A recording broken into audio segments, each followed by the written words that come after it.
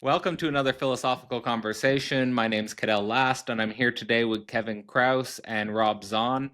I had the chance to meet both of these fine gentlemen at Peter Rollins Wake Festival last year in Belfast, and will be coordinating and collaborating again at Peter Rollins Wake Festival this year, April 27th to May 1st. Philosophy Portal will also be leading a few sessions related to the idea of Christian atheism and how it connects with Peter Rollins' work on pyrotheology, radical theology in general. So if you're interested in learning anything more about that specifically, there'll be links in the description. And next month in the portal, specifically in March, we'll be doing an entire month in the portal about religion and culture. And both Kevin and Rob will be joining me for that month. And their role will be throughout the month, but the session they'll specifically be leading is a session around the question of what is the church and what is religion. And in this conversation, we're going to be giving a little bit of a preview of the types of conversations that we want to be having throughout the month in the portal around religion and culture. So to go into that, we can just go into that slowly. But Rob, maybe starting with you, we'll just give a little bit of introduction about your background, maybe your background with Christianity, your background with the church, and if you want, also the connection with the context of our meeting, specifically with Peter Rollins' work. Absolutely. Yeah. Thanks for having me on. It's a privilege to talk about this stuff, and certainly with my background, it's always an interesting conversation. I actually didn't grow up in the church. I grew up in a single parent family, and I was kind of fringe, like small town United States, and I was brought to churches as social or music touch points. But like I never knew what happened on a Sunday morning. And it wasn't until I was in college that I started through academia learning a bit about theology and becoming curious. And so I come to the church in all of these conversations, even though I have one foot inside the church. I'm currently a pastor in the Evangelical Lutheran Church in America and a lead pastor at a congregation here in Minnesota. But I always come at this from somebody who always has had a one foot outside of the circle, right? And I always feel, even though with these lifelong church people whom I don't fully resonate with, I always feel like I'm always learning from them because I feel just a bit on the outside.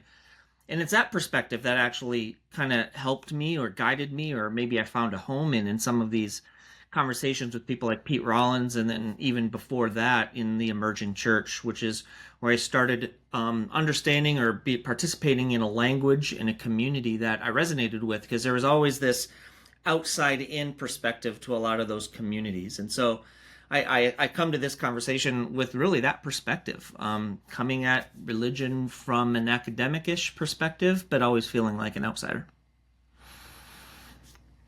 That's great. It's actually really interesting because it's something that perhaps we share in a certain way, because I also often feel like I'm more coming from the outside in perspective than the inside out perspective. So that's maybe something we can continue to develop, maybe something we continue to discuss in the portal a little bit if we want to, or if that comes up. But yeah, same basic thing for you, Kevin. What's your background with Christianity and maybe your relationship to the work of Peter Rollins? Yeah, so like I'll start out with that. Rob and I have been friends for probably about a little over 10 years. And it's the first time that he has said that he doesn't resonate with me since I'm a longtime church person. Um, and I've never known that to be true, but I'll have to ponder on that. So I've got this long relationship with the church. My grandfather was a minister, and I've only just in the last couple of years been figuring out some of that background that I didn't know before. It was Advent Christian, and I might circle around back to that, but we might wait till the portal for that. But my when we moved from Seattle, Washington, I was born in Seattle, moved to Spokane. My parents weren't going to church. My dad was a pastor's kid, was rebelling in the midst of that journey, which is fairly typical. You're either really good or you're really bad. And so I grew up in the context of that, and even in the midst of that, him leading family devotions, so a little spiritual thing every morning. And then life was not like that at all, his life. But my mom made sure that my sister and I got to the church around the corner, and that church just happened to be a Grace Church, which it's probably one of the more progressive in our group, but fundamentalist, evangelical, dispensational, which is the theology, which is very focused on the end times and Jesus coming back, um, very focused on being the only ones that are really right, and reacting against everyone else, the Catholics, the Charismatics, the Pentecostals, any of the Christian cults, um, you know, and just very us and them kind of mentality. Now, because of my relationship with my father and my lack of relationship with my father, I was in a lot of turmoil, a lot of conflict in what I was seeing at home and what I was learning at church. But church gave me that safe place. And I often say that it saved my life. Now, often Christians will talk about being saved, right? And that was part of my journey. But really, it saved my life. Being suicidal as a kid, I had guys in that church that reached out and continued to accept me even in the midst of some bad behavior and also a lot of good behavior in that context. But outside of that context, I was also living that double life. But I trained at our what was a Bible college at the time, now is Grace Christian University in Grand Rapids, Michigan. Continues to be a fundamentalist evangelical dispensational school. I'm ordained in that tradition. I've been a missionary to the Congo for a couple of years with my wife when we were first married, which was Zaire at the time, and then a missionary to Australia. And I've been out of that context for the last 12 years. So I was in ministry, full-time ministry for at least 20 years, and very, very much motivated in that, found my belonging, my identity, very straight down the path, Christian faith belief journey, like a dogma and all of that. And over time, and being exposed to the emerging church and Peter Rollins and Barry Taylor, and I just watched a podcast that you did with him. I'm kind of part of an 8-hour thing on YouTube that he's one segment. He his writings had impacted me, and then meeting him later at Wake, and that's where Rob and I would have met, was at the Wake Festival. Pete's work, I'd been reading him for a while, and it had informed what my wife and I did with a ministry called Mars Hill Cafe, which was a cafe that was in the marketplace. It was a real cafe. It served really great coffee, art gallery, recording studio, performance space, all of that. So trying to be very relevant. But Pete's work and some of the emerging church stuff gave me hope that maybe the church could mean something. And that was in the midst of me having been part of the conservative church, and it meant something. It saved my life. But it was so irrelevant to the world, so disconnected from what was going on in the culture. That's great. That's great, Kevin. So I love that emphasis, because one of the things I've been working through in the last year, and it was actually motivated from some of the things I learned at Wake last year, which was I learned about the work of Thomas Altizer, who's a theologian that's inspired Pete and inspired Barry. And one of the things Altizer says about the traditional church, or the fundamentalist church, is what you just said, that it's irrelevant to the rest of the world. And that's kind of where he starts to go into radical theology, and starts to go into this idea that to be a radical theologian from an Altizerian perspective is to be in the world, be in the world but not of the world, but not necessarily closed off from the world, and try to be relevant to the world in some sense, and emphasizing the living word. So I've been struggling, I've been wrestling with that tension. And Rob, you were mentioning the outside in dimension. So there's some, I think, commonalities here between us that are circling, which might be interesting to stay with. But maybe the easiest way in is where you just left off, Kevin, with the Mars Hill Cafe, and that being inspired by Pete's work. And you also mentioned connections with the emerging church. So maybe, Rob, just I'll throw it to you first, but this idea of the emergent church, what is the emergent church for people who have no idea what that might be? How did that influence or relate to Christianity? And maybe specifically, how did that influence, or did it influence your own Christianity? Well, that's a an 8 hour podcast right there. And honestly, it's probably two different answers as Kevin comes to this later, right? Coming. So I'm in a Lutheran church, which means mainline Protestant. And really the emerging church or the movement comes much more out of a non-denominational evangelical background. And so even the fact that I was there, so to speak, at this Glorieta conference in 1998 and was not a presenter but certainly a participant in the conversation, my perspective comes from a completely different theological angle than maybe the evangelical church. And so I think there are multiple answers to the question on what is the emergent church. At the very least, or at the very foundational level, it was a movement that started at least allowing and taking seriously some of the questions a lot of people were having for probably years, if not decades. Right? There within the church, as you're hearing, there's this.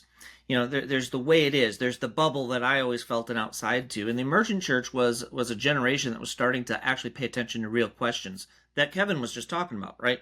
What does it mean to be relevant?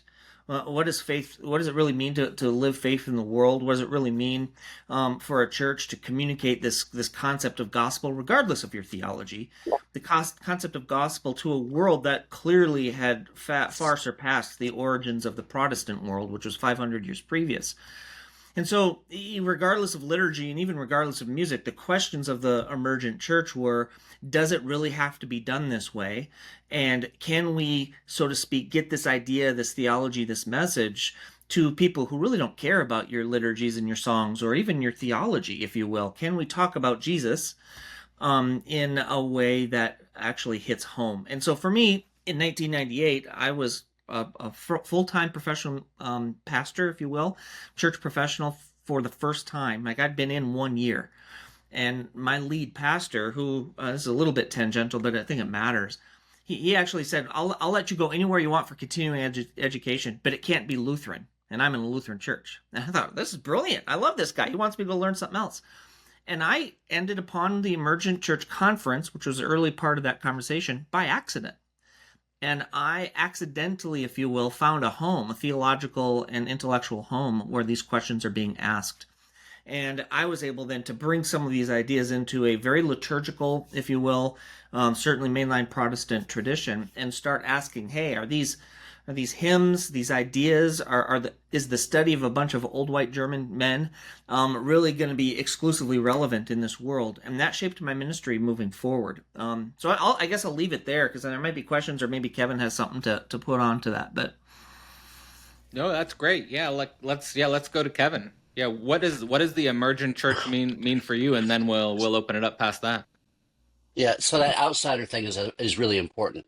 Even though I've been a longtime church person and ensconced in the fundamentalist kind of track of that and the evangelical track of that, being an outsider was the thing that was always that itch that I couldn't scratch, and I didn't feel like I belonged. So when emerging, and there's kind of two tracks with emerging and emergent. So for about the last 15 years, I've been teaching a class at my old university with a professor. So I'm kind of an adjunct, radical, unofficial professor, which is kind of fun. And I'm in kind of in the side door with this. But we were teaching a class that was basically talking about the emerging church, a higher level class. It's EM 429, and it is ministry after postmodernity.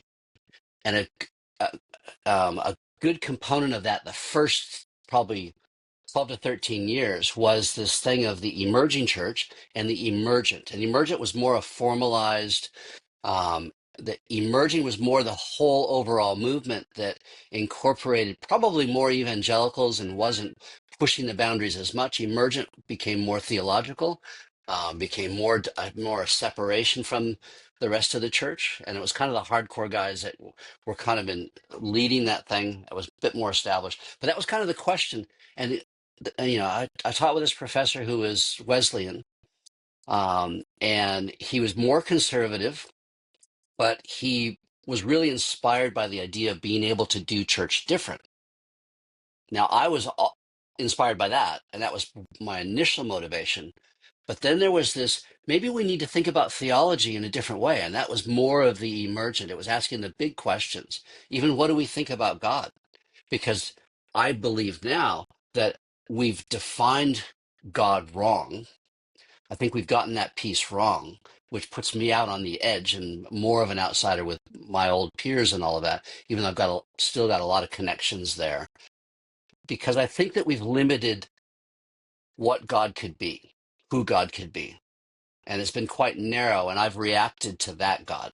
So, with the whole Christian atheism side of things, there is a God that I'm atheist to, even though I would still identify, and I'm uncomfortable identifying as Christian, but kind of have to because it is the label that people understand, and I don't want to alienate the people that are around me who do still believe in that old way.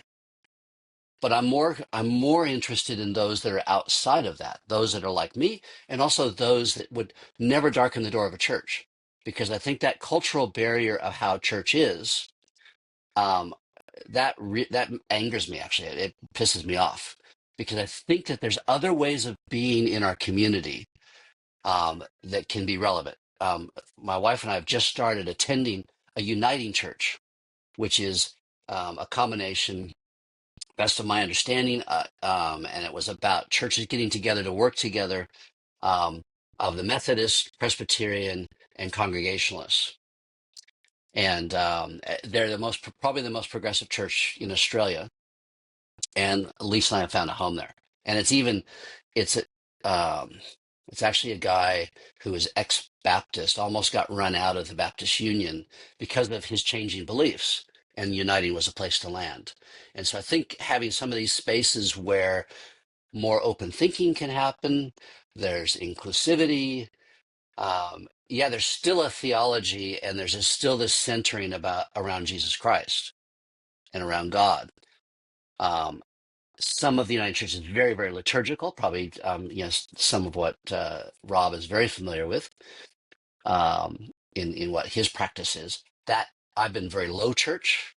That fundamentalist evangelical thing was very low church and kind of more spontaneous, change from week to week. Your high church is kind of more the same every week. But they're also doing some of the coolest stuff, I think, in Christianity in Australia. Fantastic. So, I mean, there's a lot of resonance here, of course, between us, and there are many different threads we can pull at. What's coming out for me, or what's sticking out for me from what both of you have said on your side, Rob, I was really interested in what you were saying in your experience of being in a Lutheran church, but sort of struggling with questions of what do old German theologians from 500 years ago, what relevance do they, and we're talking about Luther here, and we're talking about a certain milieu of theologians which did have an outsized impact and influence on the birth of the modern world and last centuries of thought, but how do we move beyond that? And in some of the conversations and some of the ideas I've been reflecting on is that it's almost like every 500 years, Christianity goes through a major reformation or a major change in thinking. And, how might you think about that? How might the emergent church or Peter Rollins' ideas be connected to that? Would be interesting to get into. And then I've got another sort of thread that I'd like to run by Kevin, but we'll start with you, Rob. Yeah, Kevin is actually reaching for a book by Phyllis Tickle called The Great Emergence right now. I guarantee that's what he's doing. And he's doing that because it's Phyllis Tickle that in this book that talks about the 500 years you just referenced, Cadell. And she calls it, every 5 years there is a rummage sale, if you will, within philosophical, theological, cultural thinking. And you can kind of say, in her words, what she says is authority shifts in the church every 500 years from something and to something new. You go back 2,000 years, you've got kind of Jesus, and you have a church that was really trying to just focus on these stories because there was no organized church. Then about 500 or 1500 years ago, so 500 AD, the focus or the authority shifts to monasteries, right? That kind of monastic world where a lot of education happened. And then 500 years after that, it shifts, if you will, to the Pope and to the priests. And that's when you have the Great Schism. And every 500 years, something happens to change this. At that first 500 years, Rome fell, and there was a power vacuum. 500 years after that, the Great Schism in the Church. 500 years after that is Martin Luther and the printing press. And so communication changes, everything changes. Martin Luther makes a claim that says, "Here I stand." And sola scriptura is the Latin for, scripture alone. And authority shifted to scripture, which meant all of your ideas, you couldn't just trust your priest or your pope. You could read the Bible yourself. And here we are 500 years after that. And this 500-year marker, to your point, is at least some would say, the reason or at least the kind of historical marker that some would say is part of what the emerging church is about. We're asking new questions and asking ourselves, where is the authority in the church? Is it what it always has been? Is it our history? And so when it comes to your, lifting up the Martin Luther and the, 500 years of dead white, German people, that's part of that question is Luther and those thinkers, outsized, oversized influence to be sure, and foundational to this particular thinking.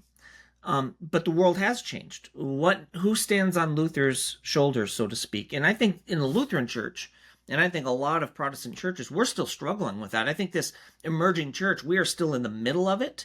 I don't think we know what to call what's next or what this next thing is. And so that's one thing we struggle with a lot, is because we know that Martin Luther's theology itself comes from and within a world where most of his listeners still believed the earth was flat.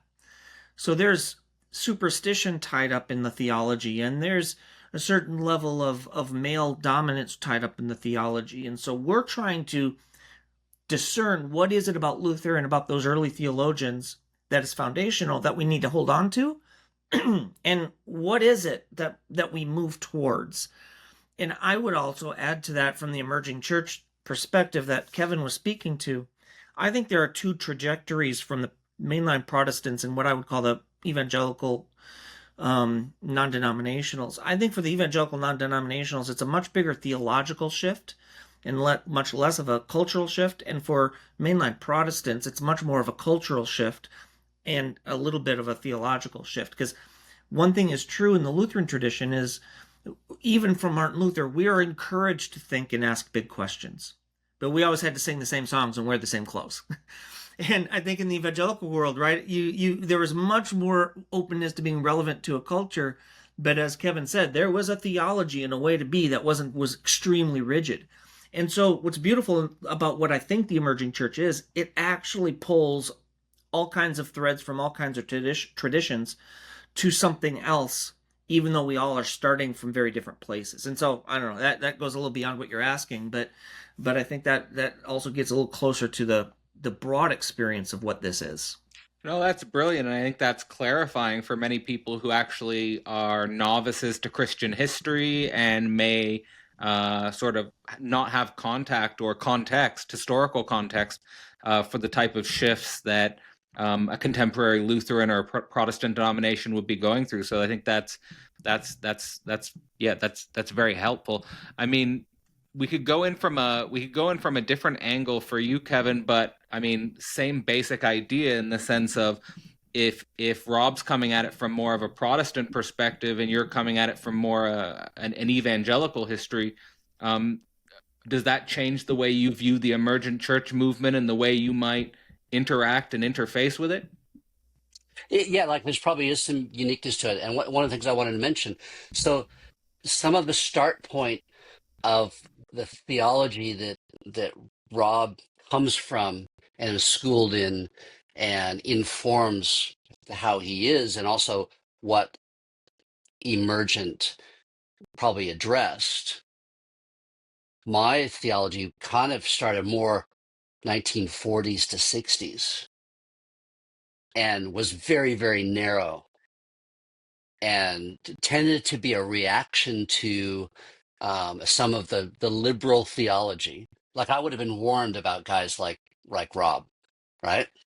I would have been warned about the Uniting Church, right? You might have been Um, warned about the goddamn Christian atheists as well. well, they didn't even.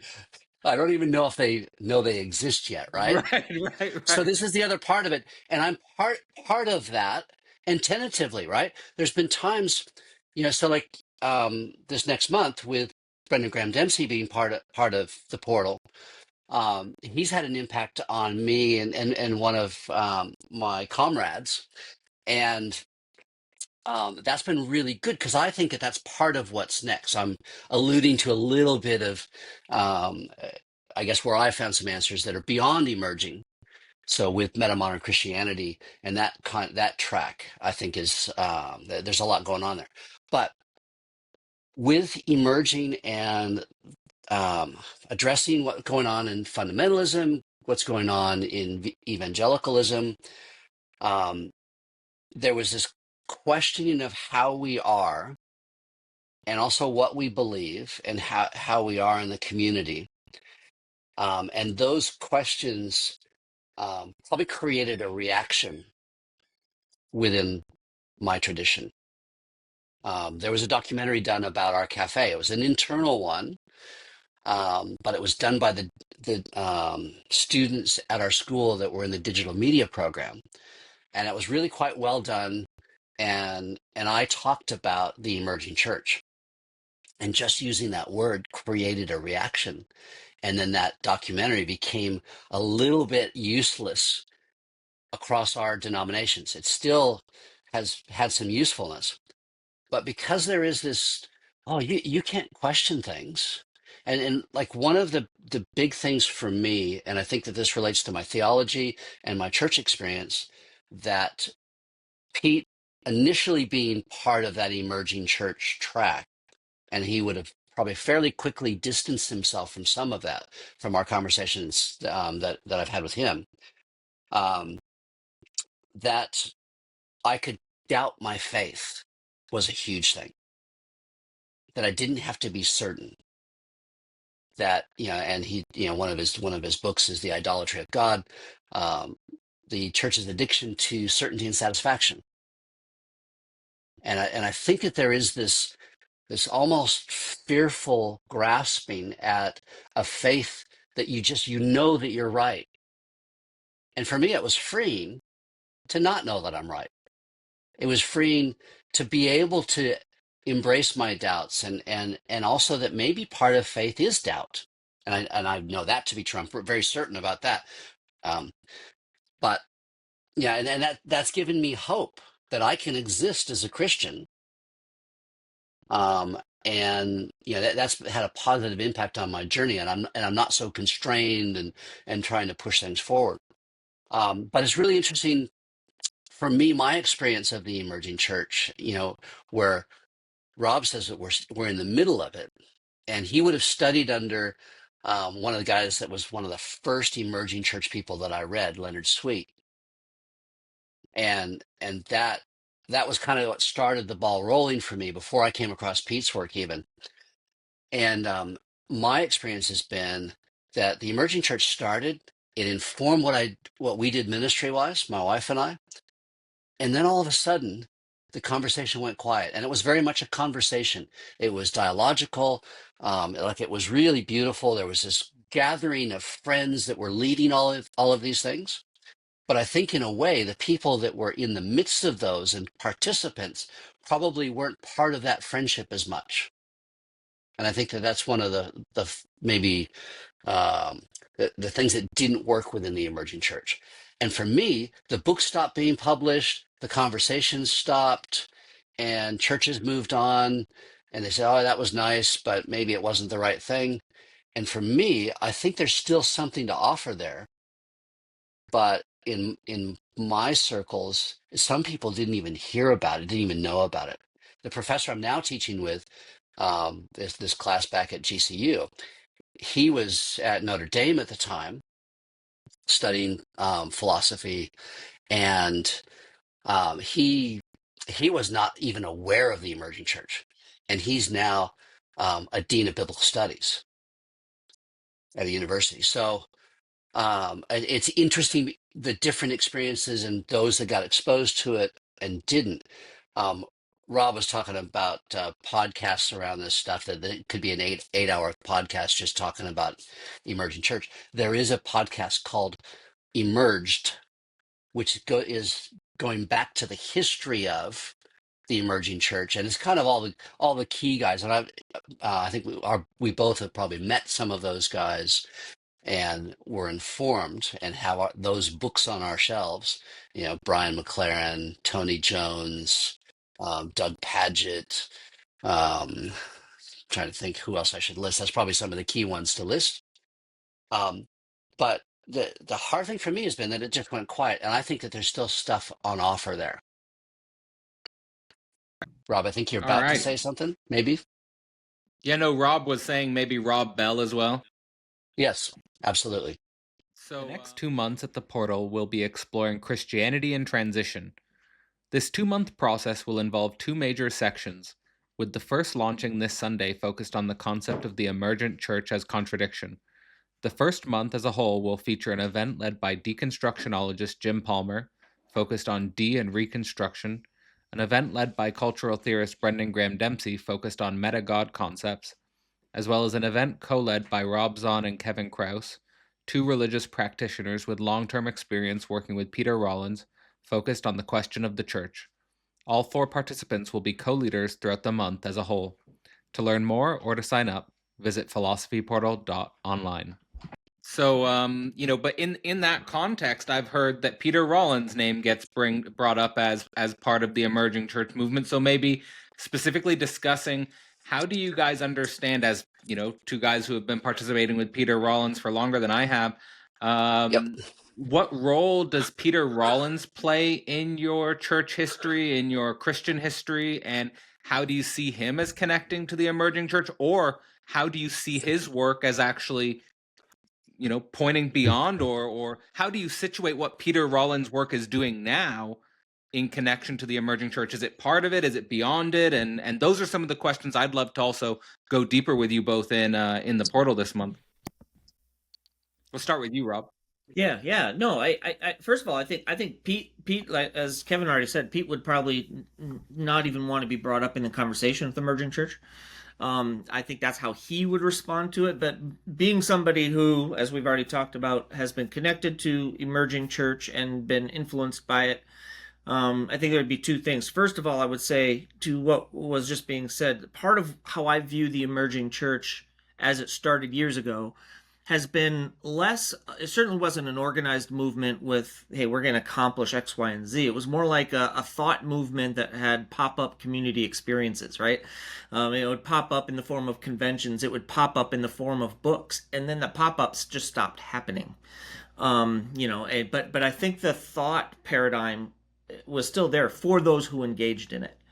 And it's from that perspective that I would put Pete in the conversation, because for me, as a participant in this movement, if you will, at least a consumer of the ideas and processor of those ideas, Pete's thinking fell right in line with the challenges that the emerging church was open to bringing to the Christian conversation. And Pete does, even if it's just the way he phrases things, right? Aside from what his personal theology may or may not be, how he talks about church, how he talks about theology, how he talks about those things is reframing what has not been reframed in hundreds of years, right? And so it's from that perspective that I think he squarely fits in the conversation, even if he himself doesn't see himself as a part of it. But church, being a church person, at least a pastor at this point, and then the emerging part, anything that challenges what I would consider the status quo of either culture or theology really belongs in the broad circle of emerging church in this time frame, and that's what I think Pete does, and I think he would agree to that. I think he would say, yeah, what he does challenges the normal Christian paradigm, and that's Kevin just listed one of his books, right? Idolatry of God or Insurrection. These are concepts that help us in the church and people of faith be willing to almost tear down, like Insurrection, right? Almost tear down or burn down the original formulas to help us be free to think about God in new ways that are unhindered by whatever whatever paradigm or theology that formed us in the first place. So I don't know. That's kind of where I Yeah. would go. I mean, from old dead German guys to living Irish guys. Yeah, hey You know, man, like and we everyone's gotta drinking, and we everyone's just drinking. we just went a little bit west, had to go a little bit more west. You know, That's right. that's the surprising thing. Yeah, so Kevin, same thing. I mean, Peter Yep. Rollins and the emergent church, Yep. how do you see the connection between these two Sure. threads? Yep. And when you and I met, just I'm trying to think if it was probably before, as Wake was the final touches were being put on Wake, and I'm walking the streets of Belfast with Pete. We're going for meals and whatnot. We were talking about the Emerged podcast, and he was talking about some of his interaction with some of those key characters. Like I find it really interesting, and the book that probably was really pivotal for me, How Not to Speak of God. On the cover is Brian McLaren, and he might Looks even like you got a have. bunch of notes there, got a bunch of stickies on Oh, it. this is my this is my way, right? Because I've got holes in my brain, and I've got to be able to go back to stuff to find it. I don't retain it well. But even on the back, Johnny Baker is one of the testimonials that's on here, who would have been a key character. Phyllis Tickle, who we've been talking about, is another one of the testimonials on the back of the book. So the reality is he was in that. And I think his icon community was a good example of what an emerging church was. And it was that pop-up community kind of thing. It wasn't your normal weekly church gathering. And that's part of what inspired me. Him and his transformance art stuff, and these different decentering practices that they did as a community, and as a community committing to just the next 12 months. And we're going to do one event a month. It's not going to be that weekly church thing, the grind. It's going to be more creative. It's going to be questioning. We don't have ways that we have to be. So that's, he was formative in that, and questioning the liturgy. And these things were all liturgy. Any gathering, if you do anything consistent at all, or even a one-off, if you've got any kind of plan, you have a liturgy. So it was just a more contemporary, deconstructive liturgy. Now, the other case in point here is a book that he was part of, Church in the Present Tense, a candid look at what's emerging. So Pete can't deny the facts. He was involved. Um, I'm hoping he hears this. And I've But heard other people mention Pete's name in yeah, conversation with the emergent church. I've heard that. yeah. So like just as much as the tradition that I come from wanted to distance itself from emerging for other reasons because of all the questioning and all of that. I think that probably for Pete, he wants to distance himself because they didn't go far enough. And he evolved and went down a different track and leaned more into the psychoanalytic, I think leaned more into the deconstruction. Um, and I've got questions about some of that. Like that's been part of the package that's been hard for me to swallow because I don't have that background. I haven't been in a place where like I'd love to go through analysis. Like that would be great because I know I've got some shit to work through, right? And that would be um Robin's very aware of that. Um and the time commitment to all of that. Like the experiences that he talks about with that Barry talks about with that, and others that are at Wake, that would be a great process. But there's also that has been not something that I was familiar with before. And usually, like I've got to hear something from Pete about 3 or 4 times, or before I actually metabolize it, and I go, oh, that's what he's talking about, right? And that's just the way my brain works and how I approach things. And some of that is probably the fundamentalist tapes that continue to run in the back of my head, that I resist, but I know that they're there. They're part of my formation. So I think that probably is No, enough. that's helpful. And you know what? I think, like, on a sort of personal connecting note, I think, because maybe similar to Rob, I grew up in a secular environment that I mean, I think that's my unconscious background. I think that's always going to be kind of my unconscious background. It was that's how I was raised as a kid. So I don't know how much we can escape our starting condition. You know, our starting condition is our starting condition, and we just reflect on it. But you bring up that Pete's Road maybe went a little bit further, that he distanced himself from the emergent church because he went further than maybe the emergent church as a movement wanted to go. And you mentioned, for example, the deconstruction. You also mentioned the psychoanalytic dimension of things. What are kind of the ways you think Pete's work now either distances itself or differentiates itself from other things you see in the Christian culture and theological sphere, which, yeah, not only differentiate, but do you think that Pete is seen as something that's like post-Christian? Do you think he's seen as Christian? Or how do Christians, in your view, relate to someone like Peter Rollins' work? Well, that flat out depends on the Christian you're talking to, right? I mean, and I Sure, mean that sure. seriously. Yeah, that in, yeah. I mean, I was, I consider Pete a friend, and I love his work. So I say that before I say this next thing. I mean, I had someone tell me just this last week, because I participate in Atheism for Lent, which is one of his decentering practices. Told me point blank, what are you doing peddling Peter Rollins' work? It's all just a bunch of shit anyway, right? And this is a Christian, right?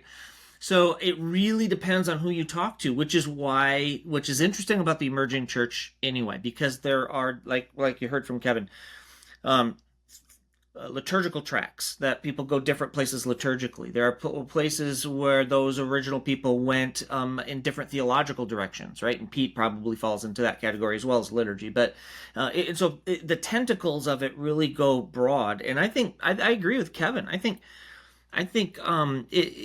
Pete really. I don't want to put words in his mouth, and I could really be wrong, but I think the fact that church still, the word church, still has this baggage that comes with it, or this definition that comes with it. Even the word church, I think, is what Pete himself distances himself from, or his work seems to distance himself from, even though he has this Church of the Contradiction thing, which is a conversation down the road too. But because people have these preconceived notions of what church and Christianity is, that's going to depend on whether or not they see anybody in or outside of those paradigms. And so I would say generally in my circles, in the more liberal thinking, liberal theological Lutheran circles, and other Protestant circles, I think my the people I hang out with are more open to seeing Pete within the Christian conversation, which is why I do things like Atheism for Lent in my congregations, because they see what he does as a way of just pushing our thinking. But I don't think that's true everywhere. I think there are places that come from more conservative theological backgrounds that see Pete as simply a heretic. Yeah, I've come into some contact with, I've been exploring the cultural milieu of contemporary Christianity, and I have come across some circles where, sorry, Kevin, you were saying it takes 3 or 4 times before you get something that Pete's saying. I ran into a conservative Christian thinker who said, I only listen to Pete once, and it doesn't stick, and I just move on.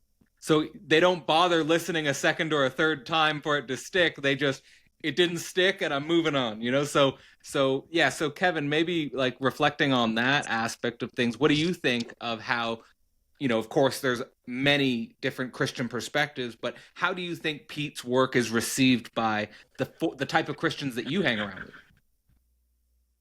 Okay, so the type of Christians that I now hang around with and who I used to hang around with, but I still have contact with, so there would be two very different reactions to that, right? And I use a bit of Pete's work in the class back at Grace Christian.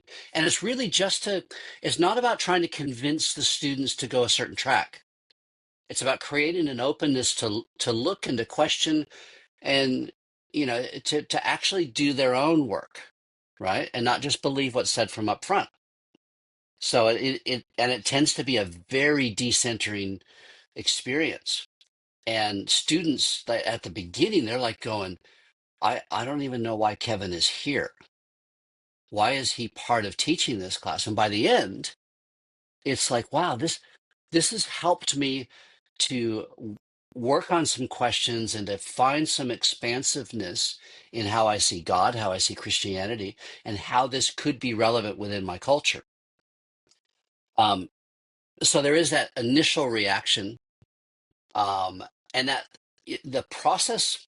I don't think it's because Pete's unclear, because I think he's very clear. I think that some of these ideas are, and he's also ambiguous. But so there's the process of doing that listening. If you only give one listen to something, you don't have the experience of it doing its work, and it's doing its work of being unsettled, decentered, all of that. It's actually a process. It's not a conveyance of knowledge or content. It's an Like experience. existential disruption. Yeah, well, like my first Wake Festival, I cried through a lot of it.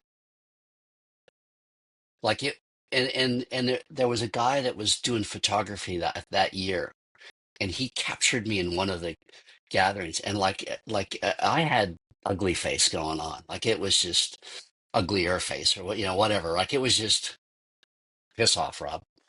Um, so, but it was so hard, and it was so good to go through that experience. And I try to go back every year, which is an expensive endeavor. And it's being in coffee and being semi-successful, and that has enabled me to do that, which has been great. Um, and like I'll be rooming with Rob and another participant, Tom, just to try to save some money so that we can do all this. But that process, and it's less about what's said. Sorry to say, with you organizing a lot of content at Wake, or a bit of content at Wake this year. For me, it hasn't really been the content, except that is the platform, and you get new ideas, and that's the context. But it's the relationships, it's the conversations. I mean, like the conversations that you and I had walking the streets of Belfast, right? That's the stuff. The being confronted with an idea that blows your mind, and you go, I have no idea what that was. I couldn't repeat it. I couldn't explain it to somebody else. But now I've been exposed to that thing, and I've been exposed to that idea, that concept, in the context of community. Now, Pete's participants would mainly be drawn from people from the church, either current leaders or those that have given up on it and have needed a place to land. So he's still in that arena, as a bit of a trickster. And I think the trickster is a important figure, and important, in the context of what's happening within the church and also within the culture. Yeah, that's clarifying. And I just want to say very quickly that philosopher Slavoj Žižek says that you know you're good friends with someone when you can insult them. And I think that's a really, I like to see just spontaneously the way you and Rob, Rob and Kevin, the way you guys interact with each other, because it shows that friendship. It shows that and that, and that I think just brings out what your point is, Kevin, about Wake being about the relationships that you're building more than the content. And so, maybe on that angle, we can start to think about, Kevin, you brought up, of course, Brendan Graham Dempsey is going to be in the portal with us. The meta modern angle of things is something that you see as pointing in an interesting direction.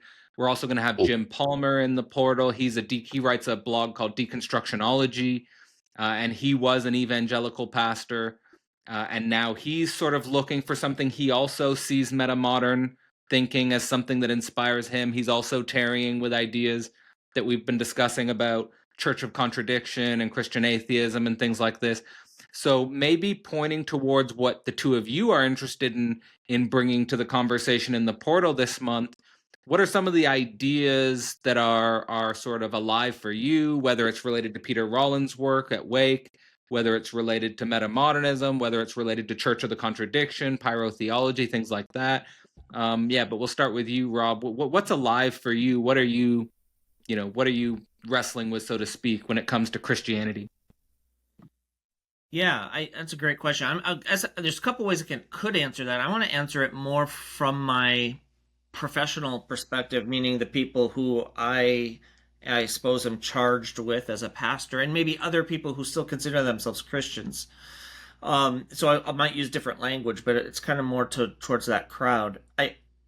What interests me the most, regardless of the theology itself, and our kind of labels of where we are in this, are we modern, postmodern, metamodern? I think the average person, average person that I engage with who has questions of faith or not faith, it's a wrestling between the idea of certainty and uncertainty. Meaning a lot of people have approached or at least heard about religion as this is what Christianity is. Here are your boundaries. Here are your borders. Here are the parameters. Don't go outside of this or you're a heretic. You get kicked out of the church, or you can't act this way. You can't behave. All those kind of rules, regulations. But the certainty, people just really seem to know exactly who God is. I find people today, anyway, within the congregation and those who are outside of the church that I encounter, are refreshed and they lean in to me in my role as a pastor when I'm willing to say something like, yeah, there's something interesting about this Jesus guy, but don't come to me for all the answers, but I got a lot of good questions. and that's what I'm interested in more than anything, and which people like Pete, and that is in a lot of ways, like I said, the core of the emerging church is about those questions. And I think there are a lot of people who have just a shit ton of questions, and the church, if you will, or people of faith or supposed experts in theology always want to spew a bunch of answers. And I think people are far more mystical than that.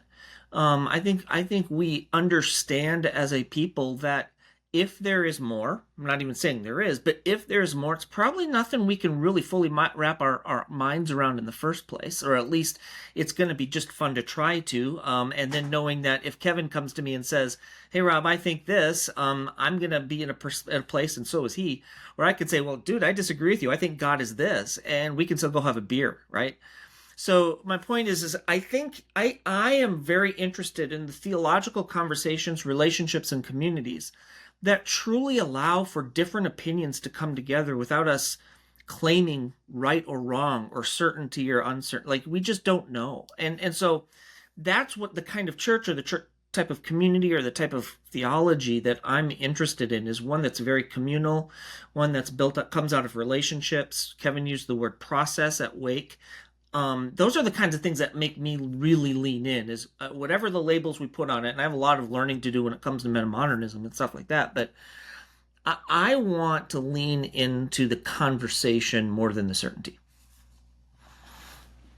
Well, unfortunately, I just discovered yesterday the final answer to Christianity. So, like, there actually are no more questions left, unfortunately. But no, I take I take it. I did no, but on that point, like, actually, that was one of the things in Christian atheism. There's a part in actually the opening of that with where Zizek actually says exactly what you're saying about Christ, like saying it's a question, not an answer, and it's sort of like a question we all confront rather than sort of an answer we all hear and then get sort of a final certainty. So I'm very much resonating with that perspective. But Kevin, I'm not sure if you want to take it in a different direction, but in regards to you already brought up the meta modern angle of things, but what's alive for you in regards to Christianity? Yeah, so what's alive and has been alive for me. So, I left full-time Christian ministry, and kind of had burned out because there weren't the support structures in place. We were doing this emerging church thing of a cafe with a gathering upstairs, and you buy a cup of coffee, and you might get support, move a house, or counsel around a breakup, or life's falling apart, or you're dealing with mental health concern or addiction or whatever. Like it was a crazy community. We had people live with us, um, and we're unpacking some of the bad choices in the midst of that. But when I went to work for a coffee roaster, actually the one that had supplied us, and was part of a rebrand, and so I worked for who now is my business partner. So I was part of Black Drum Coffee Roasters and now Short Street Coffee Roasters. So I've been living this normal life. I call it a normal life for the last 12 years. And in the midst of that, what's been alive for me is I didn't stop my work. I've been involved with people, mentoring and volunteering to teach back at a university, for no pay, because I could get in there and I could give students hope, right?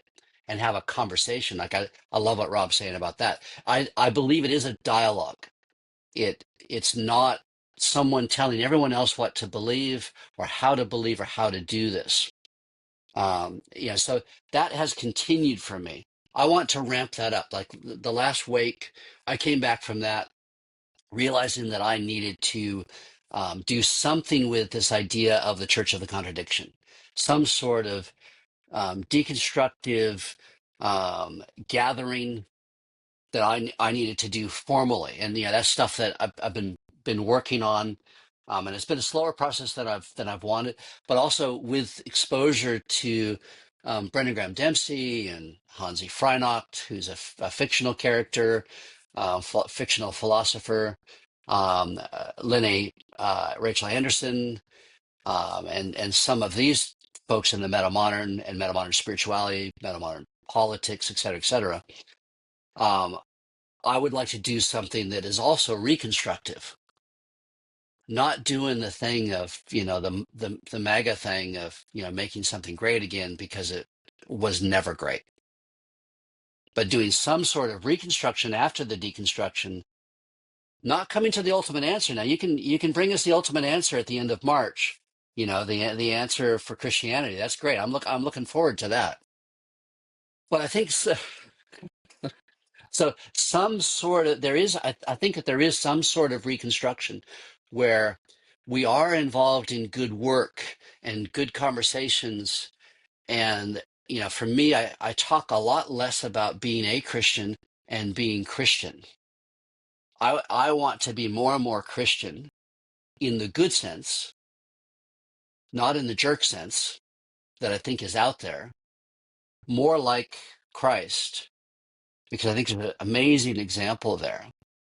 A depth of spirituality, an authenticity, part of what my work has been being in real relationship with people and self-disclosure of how much of an ass I am and have been, and being able to form community. Pete talks about the lack, the Lacanian lack, and forming community around realizing that, we don't have it together. We don't have the answers. The questions are the important thing. But hey, let's have an ongoing conversation, a conversation, like the rabbinic tradition of arguing about what's true. I think that's beautiful. So that would be my, I guess, what's life-giving this year. Yeah, Rob, you want to jump in there? Yeah, I just wanted to say one thing that just to the Christian, a Christian, or labeling one as a Christian. I actually had a mentor of mine that just he himself thinks the word Christian comes with so much baggage. He's entirely thrown it out, even though he would be one by definition. But he actually leans into and just says, I consider myself a Jesus follower. That's how he says it, right? Which isn't a claim on who Jesus is. He's just saying there's something in this guy that he's learning about, and throws the whole Christian word away, hook, line, and sinker, the whole thing, because of the institution and the label and all that. He just says, I try to follow whatever it is that Jesus is talking about, and we're all trying to figure that out. And I don't know, I just thought that was interesting, because I think that also, for me, that takes away some of the scary things of what Christianity has been, what Christianity has done, what Christianity continues to do in this world, which is not all good, right? So there's something else there that I think can also be part of that conversation. Well, in regards to metamodernism and Hansi Freinacht, it's like you're moving from one imaginary character, Jesus, to another one. Just go from one imaginary to another. I'm just, no, but until you use them all up. That's exactly right. Just yeah, got to you keep going. got to use all the imaginary characters we Yeah. can. To, I'm not going to in touch that publicly at this moment in time, okay, okay. but hmm, It's a joke. It's a joke. It is. well, But no, no, good natured joke. Yeah. No, but uh, so you emphasizing you brought up the Rollins' use of lack, which is central. You also brought up the Church of the Contradiction, and I like that you're emphasizing, that some of these ideas that we play with at Wake, for you in last Wake, they started to translate into something of a practical project, maybe like actually playing with the idea of the Church of the Contradiction, which I'd love to get more into that throughout the month in the portal. What does it mean to enact a Church of Contradiction? I've been playing with the idea that the portal meets every Sunday. We've been meeting every Sunday for the last 2 years. So, is that a church? What's the relationship between the online and the physical? Does a church have to be something that comes together around explicitly the Bible, or does it have to explicitly call itself Christian? That Rob, you brought up someone saying, I follow Christ, but I'm not a Christian. Is it so I'm just presencing this because these are some of the things that I'm playing with, is like in terms of my own relationship to Christianity and my own relationship to what is a church, because I didn't grow up in a church. But at the same time, I find myself valuing weekly repetition. Like I value the ritual. I value the community. I see an ethical principle in the Gospels. I see Christ as someone who's aspiring, someone I could aspire to. Like you're saying, Kevin. So these are all things that are running through my mind that I'm bringing into the month with you guys. And I'm excited to learn with you guys and also to keep constructing with you guys, because it was great to meet you both. And Peter Rollins' work has been sort of my main, I don't know if that's unique or weird, but probably is weird in the context of Christianity for Peter Rollins to be your main contact in Christian circles. But that's kind of like my entry point into this game. But I'm also paying attention, like I've been saying, I've also been paying attention to the broader Christian conversation a lot more this year than ever before. And it's interesting the way Christianity is coming online, and so yeah, and these are all the things I'm bringing into the month with you guys. But maybe as a final point, maybe both of you guys just offer a reflection on maybe what you're hoping to get out of the month, and then we'll wrap it up. I'll start with you. Okay. Yeah, I mean, I'm hoping to get. I have a lot of learning to do. Right, we're talking about some of the metamodernism things, but I'm always interested. As I said, what am I hoping to get out of it? It sounds really cheesy, but seriously, just the continued conversation and new relationships and new ideas. Like I want to. I come from a tradition that's open to new ideas, but it is a bit stuck in the mud. And so I really love being in conversation with people who are going to push my ideas, and so I can share it with the people I'm in contact with, right? As a pastor, I have no interest in regurgitating the same ideas that have been going around for 2,000 years. I want new takes. And if there is a God, and this God is bigger than me and bigger than my imagination and my experience, then I'm only going to extend that understanding by being in conversation with other people, and certainly people who don't necessarily see things, the world the same way I do. So it sounds really simplistic, but I really am. I am really excited about this conversation, because I'm going to be in conversation with ideas that are new to me, and I'm looking forward to learning. Yeah. Fantastic. Rob, yeah, Kevin, what about you? yeah. So yeah, I think that interaction and the relational part of this, Cadell, you and I, we both slept on lounges in Pete's apartment across from each other. We were You too know? close for comfort right from the beginning. Yeah, there is that. And I think taking that to another level, like I've appreciated the things that I've been able to um, expose myself to, that you've been producing, and the book stuff and the podcast stuff, and there's so much that it's overwhelming. But to be able to kind of be forced to engage these ideas, and also to be able to contribute and bring what my experience has been and the things that I do know, realizing, just like Rob, there's so much that I don't, and I need to be sharpened. So It's going to be great. Um, Brendan, myself, and the professor I teach with, who's a brilliant intellect and would be also another person to be involved in this. But there's also those tensions as far as still being within that context. Um, I'm looking forward to that and being, it'll be the first official involvement with Brendan publicly, other than in a class. And I think also, Brendan had suggested that we get involved with the Jim Palmer side of things. And I really appreciated hearing some of his stuff. And I think like that, yeah, I think it's being exposed to that, and maybe it's some reemergence for me. Maybe this will take some stuff off the back burner for me, and I get very excited about these contributions because I believe that this stuff is the future of any kind of true spirituality, any versions of Christianity that will be sustainable and also relevant to help people in the world. All right. Well, I'm looking forward to the month with you guys, like you both mentioned, and Kevin, you were presencing. We'll be collaborating with Brendan Graham Dempsey as well as Jim Palmer throughout the month. The main focus of the month is religion and culture, and this month as well as the next month on the portal are going to be building conversations that are ultimately oriented towards serving our work at Wake Festival. Like I already mentioned, Philosophy Portal will be leading some discussions and conversations at Wake Festival this year as well. There'll be breakout groups, which both yourself, Rob, and Kevin will be a part of. So what you guys have been emphasizing about relations and conversations and the dialogical and the questioning and the going in with that disposition.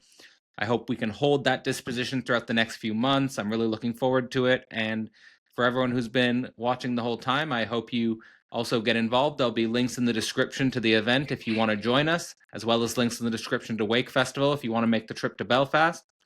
And have a great evening. This year, Philosophy Portal will be at Peter Rollins Wake Festival from April 27th to May 1st for a 5-day transgressive festival that mixes the best in incendiary intellectual exploration with underground art, music, magic, comedy, and talks to forge an experience that embodies the destabilizing essence of pyrotheology. Philosophy Portal will attempt to add to that destabilizing essence of pyrotheology in all of its dirt and depth, with 3 full morning sessions inspired by our work in the Christian Atheism course.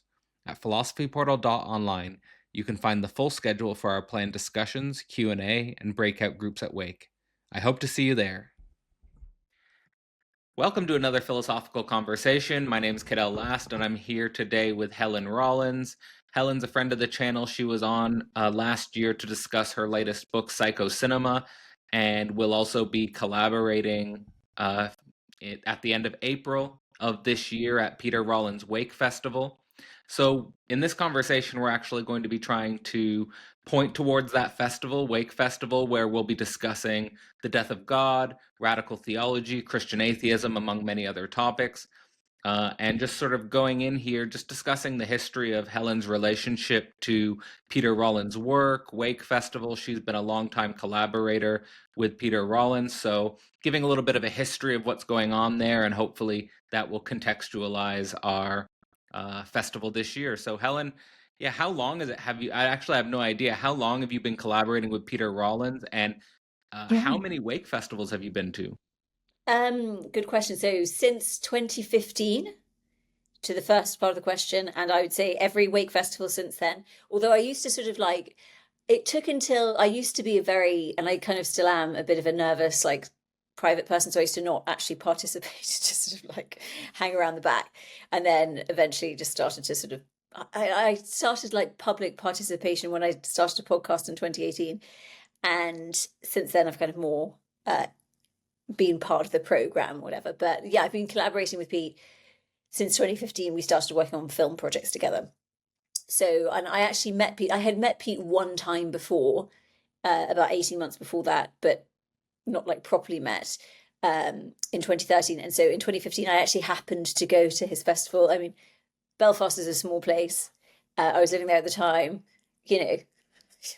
it's interesting to go to things that are going on.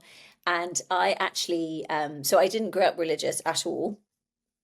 I was more curious about some of the cultural events, and also I had heard of. So Pete was interviewing John Caputo, who was a guest, and I had separately, through sort of critical theory, come across John Caputo's work. So I was like, oh, how interesting! And somebody's interviewing John Caputo in Belfast. So I went to the event, and yeah, it was really interesting. Just sort of straight away, I was like, this is kind of fascinating. This is somebody who's interested in exactly the same kind of dynamic of thought as me, and has like a similar background in terms of like the ideas that sort of they came to in their own kind of personal research or whatever academic trajectory.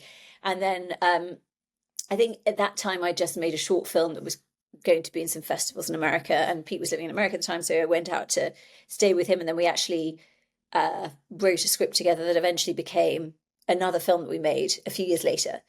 So, and then since then, yeah, we've made quite a few film projects together, and yeah, I mean, as I say, I wasn't originally and have never been brought up confessionally religious at all. I was going to ask about that Yeah. next. Yeah. I was going to So, ask I about mean, your yeah, religious upbringing, sort of like growing up non-religious. I also grew up yeah. non-religious. What series of events led you to Mm. stumble into being interested in first John Caputo Yeah, and that because is he's a theologian? interesting. Yeah, so basically I mean, I did actually attend Sunday school occasionally, but basically my parents' jobs, they sort of they were both in the military, weirdly. And so when you're in the military, you move around and you live on army bases around the world, and there's sort of like informally imposed like social things that you do. And one of them sometimes is people go to church, but it's like Anglican, and no one in Anglican really believes in actual. It was funny, I actually, before I became a filmmaker, I worked at a school, a boarding school, and it had quite a few religious figures as part of the institution. And one of them was quite a senior member of the Anglican Church, and he literally was the world's biggest atheist. So, you know, there's a sort of tradition of almost in the sort of like Judaic sense of an absent God, or, you know, rather than a bearded God in the sky or whatever. But anyway, so the interaction with church that I'd had was also, I mean, it's funny as well. My husband comes from a very different background to me. He comes from like a hippie North London background. And the school, I went to boarding school from 7 years old, and these old institutions, again, like nobody actually believes in it or whatever, but as part of the tradition, the sort of the liturgical processes that you sort of go through as part of the school's tradition. And every day we had to have chapel, and we'd sing hymns or what have you. And we went to a friend's wedding this summer, who has actually become quite religious. You know, she was an atheist, and now she's become religious. And I think, you know, some people have actually become quite confessional for various reasons. But all the hymns, it's funny, More like recently? more recently, yeah. She's Yeah, one yeah. of the, you know, there's been a sort of tradition, not tradition, like a small trend towards Catholicism. I knew a few people who become Catholic or whatever, but she's become Christian. And but the funny thing is I know all the hymns, like obviously know all the hymns, and it's really weird to me because his hippie school, they wouldn't sing any hymns, no way. So he didn't know the words to any of them. Anyway, but I did. But as I said, it was never like God was, or belief in a confessional God or a bearded man in the sky or whatever, was never a feature of my life. However, I was really interested in I did a degree in French and Spanish, and that's sort of always a language degree, is always kind of a literature degree, and I kind of got really into literary theory, and through that came to sort of psychoanalysis. And I remember we were sort of, because at undergrad level you were sort of taught in a kind of like, you know, elided, quite watered down way. And I remember thinking at the time, it was like, you know, is this correct? Because I did some independent reading, like they were sort of allied Freud, Lacan, Jung together as a sort of, and this idea of like the pre-conscious as the, or the subconscious as the unconscious, and all this kind of stuff. And I think I did a book recently about film and psychoanalysis, kind of as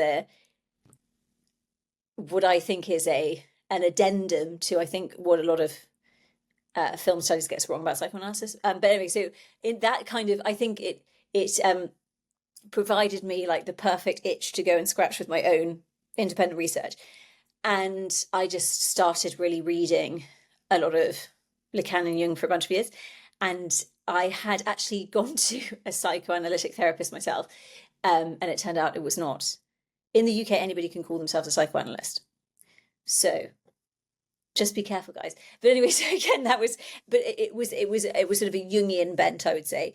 But again, that sort of led me to feel like this was a version of psychoanalysis that was antithetical to what I was actually reading, and a sort of wholeness and completeness answer to the question of lack and an ontology around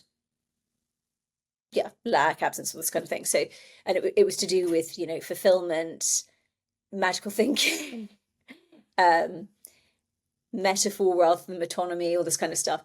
And that kind of, so I always had this question of, well, even though, and I didn't grow up religious, I sort of saw religious impetus all around, and often in the way that people see interpret religion in, like, you saw religious motive attitudes, in what would be conventionally non-religious. Absolutely. And often Right. in people who sort of consider themselves not religious, but Yeah, exactly. but also I sort of was, and it's interesting because then I think I first read Todd McGowan in like 2016.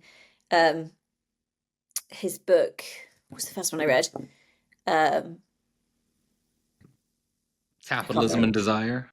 That was my second one. But anyway, so but Capitalism and Desire was really that kind of articulation of something that I was like, oh my gosh, I have been thinking along these lines. Obviously, he is, an incredible thinker, and writes with such clarity or whatever. So but I had sort of been thinking this way about capitalism, seeing the way that people very close to me had engaged in the promise of capitalism, and how I think it's become really clear now, pre-Thatcher, the working class was routed by the changes in the economic system, but how in the last 40 years it has been the middle. There is no society. There is no other way. Exactly. But neoliberalism has really relied on a sort of auto-exploitation of the middle classes. A necessary auto-exploitation, is in it's the sustainment of the transfer of wealth upwards, has to come from somewhere.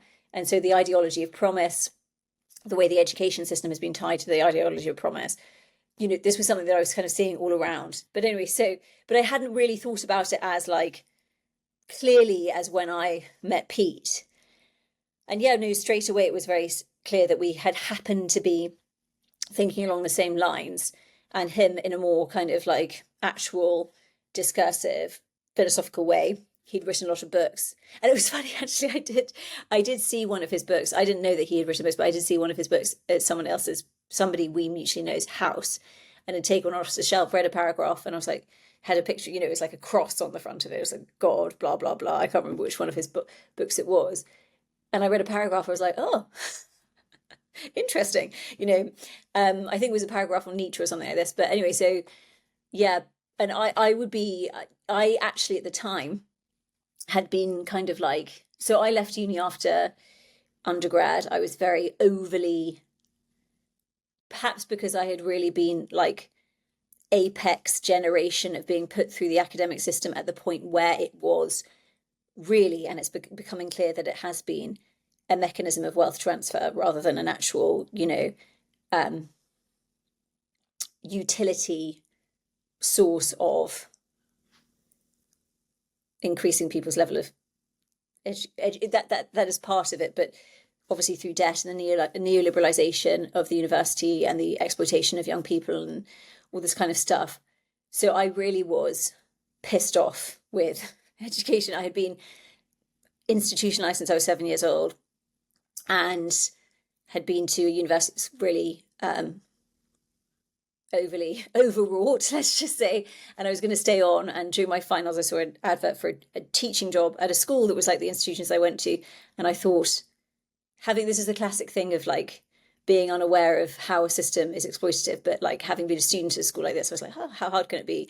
Then I was at the school, I was like, oh my God, these teachers work 90 hours a week, what the fuck? Anyway, so I was there for a couple of years, but I really at that school became so done with education. I actually kind of became somewhat of a kind of like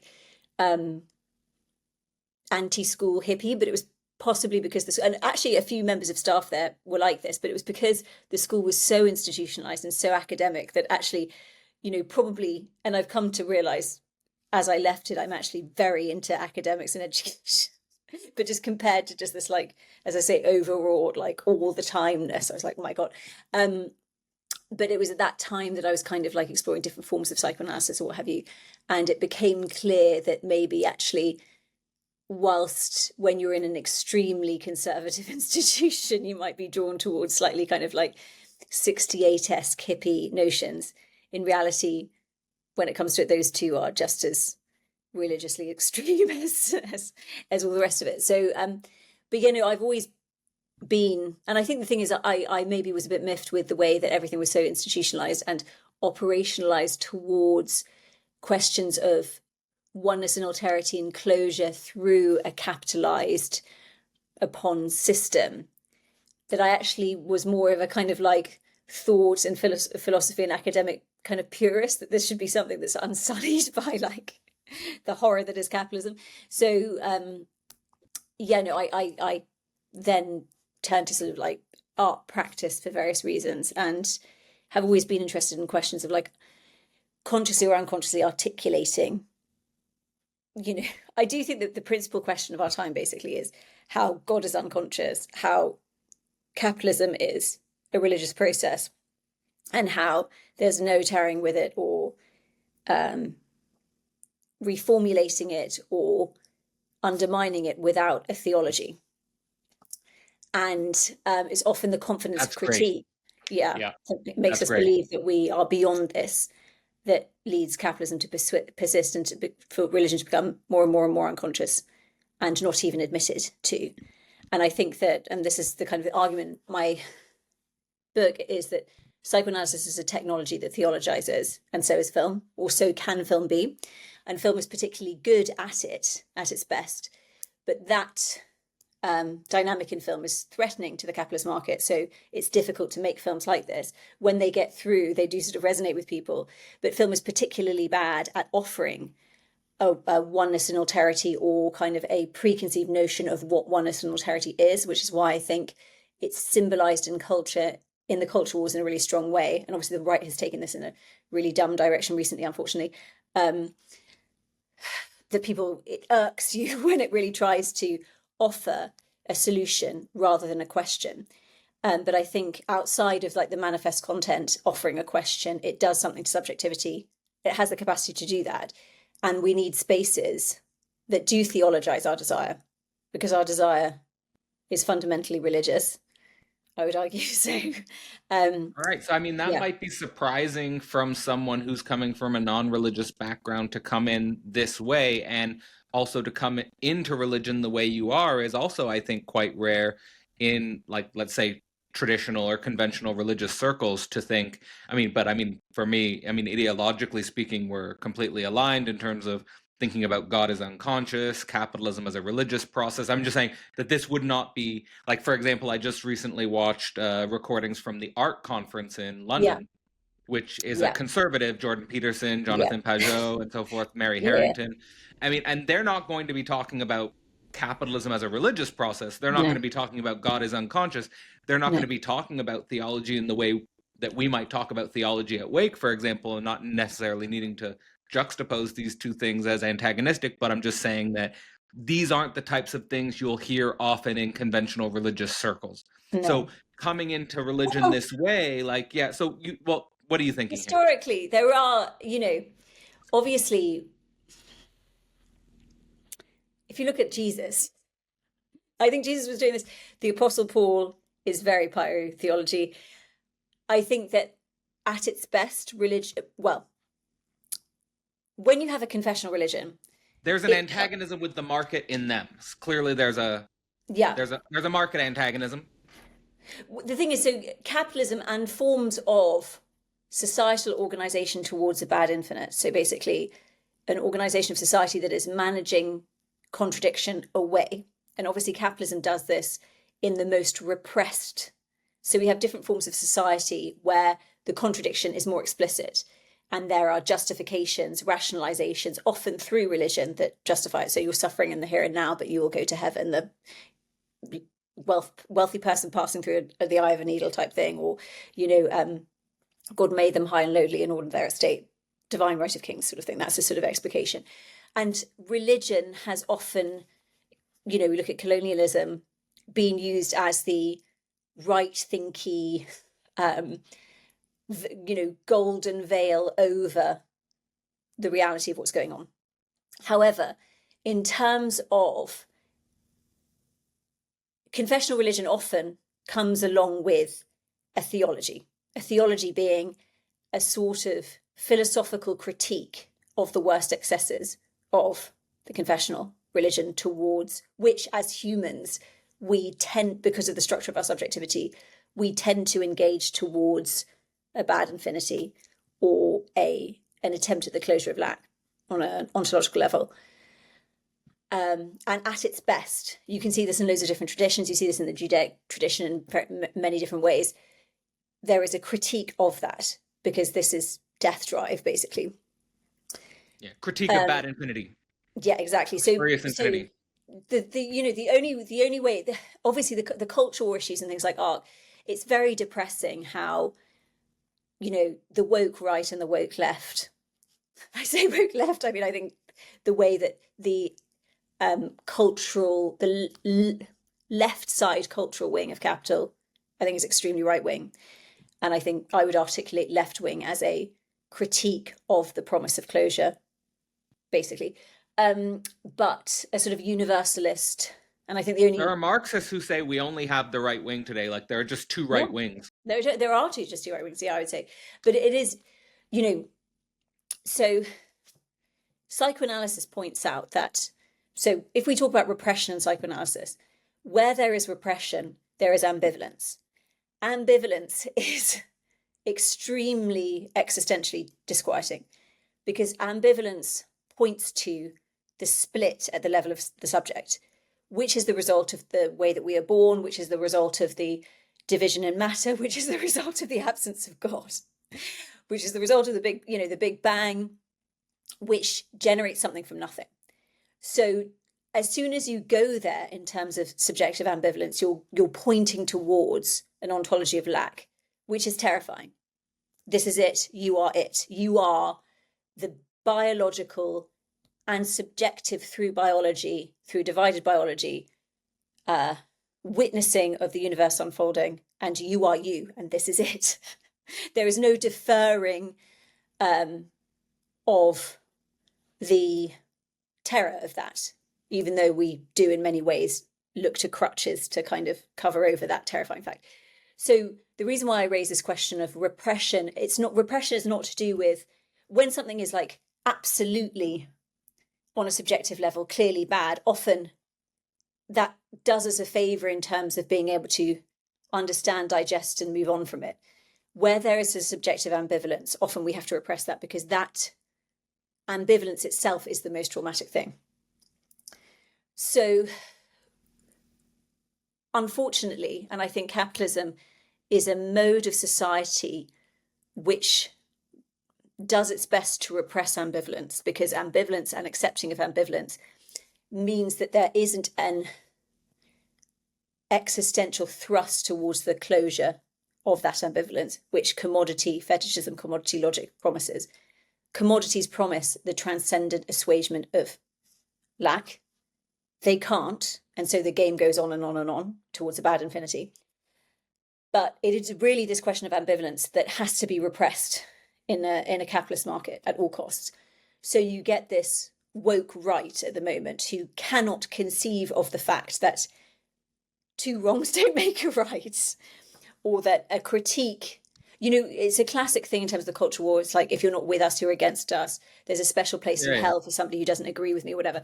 But, you know, the thing is, when the economy falters and when the contradictions of a society, you know, are more and more explicitly felt, we can turn towards an emancipatory understanding of where this material system has emerged from, what it says about subjectivity. And that leads us to a universality of subjectivity through this question of lack, which may, if it's tarried with at a philosophical level, at an ontological level, I mean, in terms of our very subjectival understanding of what it is to be human could lead us to build a society that is fairer because we are ontologically equal as subjects of lack, and there's no getting around that. And obviously capitalism relies consciously and unconsciously on exception, exclusion, subjugation, all these kind of things. But psychoanalysis, because it is articulating a materiality at the level of subjectivity that is divided, it is a universal logic. But capitalism leads us to binarize, because to binarize is to avoid the dialectic, which fundamentally is ambivalent and points towards the ambivalence at the heart of everything, including subjectivity, including matter, including God. It's asking a lot of us. It's asking us to basically move with self-contradiction. Absolutely, absolutely. And it's which is a lot. Which, I mean, I think in Christian terms, we could, like, I think Christians would say something like, I would say, you know, if we're looking for a linguistic parallel for people who might be following us from the Christian tradition, it might be something like picking up your cross, where the divided subject would be represented in Christ on the cross, that Christ lacks, that God lacks. My God, why have you forsaken me? So in Christian, in the sort of Christianity we're talking about, it is the cross is the end of meaning, you know, God is not there. Yeah. Right. The end of any traditional, conventional meaning of a full, absolute completeness. Yeah. God abandons Jesus. Yeah. So, so what we're witnessing in terms of politics, and I think a lot of people who were, let's say, critical of the excesses of the so-called left wing of capital, you know, are seeing on the other side a woke right, and I use that word as a sort of comforting denial of the ambivalence at the heart of reason, matter, subjectivity, the world, God, you know. And I see some people on the right wing using Christianity to do that, and then other people who are probably more leaning towards either a form of ethno-nationalism, or I'm sure there's some other species here at work. Absolutely. And the thing that is obviously sad is that critical theory, etc., was born out of a 20th century where questions of the confidence of the critique of religion gets us to a point of apparent progress in terms of the way we understand ourselves as subjects. And critical theory proper emerges as a counter to that confidence. So, for instance, recently, my husband and I went to this, you know, this is a real question of the tragedy of capitalism, because there is no outside of market logic anymore, basically. So where can you have a thought that is universalist, that is beyond the logic of the bad infinite? Because everything is funded by individuals in a sort of monopoly capitalism, state-sponsored trickle-down economics sort of way that stands to benefit from oppositional division. So, and obviously a lot academia, like everything else, which is unfortunate because it used to be the outside of the market, completely sold out to this question of profit and trade and all this kind of stuff. So it's near, you know, and if you're doing, you know, a grant in an academic context, or you're applying for anything, it all has to have this preconceived bad infinity sort of, I am heading for this, and this is what I'm offering, this is the innovation I'm offering, or whatever. When the question is, like, you know, obviously universities emerged. And you have to turn yourself as an academic into a commodity in a certain way. As, you know, I am of X identity, and this identity endows me. People will hire you, like, basically you could get hired as a professor, not because of the strength of your actual writing, but the capacity for the university to commodify you as an entity. As an entity, yeah. And this is obviously antithetical to just thought. And, you know, I'm with Todd on this in terms of, like, I think anything that's good that happens in the world is either by accident, if capitalism is like a total pervasive system of no systems, or any space that there is like a smidgen outside of the you know, where the good infinity can take place. But it's impossible to commoditize the good infinite because it doesn't promise anything. Obviously, psychoanalysis is interesting because there is a dialectic there. And it's funny because I really got quite upset by this, but it is what it is. But somebody actually went after one of Todd's books on social media, and I sort of tried to defend it because claiming that it is philosophical self-help. And I kind of made the point that all psychoanalysis, because what this is the other, there's no and this is why potentially it's the good infinity, because there's no getting over this. This is happening at the level of the unconscious, so we can actually talk about this forever. It's not like the answer's found and we can end there. The answer's a dynamic of truth is possible to be elevated to the status of consciousness, and we can tarry with it in positive ways forever, because there's no closure ever. But the trouble is, so psychoanalysis works partly because of transference, which plays off of the human's belief that there is an undivided other. So in a sense, psychoanalysis itself is the ultimate radical theological move. You go, you have a problem in your life, you believe that there's somebody who you can talk to who has loads of experience and qualifications who will be able to assuage you or fix you or tell you what you've done wrong. But actually you gradually let down and you realize you are only able to, the recovery, the ordinary unhappiness is to acknowledge that it is real, it has happened. And in fact, a lot of things that we find difficult are things that we just cannot actually digest. And obviously Bion's work and others, and Winnicott and others, is all to do with psychoanalysis as a process of alphabetization, symbolization, digestion of things that just are unprocessable. Something that's impossible to metabolize. Absolutely. You just and have basically to live with that real. Exactly. And then you're kind of, the end of analysis is when you realize you're in this position and you have the freedom to confront it in a sense, but you only get to that point by having done transference with your analyst. You put yourself in the position of being able to be put towards a truth that you may be able to accept, which is that you are divided, the analyst knows nothing, they are divided, and we're all in this together. And but my point being is the good news. The good news, this relies on transference, which relies on delusion, which relies on the false promise of self-help. So my point was that a lot of people maybe come to things like radical theology looking for a solution, and that's a good thing, because that allows for an excessive investment in a set of ideas only through which you can be gradually let down. Well, that brings us precisely to Peter Rollins' work.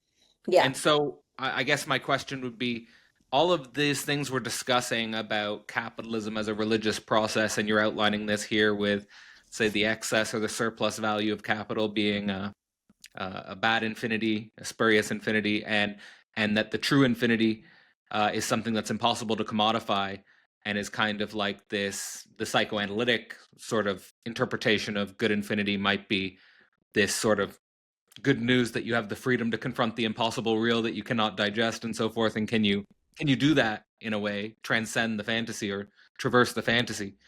That Peter Rollins' work opens us to the possibility of confronting these challenges outside of the analytic clinic and in a theological way. Is that how you understand it? Yeah, and also, so, a lot of his work is, obviously, he came to this through religion, and religion is a necessary part of it, but also a kind of contingent part of it, in that he had failed all his school exams, got into being a religious person as a teenager, and confronted all these sort of middle-class kids through whom he was influenced to do access courses or whatever, and he discovered that he was actually very good at philosophy, and then went to university later and all this kind of stuff. But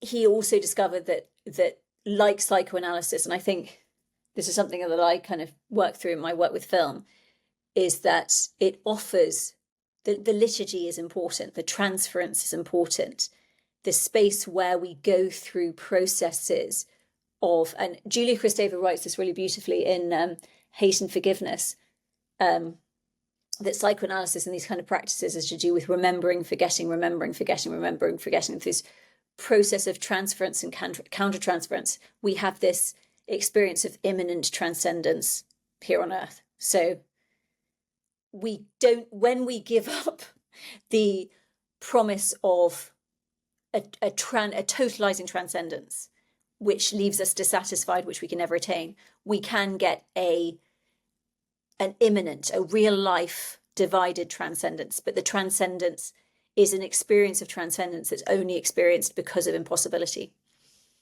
But basically liturgy and these things, these sort of processes that are beyond consciousness, beyond reason, and that echo processes that we've been endowed with in our younger years. Obviously, when we talk about questions of fundamental fantasy, these are to do with misunderstandings by children of what their primary caregivers want of them. And this obviously takes shape in various different ways, but some of the shapes they take are through institutions that our parents are invested in, like wider societal practices, these things. So even if we can consciously, and this is echoed in Freud so many times about there's no reasoning your way to the unconscious, like you're still a human subject who is divided, who at various levels of consciousness and unconsciousness tries to avoid division. So, but it's necessary to play with and to constantly engage with these processes. And liturgy, so I guess Peter's work is taking church outside the church as well. So there's various practices he engages in, like transformance art, he calls it, where he used to do this sort of performance art gathering once a month. It was called Icon years and years ago, and it's about the ways in which we invest in art as something more than that appears more than itself. And through that investment, we can kind of come to experience a division at the level of subjectivity, which is basically something what I argue in my book about film. And I think film does it particularly well. But yes, well, again, I think traditional, again, we find a difference here that's important, which is that many, when I'm following the Christian discourse in general, I think many people who would consider themselves more traditionally Christian, and certainly those who would see the point of becoming Christian to get involved in church activity, to be something that actually does differentiate Pete or Rollins' work from their work, in the sense that I think they see him as what he would call the Orthodox heretic. Yeah. No, absolutely. But it is interesting just in terms of, people joining churches. And I think, there's various different reasons why. One of them, we've seen the promise of the 20th century, which offers a hollow progress and a cultural progress that is often not as progressive as it seems once you sort of go past the first blush, because capitalism to sustain itself relies on hierarchies, oppositions, subjugation, exploitation, extraction that has to operate at a level of an existential ontological question of difference that permits this. And so even though it's amazing how you have civil rights and all this kind of stuff, which is to do with a universalism, how capitalism is able to, as soon as there's a promise of difference, invert it and commoditize subjectivity itself. So in this century of, there's lots of progress that we must celebrate, but I think this has come from intellectual and cultural and scientific, and in terms of, development and understanding, these things that have come about despite capitalism, not because of it. But capitalism sells us this progress as a result of it, but it's actually the exception that proves the rule. And in fact, capitalism will take any smidgen of progress that offers itself as non-universalist to recommoditize it. And obviously this is happening at the level of subjectivity and subjugating us all the more. So basically, post-Enlightenment, you have, in terms of, questions of progress and questions of human understanding, there's a big critique of religion and the magical thinking in religion that happens in the Enlightenment.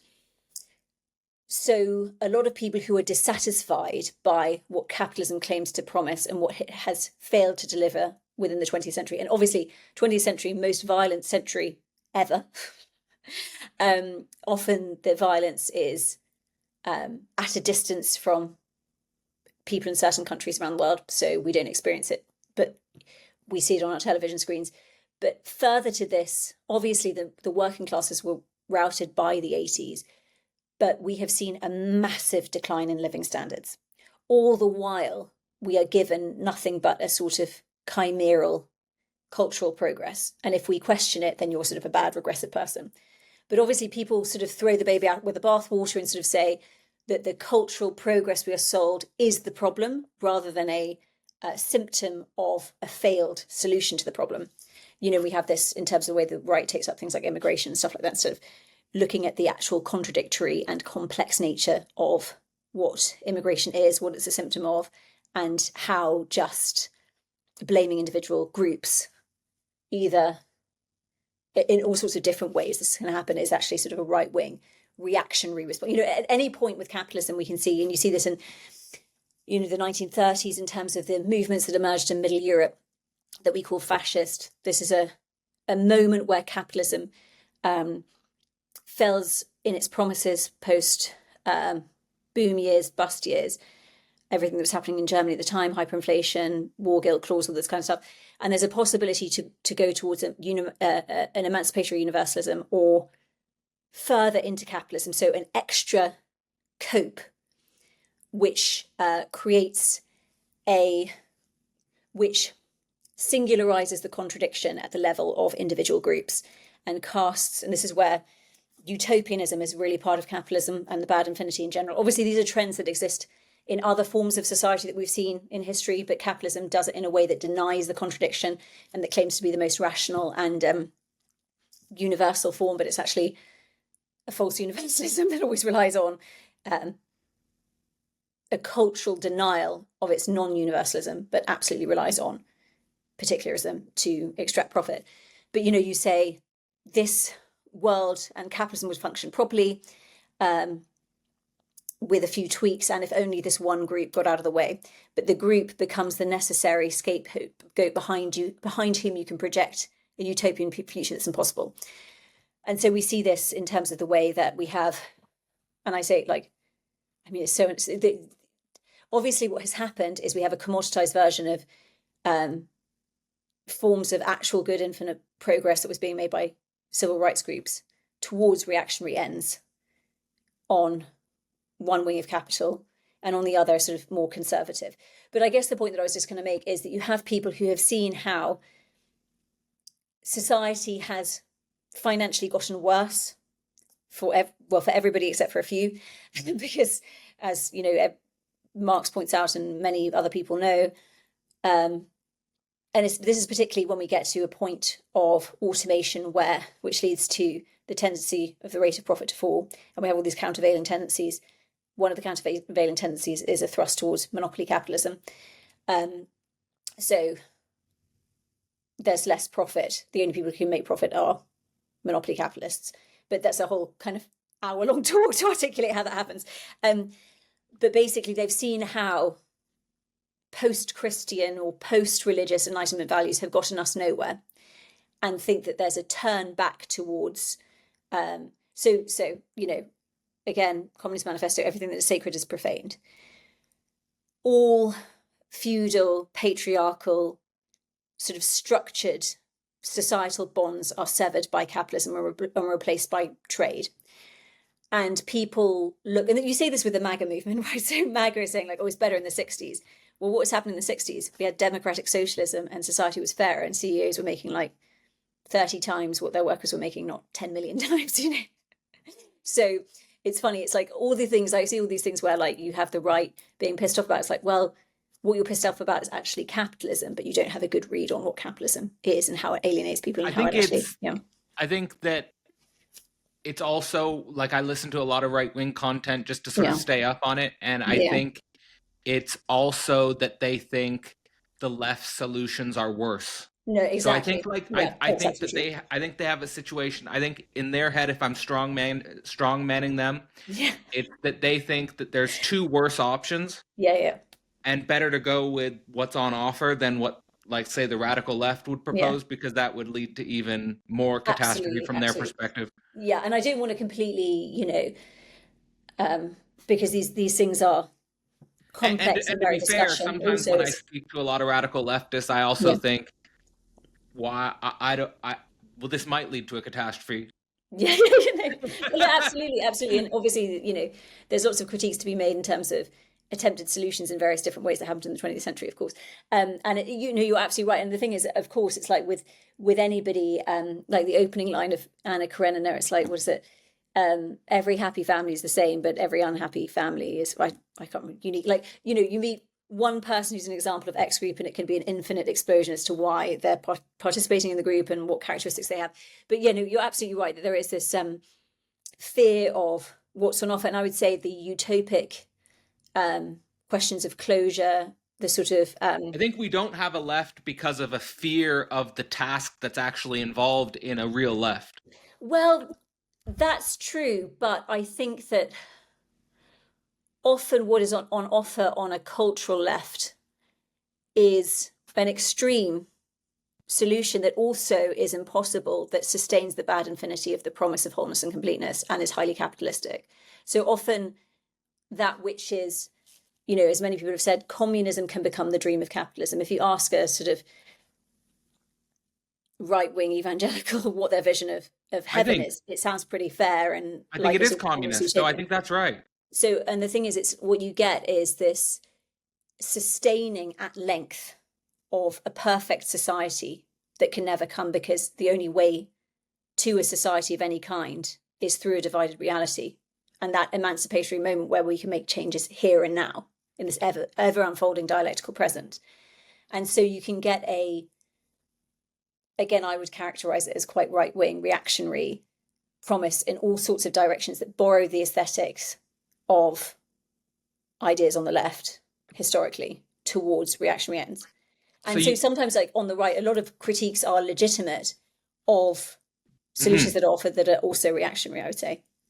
So earlier you said, and I just want to point out how important this point is, because you said that an emancipatory politics necessarily needs to become needs to be underpinned by some theological reflection, some theological structure. And that's actually how Zizek starts his last book, Christian Atheism. He sort of says that basically we need to think theopolitically. We need to think how emancipatory politics is underpinned by theology. So in that context, and in the context of where this conversation has gone in terms of, a long sort of reflection on the state of party politics, nations, state capitalism and so forth, how should we think about death of God theology in this context? Or how do you think about death of God theology in this context? And, I want to also point towards your thinking in terms of at the Christian Atheism Conference next month, Buddha, cave walls, the Nietzsche quote, and then hopefully also at Wake we'll be able to go deeper into death of God theology. Yeah, absolutely. So there was this one thing I wanted to pick up on, and it kind of ties into this and what we were discussing before in terms of like the ways in which people turn towards confessional religion, and obviously making the comparison of when Trump's saying like, oh, the 60s were good, let's go back to the 60s. But obviously that involves all sorts of like reversions on hyper-capitalism. And people, this sounds really trite, but like it's often not the what in terms of the manifest form, but the how, so people can engage in religion in all kinds of ways. And I have absolutely no judgment on people who do turn to confessional religion in various different ways. And I was actually going to make a point about what's positive. You were saying about like meeting up and all these sorts of things. It's that obviously historically, especially in the 19th century, and what happens often is because to confront the contours of the present, whatever the present moment is, in the 19th century, it being empire capitalism justified by a sort of Darwinian moralism, missionary moralism interpretation of religion, that a lot of the critiques of religion are this 19th century form, and the question of how, and it's perhaps more persistent in America, but how religion, Christianity has justified forms of capitalism that have existed in the past, but we're in a very different moment now. So when people are talking about certain states as apex capitalist states, this may have been true in the 19th century, but what we're seeing, like questions of colonialism, there's colonialism everywhere. It's not necessarily celebrated and elevated to the status of consciousness that it was in the 19th century, but it is happening through state-sponsored corporations in all sorts of countries, in Europe by American corporations in lots of different ways.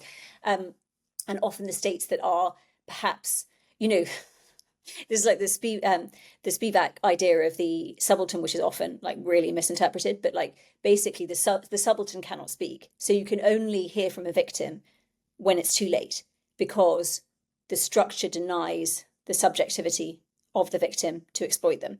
So as soon as they're given a voice, this is a result of a different status within the power structure. So often by the time a critique is able to occur, it's too late. So I guess the thing is like a lot of people criticizing aspects of Christianity and organized Christianity, it's coming way too late.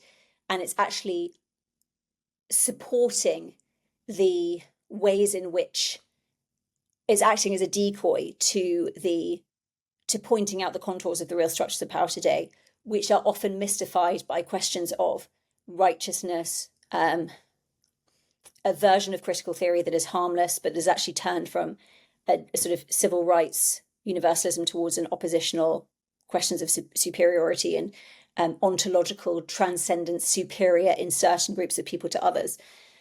But what is often good about all forms of organized religion is things like spaces where people can meet, acts of charity. Obviously, again, another critique of capitalism and philanthropy capitalism is like who gets to do the charity and all this kind of stuff.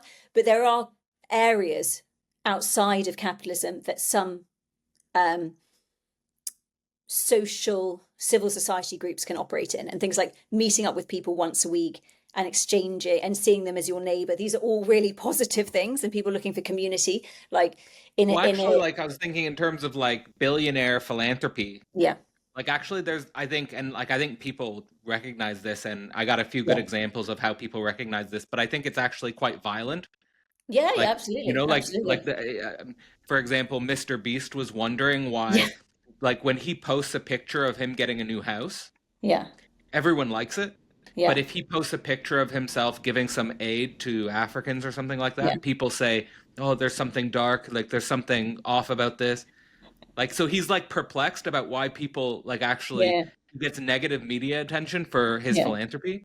But I think it's because people are recognizing that like the violence of the billionaire philanthropy, I know if you look into that one example that I was just listening to an audio documentary about King Leopold II in the Congo, and how he justified, so to this big conference in the late 19th century where Africa was basically divided up amongst European nations in terms of colonial control, and he vouched for himself in terms of getting control of the Congo. And it was all to do with questions of emancipating the people, social justice, blah, blah, blah, blah, blah, and it's extremely terrifying. But of course, don't trust people at their word, trust them at their, the actual... their action. Their actions, yeah. So, you can say anything, but and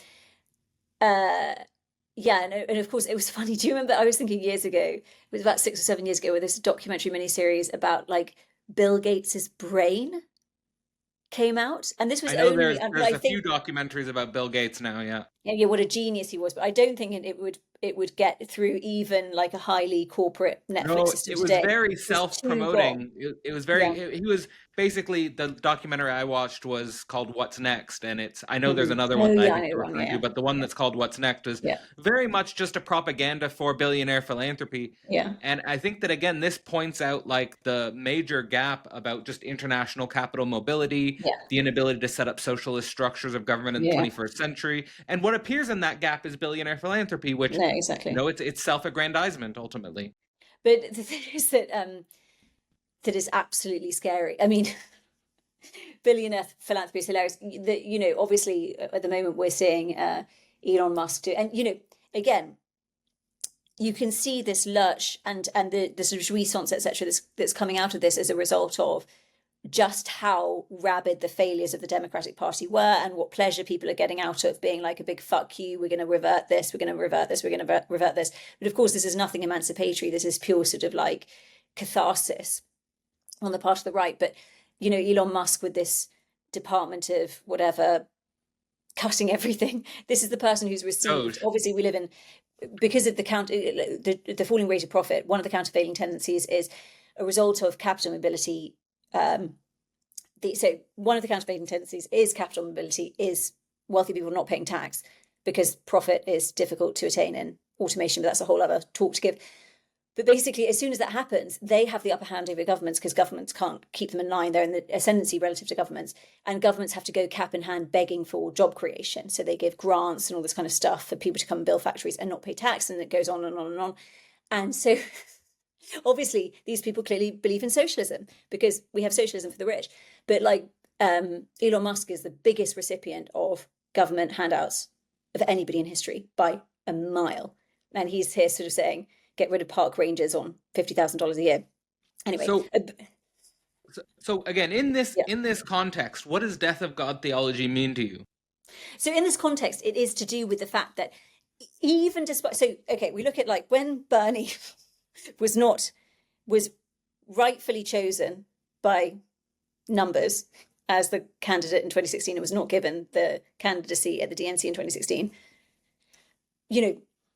there was already a level of recognition that we needed something like this. And this is like, I say this is Bernie Sanders is not radical at all, It's like, a democratic socialist or whatever. But basically, we are at this point where it's so obvious and it's so in front of our eyes how toxic this system is, and yet we persist in it. Obviously, there's loads of different things that sort of provisos to give in that capitalism is so totalizing and so pervasive. It's so hard to A, envisage how it actually works, and B, take any action outside of it. But we can still be caught up in culture wars, oppositional thinking. Culture wars are one of the biggest profit-making facets of society today. This like constant libidinal investment in the promise of there is someone behind this contingent group of people who think differently from me, and if only they didn't exist, then we would have this utopic perfect society. But in fact, we have to navigate the fact, and the very existence of people who don't agree with us is a symptom of the fact that we come from the fundamental division of the universe, and we have to work through that rather than erect these totalizing totem scapegoats behind who we imagine have stolen all the amass jouissance for themselves. But that is impossible. There's no beyond division. There is no individual that is rubbing their hands and has everything. In fact, I've done a lot of, not to get too biographical, but I've done some jobs in my life that really confront you. I think we're like a real radicalizing moment of even the winners lose in our society. Like this level of wealth does not function and work for anybody. Right. But, and yet, nevertheless, she persisted, right? It's like, at what point we can see things like, I just did an essay on the impoverishment of millennials and Gen Z through the promise of education. How we can see, that's right. how you look at like the cost of a house, how, and this is why I really, this guy's quite sort of basic, and that's why I think he's really good, and I don't think he's Marxist in any way, but he articulates this question of inequality at the level of a conscious reckoning with how the economy works. Inequality, I think, being like class division or surplus value or whatever. And it gets to a point of escape velocity whereby as soon as a group has all the assets, there's a massive, you think like everything stops working in a sort of zero sum, like all fair and square kind of way, because you have asset price inflation. And we can see this happening. And we have like economists have no concept of the economy because there is no concept of inequality at the level of academic economics. And it's how can we, the elections, obviously, it gets to a point where the system is so toxic and imbalanced that it requires more and more and more reactionary justifications and, cancel culture and silencing people who say anything remotely sort of questioning. And in fact, we can see this. I see this in myself often, when we get into a mode of thinking where we believe we know the right answer. And I think one of the questions about this Christian atheism or psychoanalytic thinking is, I don't know what a new society will look like. The first point, I don't know whether Marx was right. Marx offered a brilliant critique of capitalist economy, which is still applicable today. I don't know what the future will look like. And as soon as we turn to future promises of wholeness and completeness, capitalism just capitalizes upon it. So I just did a month in the portal with Chris Cutrone around Marxism and politics. I'm not sure how familiar you are with Chris Cutrone's work, but I like the way he frames it, which is Marx was right at the level of a problem. Yeah.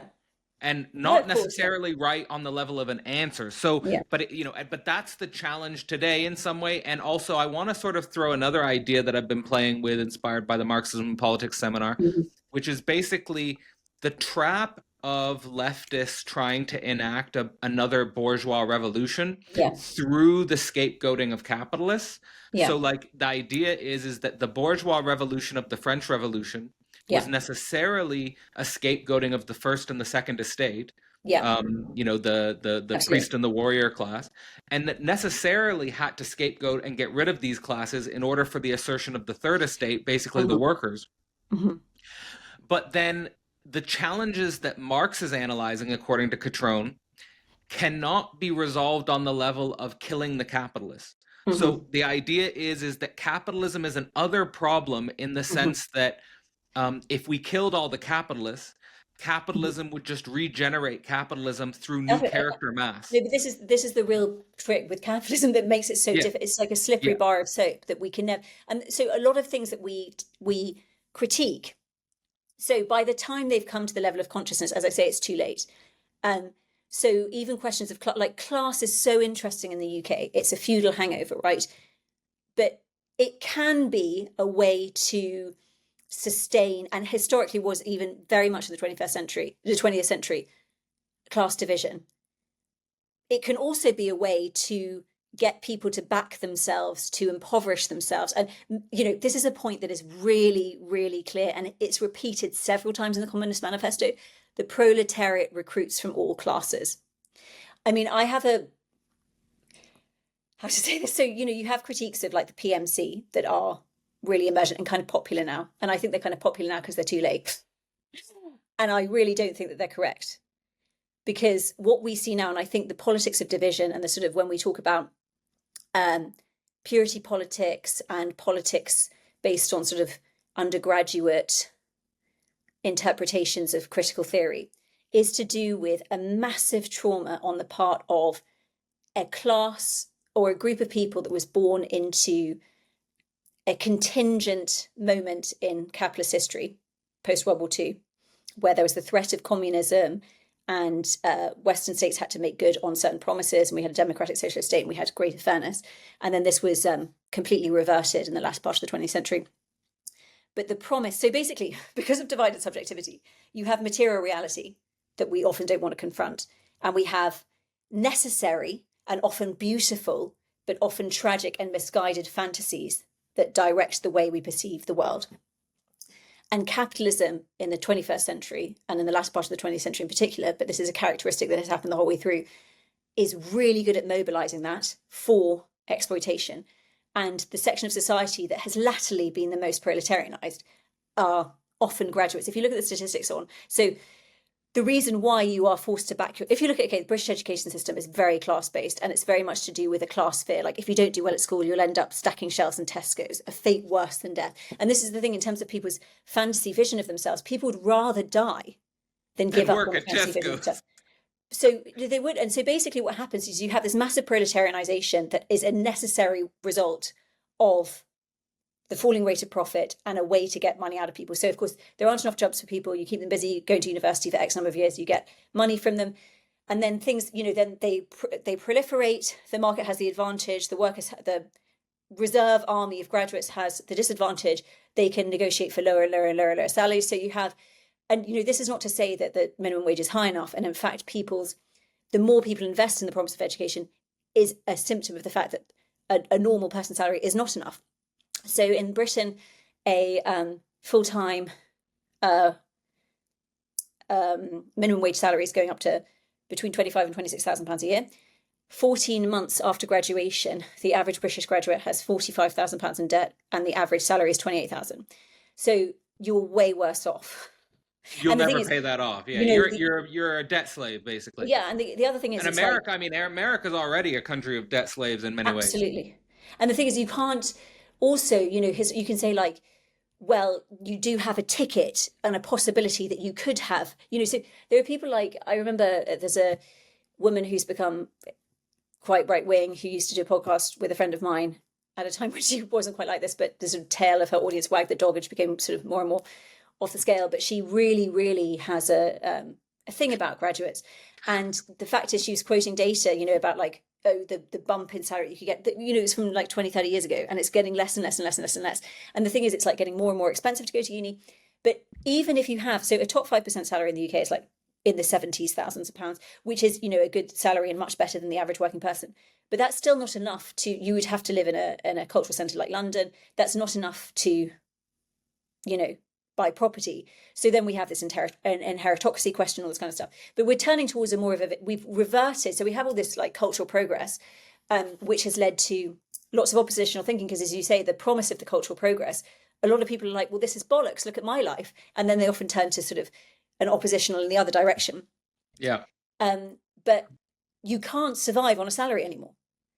And, then you also have, because of the way that the more desperate you are, so you can't afford to sort of formulate relationships because you can't survive without another person. You become sort of like reliant. It becomes a question of like, do I love this person because I love them, or do I need to be with them? And you can obviously end up in all sorts of exploitative sort of situations. And often in terms of negotiating power, the lesser party can end up not being married to by the more powerful party who doesn't need to.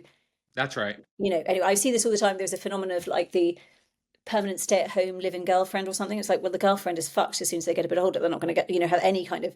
And obviously, we have questions of like the progress narrative of overcoming marriage, but like we have this, of course, in feudal society, bourgeois marriage is a certain thing. There's also different forms of marriage in terms of like the way that people club together. But today, marriage is something potentially different.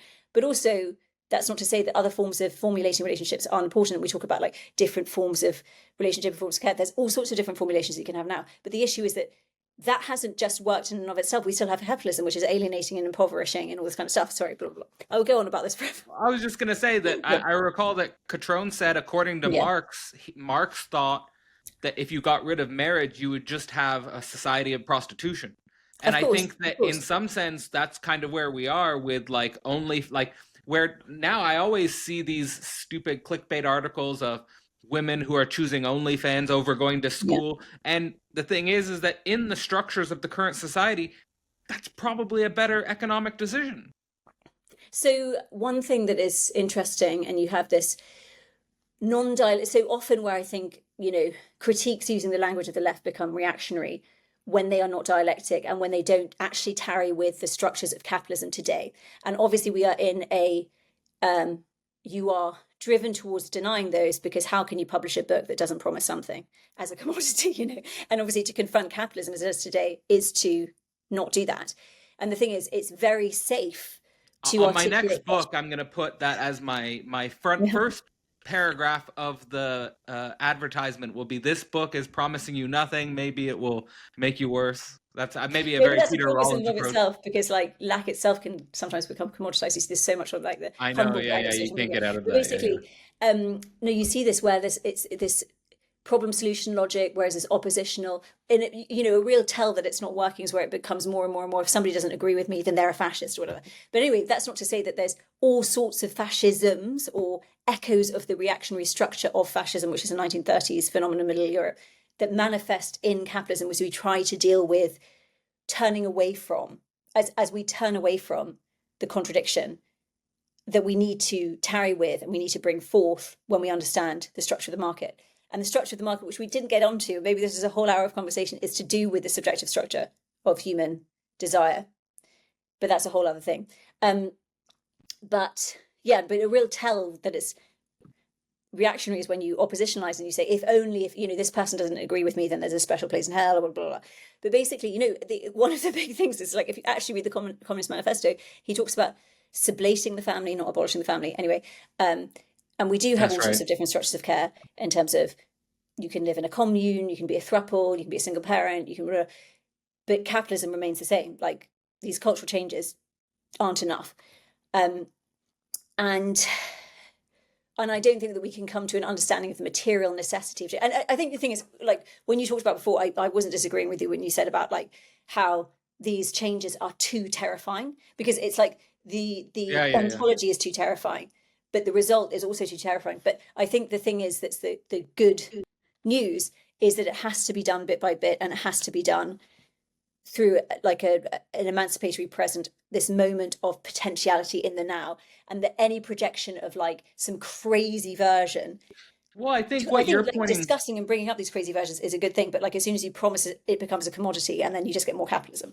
Well, I agree with that, and I think that like what I'm taking away from your work in this context is the and kind of where I have questions and my own sort of problems with what I heard from the direction Catrone's pointing, which is basically the direction is like we're avoiding the question and the problem of an actual socialist party politics, Yeah. but also like what you're bringing up to me is always um, a really important angle to this, which I think is coming from psychoanalysis and Lacan and divided subjectivity, which is just this frustrating impotence that we feel today, that we can't change anything, that no matter what we do, we can't change the structures of the system we're in. And I think that that's a very, I mean, you might say that's black pilled, or you might say that that's doomer.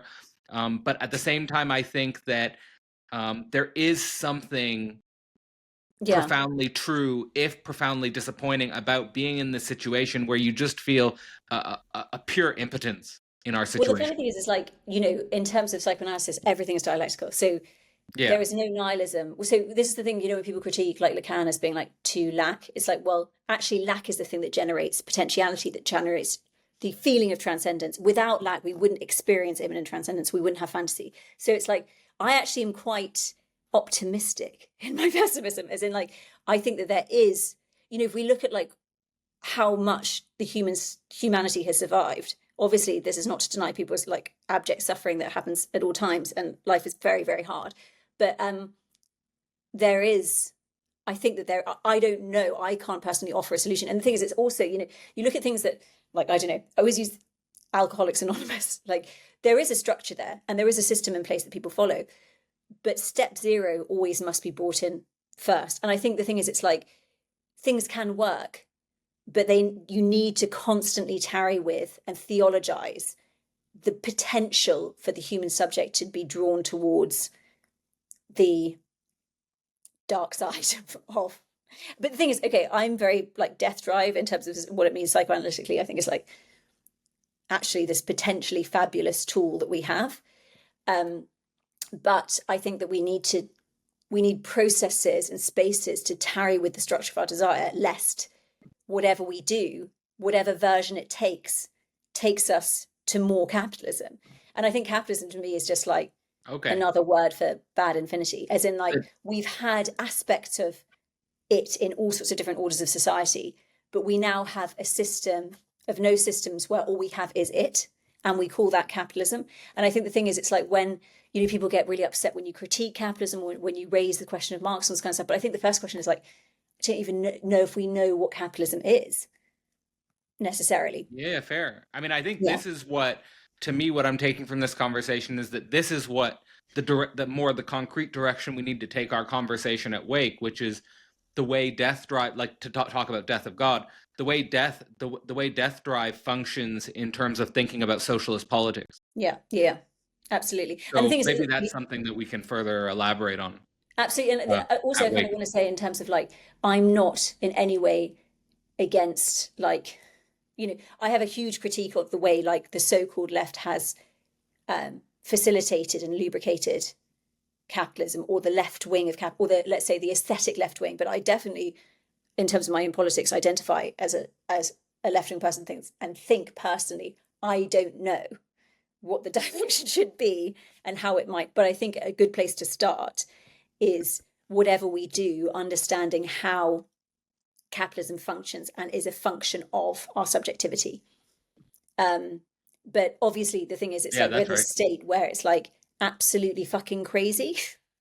And, I don't know, maybe this is something, maybe this moment, I think a lot of people who were kind of like looking at Trump 1.0 as like a question of like, this is a symptom it's better to have a wolf in wolf's clothing than a wolf in sheep's clothing in terms of like, what we see with the Democratic Party. But I do think that we're seeing with Trump 2.0, it's like, it's so manifestly clear how bad this is. So maybe this will mobilize people towards, and the likes of Musk's complete contradictory statements about everything, in terms of his very poor understanding of economics is very, very clear. But then I don't know how we go about, I mean, people have all sorts of ideas which are really, really interesting that need to be discussed. But but the fact that, the fact that we had Bernie in 2016, now this, and it's 8 years and it's only gotten worse, is, I think, an example of where reality and subjectival fantasy sort of, there's a catch-up point. But things have to get really, really bad for people to buy out of the fantasy of wholeness and completeness, which capitalism offers us and basically tells us you're a piece of shit if you don't achieve, when we obviously do not live in any form of meritocracy. Maybe there's smidgens of, the meritocracy is the exception to the rule. Totally agree. Yeah. Well, I think we can pick up on that at Wake. So like, as just like a sort of a closing thought, like, what else, what are some of the other reasons, other than maybe all the things we've already discussed today, and also looking forward to talking about Death Drive and socialism, that you think people should get involved in Wake Festival, and specifically, Peter Rollins' notion of pyrotheology, Church of Contradiction, and so forth? Well, it's a great place to meet people. It's a nice 5 days of community, which I think is, as everything is, obviously, it's a festival with tickets and stuff, so there's no outside of it, but all our social interaction happens across the commodity form of corporate social media. So it's very difficult to, and I think a lot of people have experiences at Wake where they really feel like they meet a community of people, which is very nice. There's all sorts of cultural events. I love Belfast. It's in Belfast. Interesting talks. Yeah. All right. People should come. All right. Well, thank you so much for your time, Helen. By the way, sorry, I just have to say, I'm so sorry. Like, on this topic of the economy, I kind of like go off on one and end up speaking in like a really fast and also probably not very like clear way. So no, this has been clarifying for me in terms of like specifically the necessity of thinking the relationship between psychoanalysis and capitalism, and also the way in which, as we emphasize at the beginning of the talk, the way in which capitalism itself is a sort of theological structure that needs to be undermined by, I think, either we call it Death of God or either we call it Death Drive, pointing in that direction. And by the way, what I guess maybe like a sad closing thought that I have is like, obviously this moment of Trump 2.0, like there is this potential that something can change because it's been so, some of the contradictions are so brought to the surface, but also the way I see the kind of told you so contingent, like society would be great if it wasn't for MAGA society, rather than MAGA being a symptom of the contradictions of the market. Sometimes I think that like it can become a concretization and lead to a worsening of material conditions, precisely because some things have gotten so bad as embodied by certain individuals that there can be a focus on those individuals rather than the material conditions that have generated them. And you can be very right in pointing these out. But obviously it's like multiple things are true at the same time. At least two things are true at the same time, the level of human subjectivity, which is matter and reality, but also the divided nature of matter, how that generates subjectivity and how we relate to that matter and to that reality in a way that often we use to try to best protect ourselves from the contradiction of reality and how it's manifested in capitalism in particular. And so I just really worry that that's not a good thing that we're seeing at the moment. But anyway. It's a dark time. Yeah. It's a dark time. And I think that's the energy that I'm going to be carrying into Wake, is like, it's a dark time.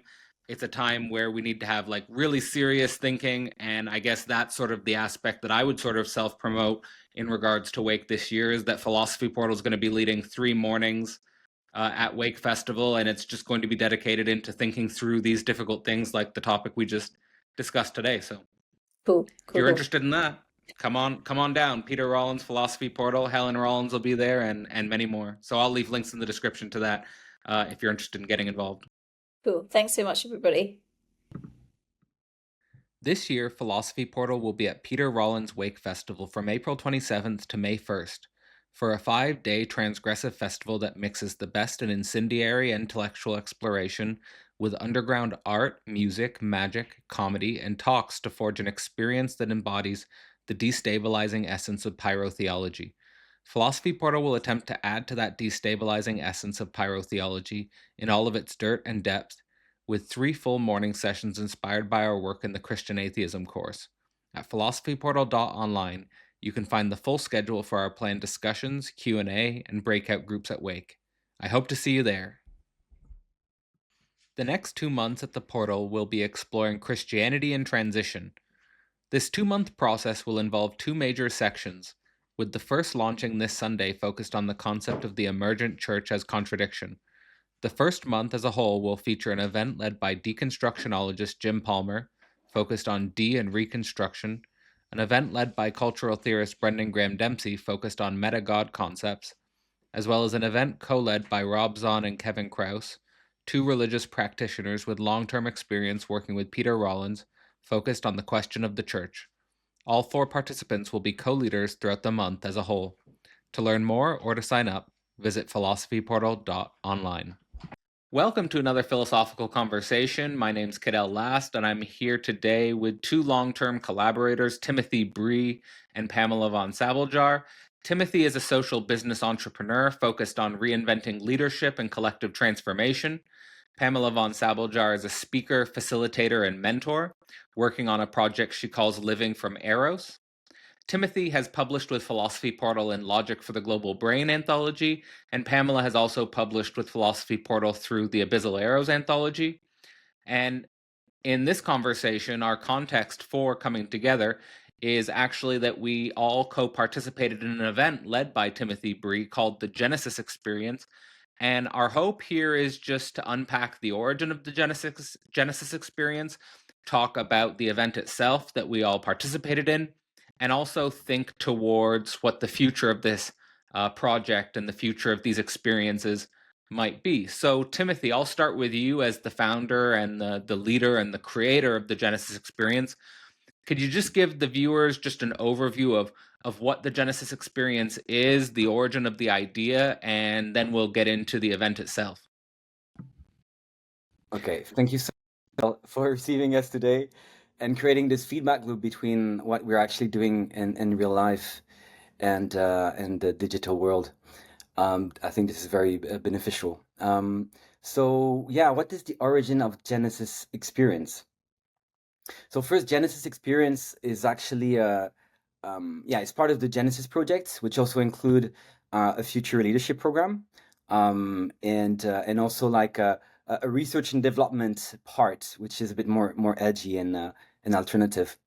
But initially, actually tying it to Philosophy Portal, Genesis is for me a container for a group of people to approach through body and mind what could be what you named a new theory of sexual differences, which is what I've been actually talking about in my essay and the ontology on the science of logic. And basically the logo of Genesis is a DNA code, which is like horizontal. And so it's really about looking and approaching what could be the DNA of the emerging culture, and doing it through the angle of body and mind, masculine and feminine. And initially, basically, I met Pamela in Marseille during a Philosophy Portal retreat. And basically, the year following this retreat, I was working on the Refi Gym, which was like a leadership program for male founders in the Web3 space. And at some point, I got like kind of an insight that we needed to have like a parallel track for women, and that the men by themselves was not making sense, at least for me at that time. And I had a conversation with Xavier, who's the founder of the Commons Hub, which is where this event happened. And we came with this name Genesis, and how can we actually create a container for social entrepreneurs, but also couples to actually learn to deal with masculine and feminine polarities, both in the private and in the professional space. So yeah, the intention with Genesis Experience was to kind of kickstart and lay the foundation for this leadership program that is meant to support people to develop meaningful projects in a way where they are not burned out but fully alive. So yeah, that's a short intro for me. And Pamela, yeah, let's just bring you in here. We were both involved with the Genesis Experience. What was it like preparing for the Genesis Experience? How does this connect with your Living Arrows project? And then, we'll dive into some of the details of the actual experience itself. Let's see here. Yeah, like I've been engaged for the last 9 years, and I've been both in Sweden, but also traveling the world, both on like digitally, but also physically. And when I have been into different gatherings and spaces and places where we have explored what could possibly the new horizon for leadership be. And what I could notice quite early in my mind and Timothy's conversation is that he had the courage to bring in perspectives that is not always welcome in other gatherings or spaces. For example, what is the effect of sexuality in leadership? Why are they even important to bring up in the same room? Or the gender conversation, why do we need to acknowledge both biology and a social construct when it comes to possibly be able to see a new horizon in leadership? So for me, it was like preparing for the event was one aspect that is not just the practical things like to preparing that any other event, but it was really to have over and over again exploring conversation with Timothy to actually grasp what is it that he actually sees is possible to bring different, quite opposite perspectives into the same room and allow people to hold that both through body and mind exploration. And though both like bringing in, as you were one of them, Cadell, like a profound philosopher who has the high capacity to have a conversation out of cognitive complexity, but then also bringing in a profound body worker as Dirk and allowing him to take us through the journey of the body. And then also using music and art and movement as a way of both integrating and exploring the different perspectives that has been shared in conversations. So building up to the event for me was a lot of understanding the way Timothy saw it, and then also because I felt really that we had some kind of shared understanding of the perspective that needed to be able to talk about, but wasn't maybe easy to talk about in other containers. Okay, yeah. So yeah, Timothy, anything you want to say there in response to what Pamela was emphasizing? Yeah, I think what is just important to name is that like 10 years ago, I started two projects, one at university and one in music, an artistic collective. And in both projects, I faced contradictions and of wanting to lead and start these projects, but wanting to organize in a way which is not the traditional old school hierarchical pyramid. And I kind of had conflicts in these two projects that were quite deep. And from that point, I decided to not start any project before I have hacked this kind of leadership equation. That is, how can we lead in a different way, but in a way that actually works without coming back to the old. And I have to say that Genesis was for me the synthesis of like almost 10 years of exploration of every different type of organizational model of organizations, cooperatives, activist movement, DAOs and the Web3, impact startup working with sociocracy and holacracy, eco-villages, and yeah, you name it. A lot of different type of organization mode, and looking at what were the blind spot and trying to bring a solution or like an approach, a beginning of an answer to that. And for me, the people that I gathered, Pamela, you, Peter Koenig, and Dirk, Dirk Marivut, who has been studying with Peter Levin, working with him closely, and a lot of the pioneers from the kind of more Reichian lineage, is for me like altogether bring a potential answer to the struggle that many collectives that are trying to function differently are facing today. So there's two things that I want to focus on, but maybe we should start with the logic of the people you're trying to bring together. Namely, you mentioned myself, Pamela, who's of course with us, Dirk Marivut, and Peter Koenig. Maybe you could introduce the viewers to sort of the logic for why you specifically chose these four, and what is sort of the mix of talents or the mix of perspectives that you think is valuable here. Yeah, thank you for the question. So, for me, both you, Peter, and Dirk has been people that's been inspiring me a lot in the last years. Three men whose work I've been nourishing myself from and inspiring myself from, and like who represent for me some kind of edge and pioneering approach at both like the system level, the organizational level, and the bodywork self-transformation level.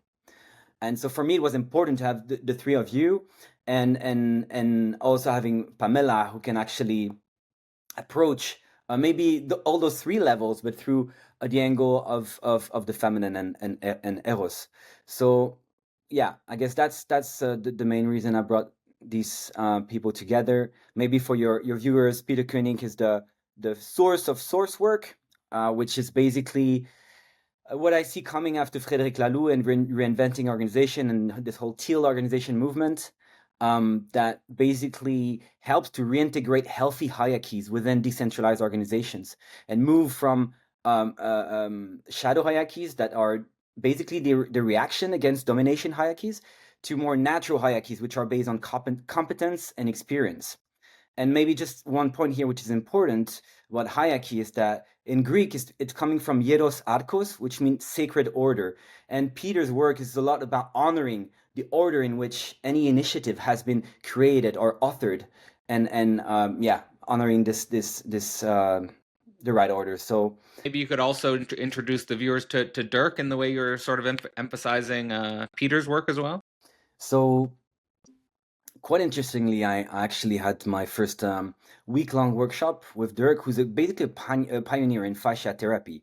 Fascia is like an organ which is below our skin. If you drop your body in a bath of acid, you'll have the only thing left will be your fascia, and it will be around 20 kilos. And it's basically an organ that where all your psychological trauma leave an imprint. And so by working this organ throughout your whole body through different type of massage, you can actually release deep stuff, intergenerational or from the childhood. And Dirk has been, really a pioneer in this and this kind of Reichian lineage. And I actually started this first workshop. At the same time, I actually had the first call with you for the Science of Logic course. And so these two tracks of the logos and the pathos, I would say, is of the body has been evolving in parallel since 2021, January 2021. Yeah. What else can I say about Dirk? Maybe you can mention something about his deep wisdom and understanding about the masculine and feminine energy and how it actually is deeply rooted in our biology. Yeah. So Dirk's specialty is one of his offers called pelvic heart integration, and the pelvis and the heart, which is a lot of where the sexual energy is actually flowing. And he's the man I think I know that has his two poles the most integrated, and he has the capacity through this work to be able to hold intensity within a group that is extremely high. And for me, capacity to hold intensity is really a key skill of the future of leadership. And Dirk has amazing tools and practices to develop this capacity. That's great. So Pamela, I mean, I think another thread that's important here in the Genesis experience, and Timothy's already brought it up, which is kind of this focus on the DNA of emerging culture.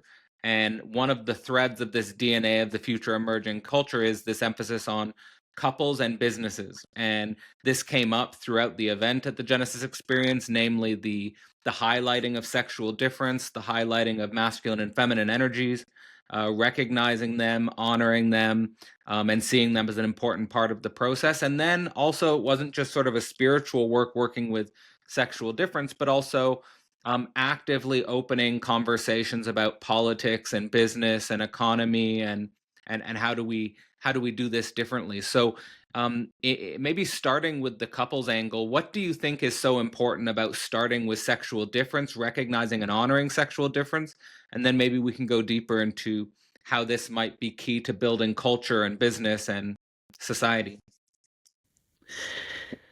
Yeah, how I look at it is that where we're at right now, like in the postmodern gender conversation, is that we are suppressing the fact that we are different by biology.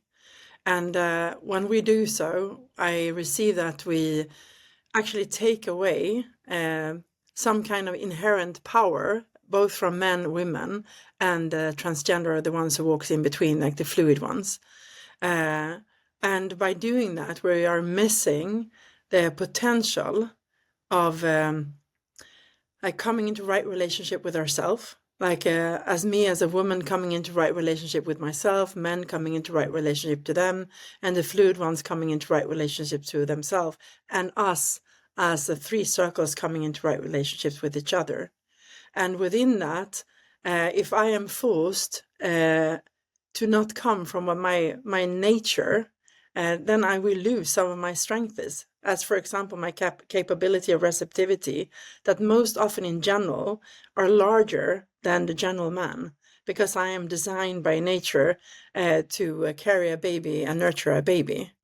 And when I step into a workspace and I am in connection with my receptivity, then I can pick up dissonances that's in the relational field and the social field in a way that many men can't. And if I'm suppressing that part of me and ignoring that part of me, then we actually take away a profound part of my intelligence and a profound part of my contribution to the bigger whole. So that's one thing. And that goes for all the three circles as I see it. I'm just taking me as a woman because I am a woman as an example. And then also I do see that when we acknowledge that we're different and acknowledge that there is a social construct between our polarities, that if men and women can hold the polarities of the feminine and masculine fully, there is a generativity that comes in. And if we are not acknowledging that, we are also most likely are not willing to play with that polarity. And we cannot do it either because we're not practicing it. And I don't know, Timothy, if you want to fill in here out of what I've said so far, but that's my answer for now. Yeah, I think that's maybe one of the edgy thing that we brought is that because of the biological bodies, the biological differences, maybe there's certain roles who are more fit for the man and the woman, even in the workspace. I think that's maybe like quite a radical approach that was highlighted by what you shared there, Pamela. And yeah, I think this acknowledgement of the differences is the starting point to be able to learn to dance together. And yeah, so paradoxically, the way to actually come closer together is to acknowledge the differences. Maybe that's the only two things I want to bring. Yeah, and I would like emphasize that I don't sit that I have the answers on how that possibly new collaboration can look like. But what I could say is that I have a hint that there is probably some gold, like below the rainbow, if I use that metaphor, that it seems to be when I'm innovating on that edge of the sexual differences, like I'm constantly drawn like to the same horizon in that like innovation, like the starting point of a possibly new horizon in that innovation, that it seems to be a possibly new type of collaboration. It's not about going back to where we've been. It's not about staying where we're at, but it's like bringing with us the sexual differences that was before, like the acknowledgement of the biological differences that were before, bringing the deconstruction of like the gender, like the social construct, and saying like, okay, from here, if I have my full radical uniqueness and acknowledging the differences, what is it for kind of collaboration that can come from there? When I, as a woman, for example, don't have to step into to be successful in business, I don't have to become a man. Like I can still fully be a woman and be acknowledged and appreciated and bring my strength and power from there. So yeah, I think that's. And just maybe to add quickly there, like the notion of being able to hold those polarities at individual level within myself and with the people I'm working with, whether it's in professional and personal community or environment context, for me has repercussions on like consequences on so the sex, gender, biology, culture, and nature and technology, which is the three polarities that Cadel you've been introducing in your intro pitch during the event, and where we actually looked at the interconnection between those three levels.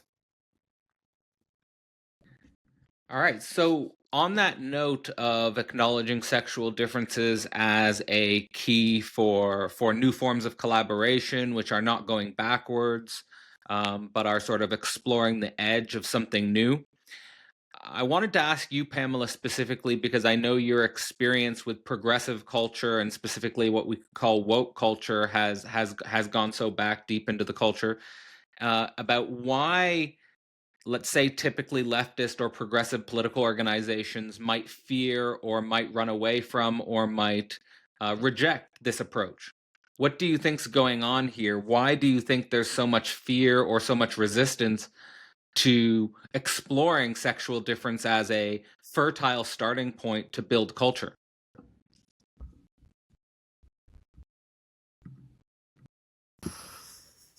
I think my first answer that comes up is almost like, I don't know. I don't know if I have the full answer to it. And it's almost like I want to take it to down to a very concrete level, like almost like personal. And also maybe scratch on a possibly systemic one. Like, I think there is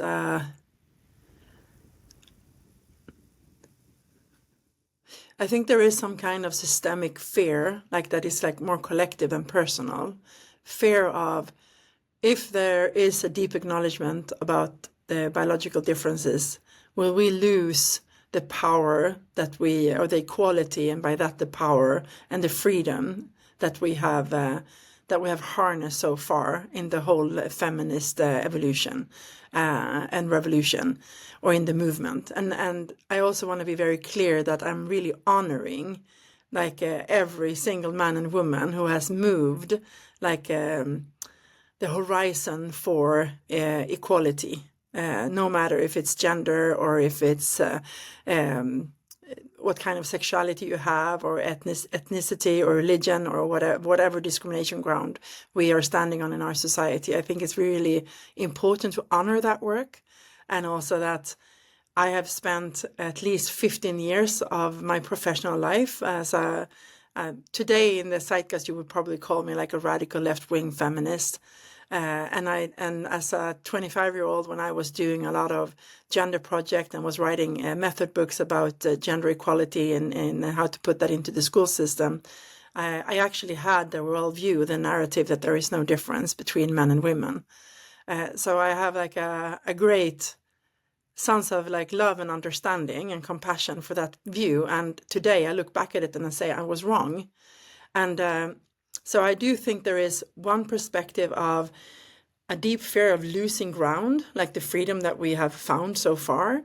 I also see that there is important to honor what we have created so far, and also to be courageous to say, maybe this Vogue moment is going too far. There's a shadow side on it. It's deconstructing identity to the point that we're throwing out biology, and then we are actually fooling ourselves when we're doing that, and then we are missing something out of great importance.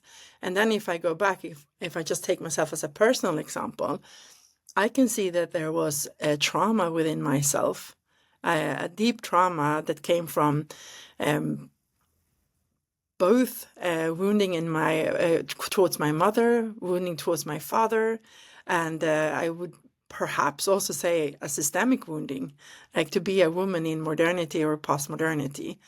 So, and how I strived to be acknowledged as a man, and I was a woman, and how much I was willing to give up my true nature to be acknowledged as I was competing with men. That's what I did, and I think we are had got something really, really wrong in that beautiful movement of more freedom and justice and equality. That there is something that we got a bit of it in the back foot, of yeah. So Yeah, that's great. That's great, Pamela. And maybe building on that, Timothy, although, you don't have that same history necessarily going back with, progressive woke feminism or something like that, maybe could you give your own perspective on what you see in the culture and what you see from the progressive culture in regards to sexual difference, and why you've been working so deeply with this as the starting point for your project? Yeah. So I think for me, denying sexual differences is a way to avoid doing the work of basically mother and father wound.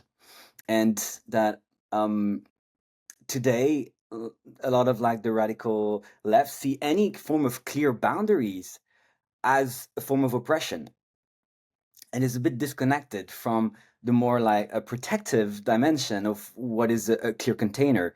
And for me, at least, it was connected to my relationship to my father.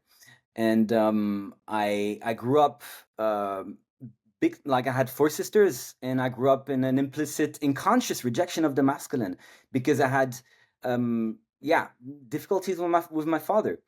And I engaged into a lot of the left woke movements before realizing, I think it was in 2016, yes, during a retreat in a Zen monastery, that my father was actually living inside of me. And I mean, at least parts of him. And that if I wanted to manifest my projects in the world, I had to make peace with him, so that I can integrate his positive qualities. And a lot of my work has been basically postmodern integration, has been to make peace with my father.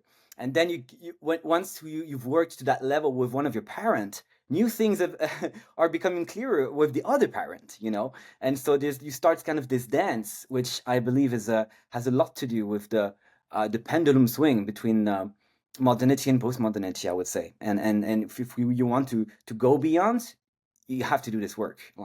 There's no way around that. Well, maybe that's a good opening into the event itself as sort of a window into what you see as the structure of the beyond, because, I'll just say, so for me, the Genesis experience was quite a bit different than what you would expect at, for example, an academic conference, but it was also quite a lot different than what you would expect at a formal, bureaucratic, or, a general business event, that you would go to. And so maybe you could describe for the viewers what the Genesis experience was like in terms of the planning, what you were hoping to come out of the structure that you have built, and then maybe reflect a little bit on if the structure was actualizing what you were hoping it was going to actualize, or what you learned from the first Genesis experience.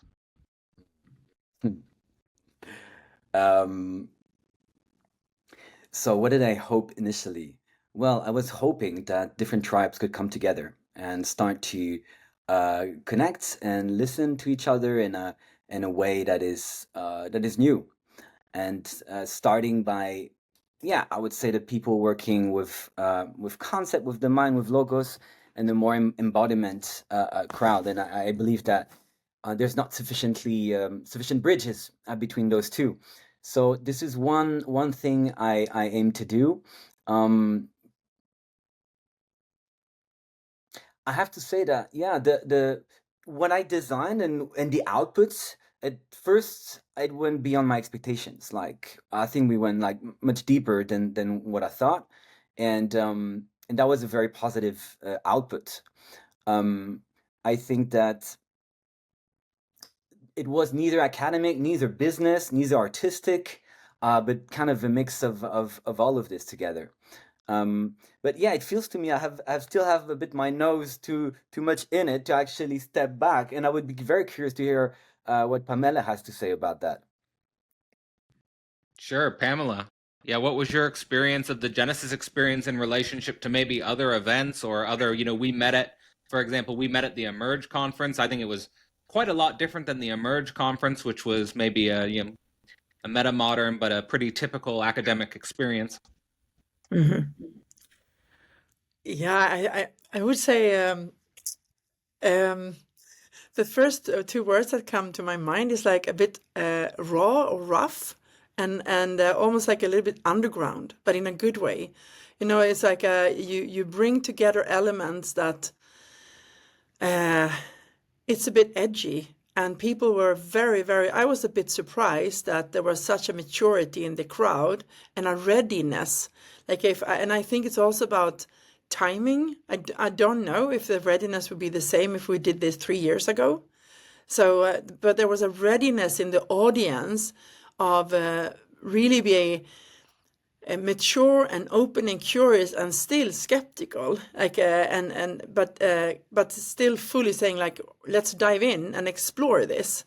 And then I was surprised that several people in the audience could put words on what happens when we work with the feminine masculine polarity in workplaces, and that they actually had their own creative words on when they noticed the sexual attraction, and they did know this attraction, like the polarity, the chemistry, or I would call it eros.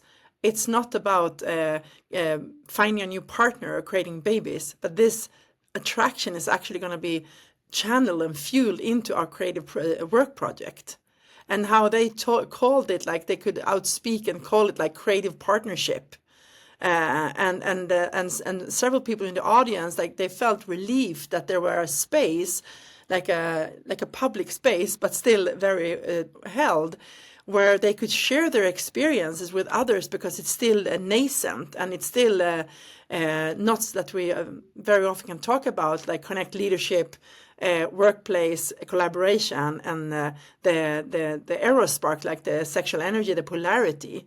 So I also found that different, if I would say, to some of the other gatherings or events that I've been a part of, both designing and hosting. And also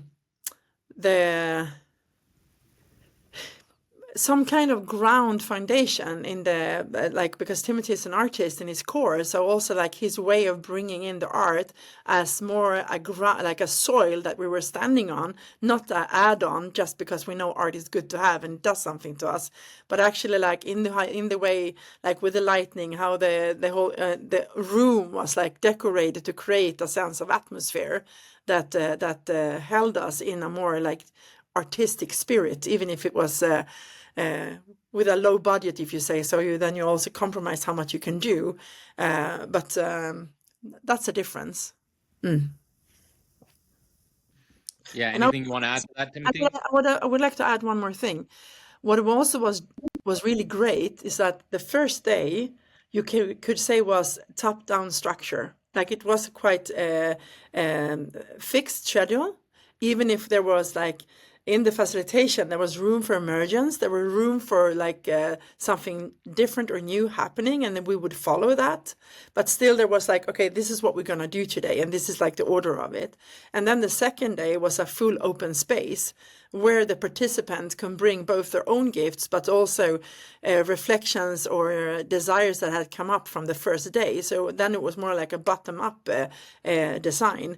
And these two together created also something really good. Yeah, I would name it as androgynous, where we had like both like the clarity of the directive and this program on day one with the more emergent part on day two. And yeah, I think that what I didn't foresee at this event is how recognizing sexual differences is the key to unleash polarities, and that once you unleash polarity, sexual energy is in the space. And how do you actually remove the stigma around sexual energy and recognize its creative potential beyond the sexual space? For me, and how this is the core of generative leadership. I was not expecting that we would go actually as far. Yeah, simply put. And yeah, regarding the art, we had a professional dancer coming. We had Mike DMA, which is a 90s pioneer of the Belgian electronic music scene, and we had a massive sound system also, which made me happy. But yeah, it was present, and for me in the future, I want to double down on that dimension. But yeah, that will be for later. We probably mean double up, right? Not double down. Or Yeah, double down. Yeah, make it like going further. okay. And one more thing, maybe here I put out my chin a bit, but Timothy and I had several conversations before the event of who to bring in and who to have like the faces on the webpage and who should be the head persons.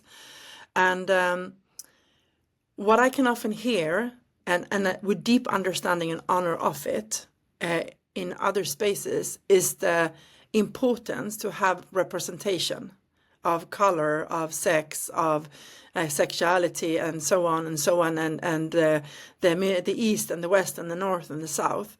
And yes, it's important. And sometimes I receive, it's more important to have the right people out of diversity than actually the right perspectives that can take us one step further. And that was one thing where I think both Timothy and I were brave to really honor that, no, we are going to go with the right perspectives that we see is the right thing for what wants to be created, and not fall into the trap of diversity, and be willing to take like a bit of the hit of being questioning that, but trust that right now where we're at, again, acknowledging the diversity work, and not drowning in it because we want to be political correct. Because sometimes it is the white old man with a lot of power who has the right perspective. And it's the perspective that we need for now to be able to see something with more clarity, or to experience something deeper so we can get it in our bones. And that requires a lot of courage to dare to do that, and still being conscious of that choice and what you do with it, and that of course can create sometimes less diversity and sometimes actually more diversity. So I think that's also a difference, that we had the conversation, we acknowledge it, and we said, this is what's right for now. And I think Yeah. that's like starting to be a part of what's behind postmodernity, without throwing postmodernity out with the bathwater. Maybe it's useful for our listeners that the first panel was like 4 white men. and it's not, we were not in a philosophy space where people are kind of maybe you're more used to this at the IDW or at the Philosophy Portal, but some women were triggered by that, you know. And as Pamela said, we took the risk because we thought it was right. Also want to mention Xavier Damon was also present as an entrepreneur in this panel. I haven't named him. But in the end, they were a bit like shaken during the lunch. But then in the afternoon, everything made sense. And the afternoon was actually way more feminine, I would say, in terms of both the activities and the nature of what was delivered, especially what Pamela brought. She brought an extremely powerful download from the feminine that touched so many women. Like, I'm still receiving messages from women saying how deep this event was for them and how transformative it has been. So yeah. That's great. So I'm glad you guys emphasized that. And we've talked a little bit about the structure of the event being quite different than a typical academic conference or a business conference or something like that. And maybe is there anything else that wants to be presenced about the nature of the actual experience that was salient for either of you? I'll just sort of throw in sort of my 2 cents with what I really saw as a seed of something great is connecting the fact that, Pamela, you and I were discussing at the Emerge conference, where's the condition of possibility for really thinking through and working through sexual difference. And I think this Genesis experience was kind of an example of a realization of something that we wanted to be in the culture and now is. So that's great. And then for me, what I was also sort of surprised by and pleasantly surprised by was that this building this space where sexual difference was so salient and so embodied in the space was also striving to be connected to business and striving to be connected to questions of political economy and society, which I think is also a key connection and probably something rare and something needed in the culture. So I'll say for me, that's something that I'm really happy exists and something that I would, in future events and experiences want to go deeper down that road. Specifically, I think the power of subjectivity that can build a couple and the power of subjectivity that's connected to small business practice. I think there's a lot of power there for the future of culture, but that's salient for me. But I'd invite both of you, maybe start with you, Timothy, about what is most salient for you. Any further points about the experience you'd want to share? Okay, so because I'm still with your last point, Cadell, about what you said about the couple and the family business. Can you maybe just develop this a little bit so that I can maybe bounce on it easier? Sure. I mean, that's just to me what was salient. I remember again discussing with Pamela about the need for, in the meta modern cultural space, the need to more recognize and work with sexual difference explicitly. I would also say that in that same context and in that same sort of drive, I've also thought there's a need for more attention to political economy. There's a more need to attention to what does it actually take to build a small business? What does it actually take to be the units of culture that can drive the culture forward? So I just like that the Genesis experience seemed to bring both of those together. So like explicitly, even though we started the event with something that's very much working with body energy, working with the acknowledgement and reflection on sexual difference towards the end of the event, actually there was sort of quite a large scale discussion about investment and how do we practically monetize these events, and how do we recoup value from events, and how do we translate that value into future events, and how do we actively work with money and work with money in terms of overcoming maybe our own neuroses with money, and how do we become, oftentimes spirituality is seen as the antithesis of money, right? So how can we talk about a spiritual culture, quote unquote, that's working with sexual difference and is working with money, and not seeing money and not seeing business and not seeing capital as the antithesis of spirituality, which I think oftentimes, from my point of view, if you're withdrawing from the world of capitalism, if you're withdrawing from the political world for a monkish spiritual life, that might be its own form of bypassing, versus, cultivating spirituality to go deeper into political economy and getting your quote unquote hands dirty with some of the more difficult areas of business and some of the more difficult realities of our contemporary political life. So I saw the Genesis experience as potentially opening us up deeper to engagement in that way, which again, I quite appreciate. Thank you for this, Cadell. You want to go, Pamela? Yeah, but I I acknowledge what your experience was, because I share it, because I do think there was a deep acknowledgement around the sacred, like life force energy, or like if you want to name it as eros, or just like the life affirming aspect, that we can all acknowledge that something that is sacred is life itself. And we were like in an experience of that reverence, but also by going to a place that is a bit taboo and unlocking that tabooness.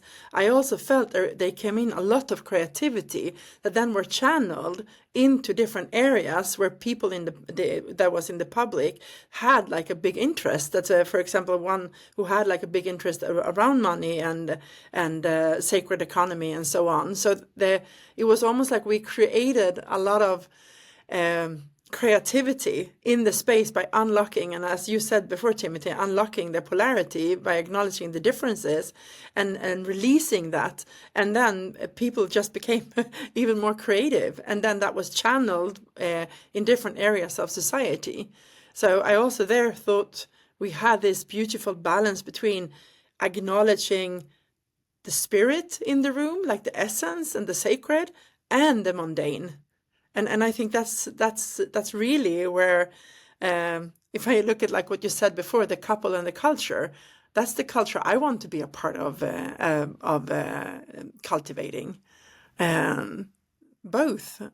And yeah, so Yeah, and this is really like the root and the basis of this notion of spiritual leadership that we want to explore with Pamela, which is about, yeah, how can you reconcile together these two sphere of the professional and the personal, and at a couple level, yeah, this notion of family business. And as you mentioned during the event, Cadell, that yeah, we were oriented before in the past on biological reproduction, and that we shifted in modern society on cultural reproduction, and that the challenge today is how can you do both, and how can both sides enhance each other, so that we can grow on both level. And obviously, looking at our relationship to money and at the projections that we have on it, it's yeah, it's big. And I have to mention also like Greater Than, who was the partner who brought this last event on specifically on money at the end. And also Regent Tonight, who has been facilitating the day too, holding the open space. So yeah, there was a constellation of the very diverse actors. We talked about money, we talked about death, we talked about sex. And yeah, I believe this is a fertile ground for whatever needs to emerge next. yeah, and I also would say we also talked. The primal was very, very like alive in the room as well. Like we talked about like driving forces of being human, and that even with deep spirituality, we always have to acknowledge that that's a part of us as well. So acknowledging that we are animals and gods within the same body. Great. Well, for a couple of animal gods looking to go further, what are we hoping for the future of the Genesis experience there? The future of Genesis experience. Absolutely, yeah. I mean, well, I know you're still in it. I know you still got your nose in it, so to speak. But when you're thinking about, we've already sort of discussed a little bit about repeating. We've talked about the importance of ritual. We've talked about the importance of building a scene, building a community, building sort of in a way that we can repeat. Mm-hmm. So I mean, what are some of your ideas about what the Genesis experience might become, even if they're just at this moment just hopes or just dreams? So yeah, I think that there's a clear intention to repeat the experience in September in Brussels at Commons Hub. That's a clear intention. The details of like how is still to be precised. I joined like through this event. I could actually meet Orion from CLEA, a complexity science research center from the VUB, the university in Brussels, and I went to this Imaginary Institute kind of conference for today, which was really good. And yeah, we hope to also work things together in the future. The intention with Pamela is really to focus on ritual and experimenting on that level, and going deeper also into art and the scene from which I'm coming from originally. And how can we bring this in a sacred container and also have theologians and potentially mystics from Christian mystics, because they are the most present here in Europe, to guide us into how can we create ritual for the 21st century. For me, this is really an important inspiration. And yeah, there's the Genesis Leadership Program, so we want to do a beta with the people that are close to us, so that we can experiment and see how this new type of leadership can support them and becoming more alive, having more impact, and grow both their family and their business, basically. So this is one thing I would put in the middle.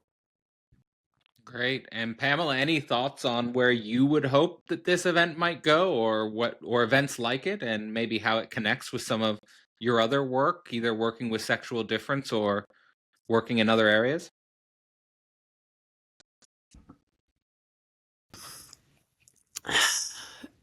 I wish for a continuation of having a brave stage or a brave scene, like where we actually are going to that edge where I hear so many people are scared to go in the possibility to get cancelled.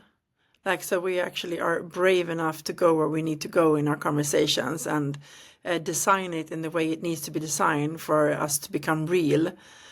So I do have one longing for more of that kind of exploration when it comes to like sharing perspective and exploring. And then I fully agree with what Timothy has said already. That's also another longing of mine. And then just I have just been encouraged out of the event we had, the Genesis Experience event. I've just been encouraged to just keep on bringing the perspective that I hold around leadership, and just keep bringing them and be even more bold in my expression.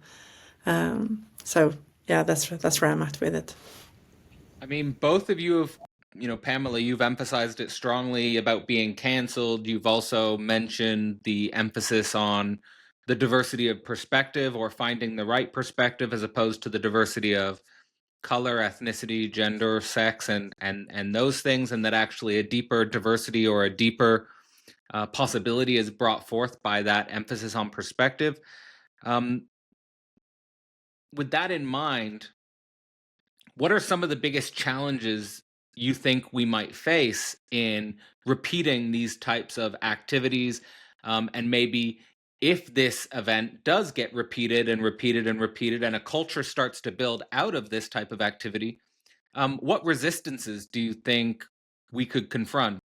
So in the intro, I said that the day I'll be successful is the day I will be canceled by both left and right at the same time.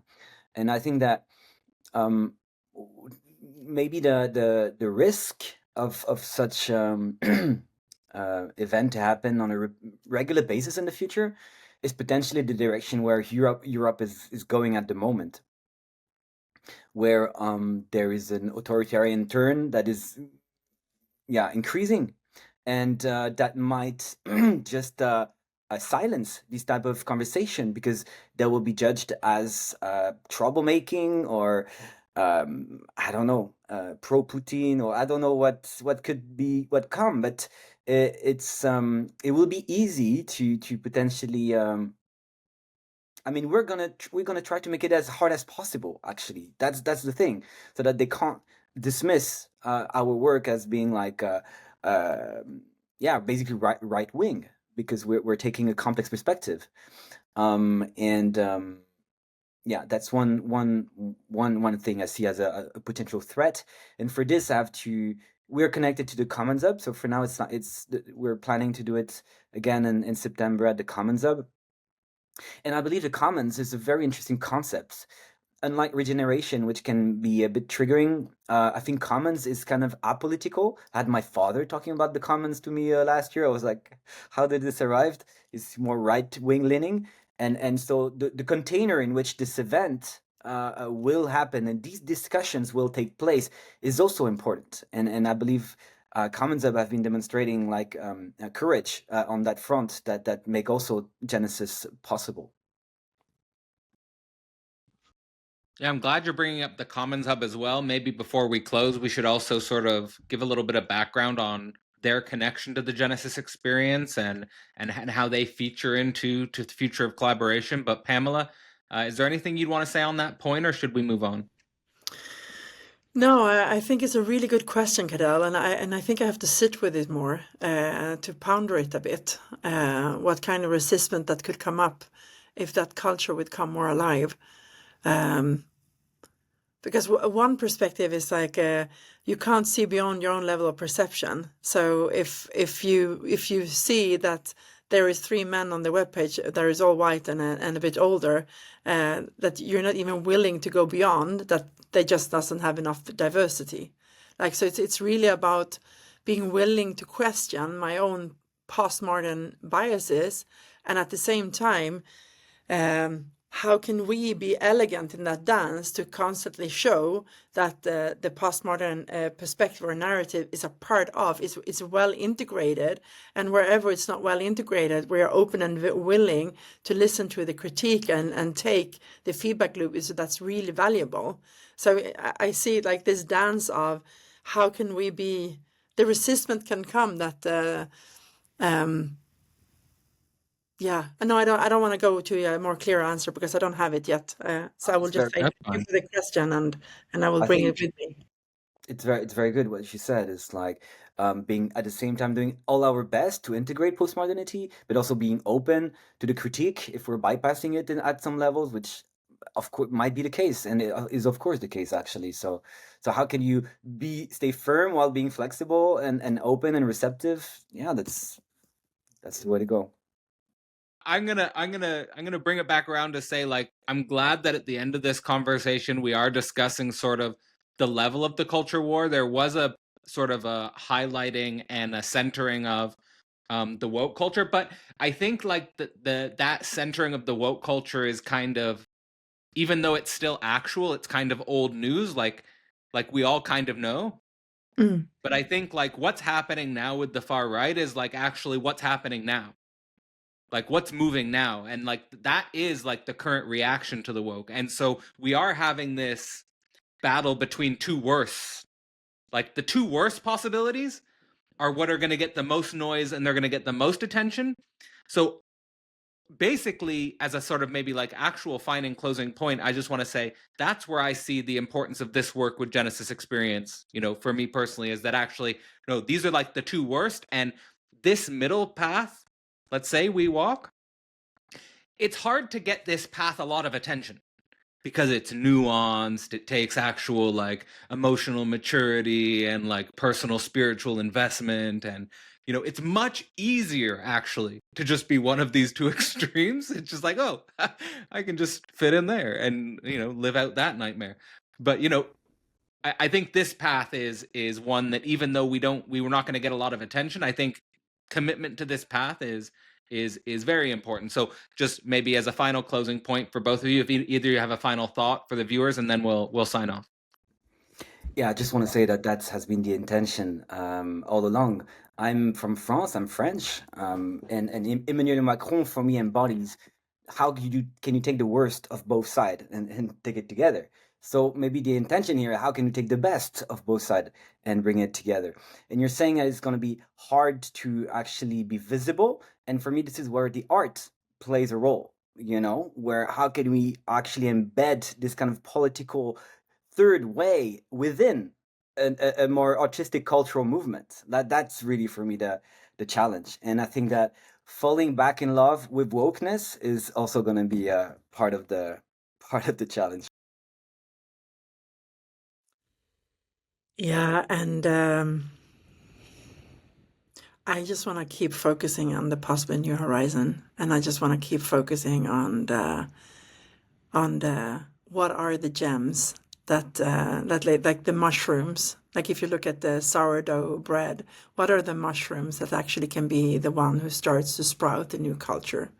So I'm just going to keep on focusing on the small gems of mushrooms that possibly can be a part of a new culture, and by that, in the longer side, a new horizon. So that's yeah. I think there is something really wise, Cadell, with what you said when you said like the left and the right in that whole conversation. Like it's important and it's old, and yeah, I know where Yeah, I would focus. we're building the mycelium right now. We're doing it already. The underground network of this maybe third way. This is the way I would yeah bring it together. All right. Well, I'm here with a couple of fungi. Here with a couple of fun guys, and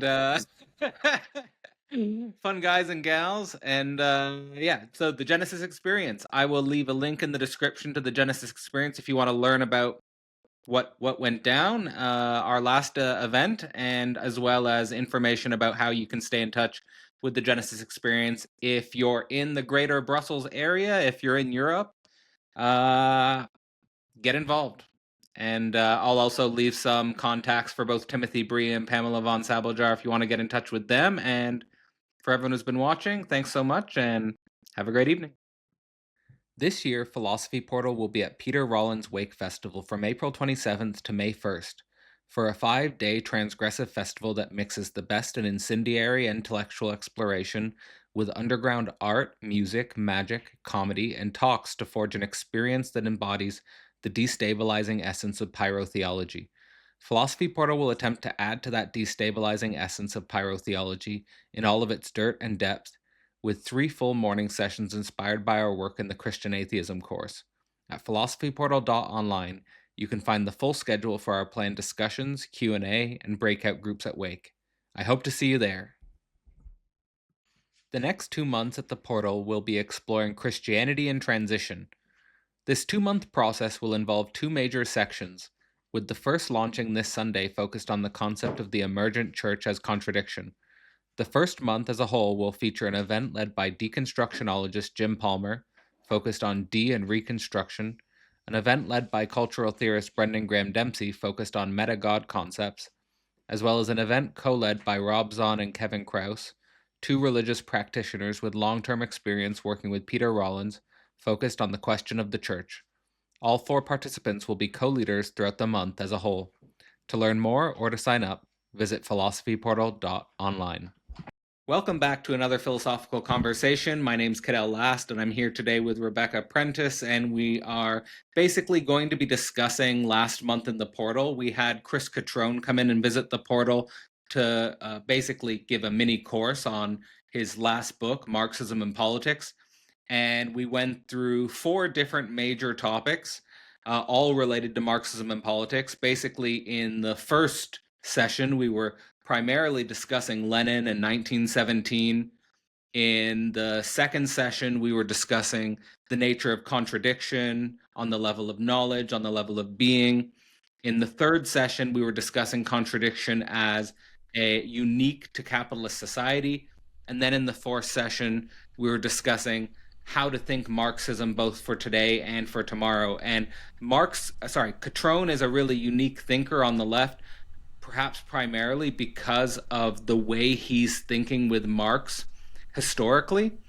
And for me, being someone who's self-identified as more of a millennial leftist, I think Catrone's critique of the millennial left is that we are so colored in our notions of politics and leftist history through 1968 and have kind of like blinders on when it comes to the Marxist history in between 1848 and 1917, and specifically the events leading up to the Russian Revolution and sort of living in the shadow and the wake of Stalinism. So all of that's in my mind, and excited to discuss it with Rebecca.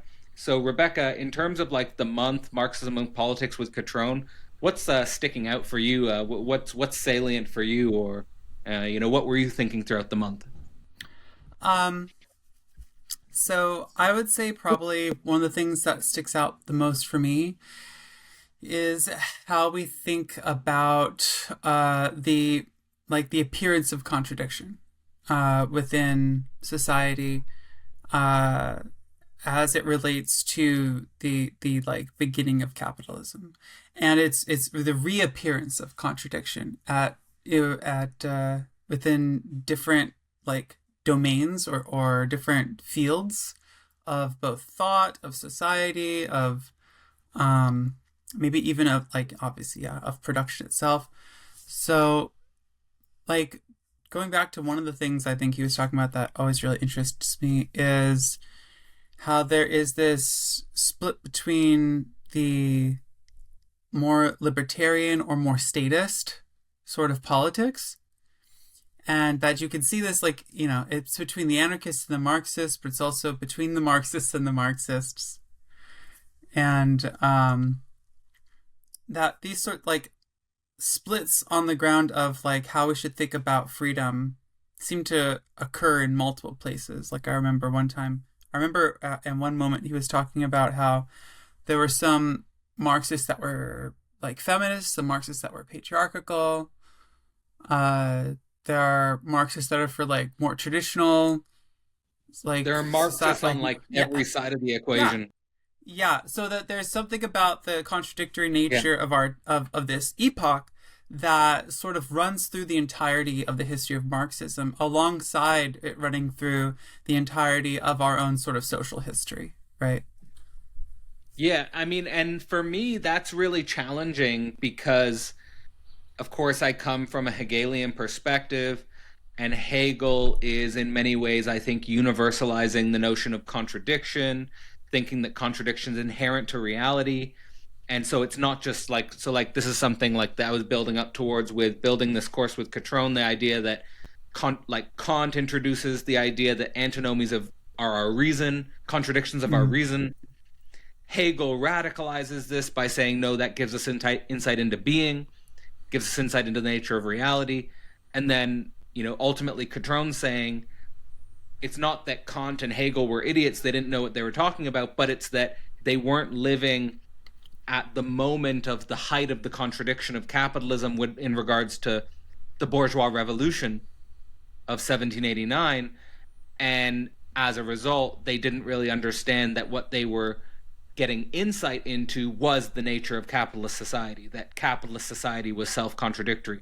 And then so that leads Catron to saying that if we overcome capitalism, we overcome self-contradiction in a certain way, or that to me is like the biggest open question in Catron's work. And I don't know what you think about that.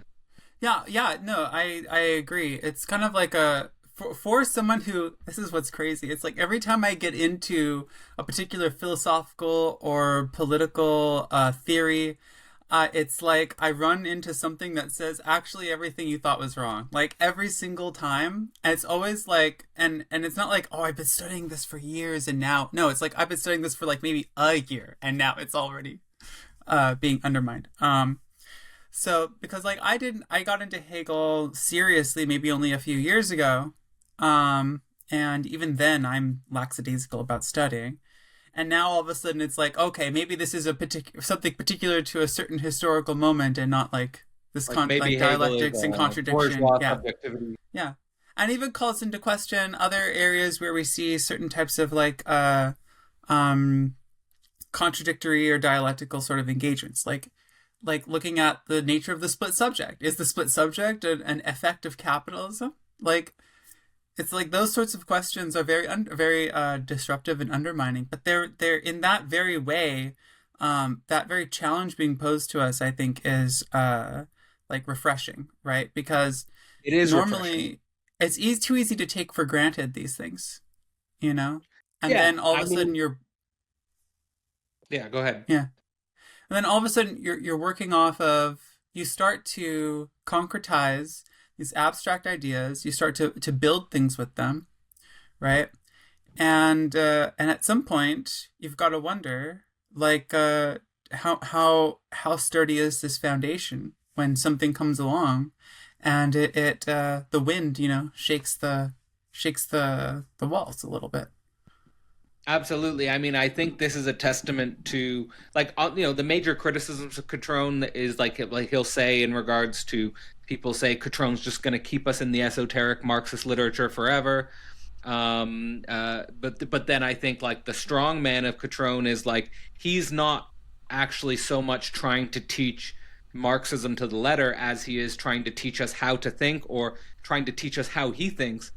And I think that that is fundamentally disruptive for a lot of people because, as he'll say, he's kind of the last Marxist. So there's not many people around that think in the way he's thinking, and so that's experienced as disruptive. And for us, or for let's say just people who have been either trained in Hegel or what came up throughout the month was a lot of people feeling threatened by Cutrone's aversion to Lacan, saying split subject is just the effect of capitalism and stuff like that, is that we could experience his thought as disruptive. But for me, as someone who's like, studied a lot of Zizek and Lacan and Hegel and so forth, I think what resonated with me with something you said was that actually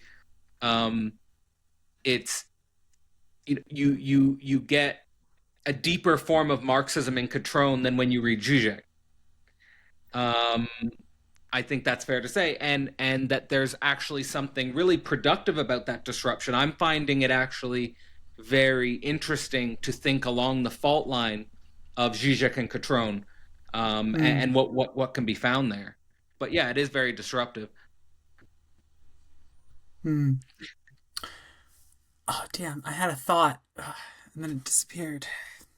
Well, I can raise like the first thing that like I was thinking about like the historicity of split subjectivity in terms of how I've been thinking about it with the Christian atheism course is that I feel like Christianity, especially with the notion of Christ, is kind of already revealing the split subject.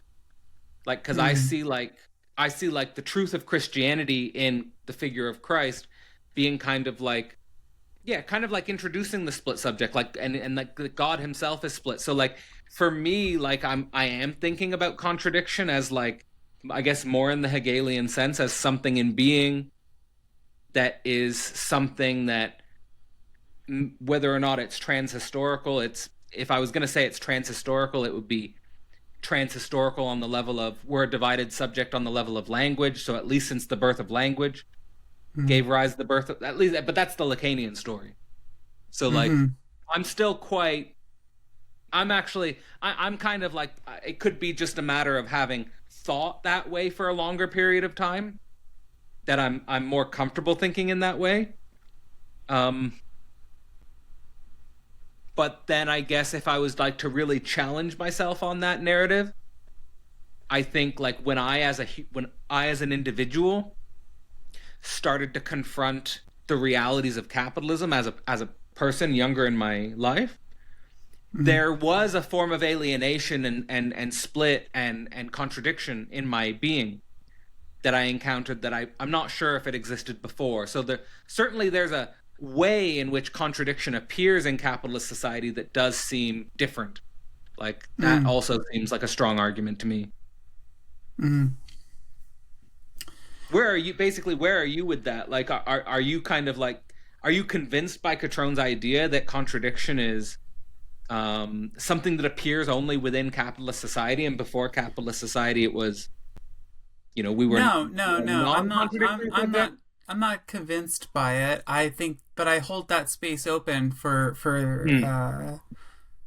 I hold it open as a possibility and as a tuning fork for thinking through how I want to go about using the ways that I do think about contradiction. So how is that helping you think about contradiction? I guess that's the better question. What's it? So it helps me by trying to think about contradiction in a historical way. And where, like, first of all, let me just say, I don't do a lot of writing. I a lot of times this is me. I'm like making like a sandwich and I'm thinking about this stuff. That's where I'm using. um so that's like where I'm at with actually being philosophical is mostly in my own private mind, right? And in some conversations as I'm doing with you now. Um in terms of where I actually am thinking about things, I'd say that always trying to think about the relationship between people, relationship between a person and themselves, and a relationship between being like mind and body, like embodiment and, like thinking, right? These are areas where I will think about contradictions. Like, what's it called? Unsociable sociability. That's a phrase I got from Kant. And that to me brings to mind a certain kind of contradiction of social relations, right? That there is a way in which we have a desire, or not, maybe desire is maybe already using too strong a term, but we have a tendency towards social relations. We have wants, needs, and desires, where we come together, right, to be involved with each other. And yet at the same time, we have a tendency also to push against the boundaries of our ability to stay like in attuned with each other's, like, say, desires, needs, and interests. And this is a tension that's created between people, right? And it's almost between almost every single type of relationship you can possibly imagine. There's like this sort of tension emerges to varying degrees. So it seems to me as the infant and the mother, and that tension, that tension's there. Yeah, and it's not always the same tension exactly. Well, the tension, I would say, the fact that there is contradiction or antagonism is maybe the same, but the coordinates of that antagonism can be vary immensely. And so between a person and themselves, right, is these ideas about, like, how does one view themselves as a person, as an identity in the world, and where does the ways that they okay, maybe I'm trying too hard to make like a system of this. Okay, these are just examples of trying to think of where do I find contradiction now. But the question is, which to me in these examples are they're not necessarily unique to capitalism.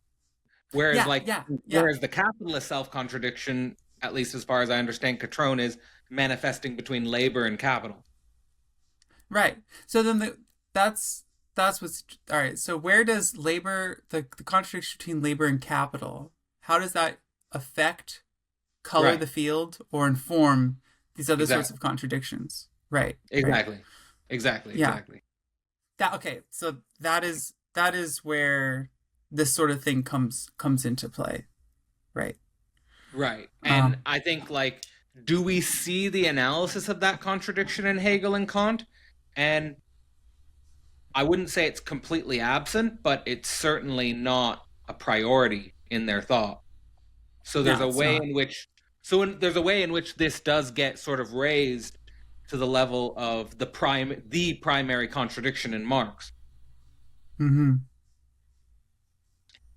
Whether that means, but then I don't know whether I can go all the way and say that means that then retroactively we're only reading contradiction to the other relations as if they weren't in social relations that are not of a capitalist nature. Yeah, it's also like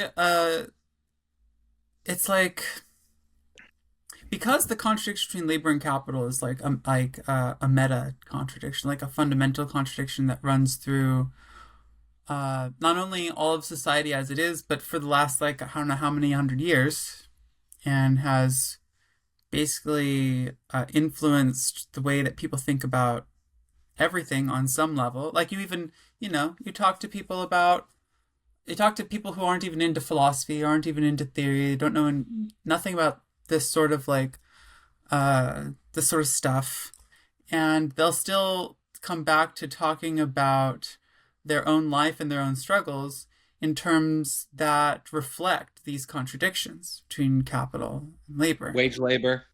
Yeah, wage labor. Or like, my parents are in like the movie industry, and they'll talk about like they do special effects makeup artists. I guess you would call them what is that? Like they're like artisans, craftsmen, I guess you could say, right? But they'll talk about producers and the conflict between the producers and the people on the set. And they'll talk, then from there's conversations of money and investment that comes down from the producers. And that sort of problem colors the relationships between people within that field, right? So, and then that will come back and reflect how they see other people, how they see people in general, how they see themselves, where they see themselves, how they relate to broader social fields, or even their parents. My dad's dad was a mechanic, and my dad's mom was a waitress. They just came from like a normal working class background. And that had a huge impact on how my dad views the world. Like, once again, it's like in little ways, these different sorts of social positions shaped by capital and labor color everything. So, and then the weird thing is for me in terms of thinking this for today, like, which is ultimately like what our challenge is not just sort of like, Catrone will say it's not that he's trying to take us back to the 19th century. It's that his idea is that we've never left the 19th century, that the problems and the contradictions of the 19th, in other words, the problems and the contradictions of the 19th century are still with us today.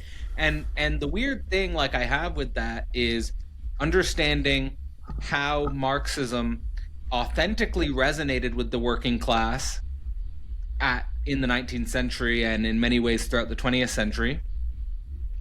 But the way in which it seems to have lost its capacity to authentically move the working class, like that the working class doesn't seem to naturally or spontaneously want to think in Marxist terms. In fact, I feel like the working class can often feel antagonistic with Marxists. But are they antagonistic with Marxism as Catrone's teaching it, or are they antagonistic with Marxist intellectuals as, performative contradictions? Yeah, I'd say it's it's a couple different layers here, right? Like, for one thing, if I were to, because like, I live with my fiance, and her entire family are basically like normies, if I were to just be very simplistic and reductionary.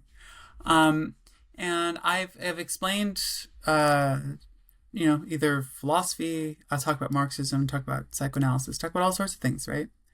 And it's just, we're like, unless I know exactly how to say the right thing, first of all, I don't think they even pick up on it, really. They don't really know how to register what I'm saying. They don't have the precondition, there's like some precondition of knowledge or structure in order to be able to hold these concepts and ideas in the way that they relate to things. That can be difficult. Now, if I do word things just so correctly, there's still the problem of the fact that they are so much busy with their own lives and with their own troubles and with their own like lack of time, time energy, going back to Dave, there is a really severe lack of time energy that people have. And so they're really, even if they do get it for a moment, it's like, where did they go with it? Right? They have other things they need to do. They don't have time to sit with these things. So that's one end of the thing. And this is like sort of something I've heard Catrone bring up with Dave. Is their lack of time energy specifically situated in this labor capital dialectic of being basically their time is owned by wage labor? I mean, they don't have either they have time but they have no energy, or they have energy but they have no time.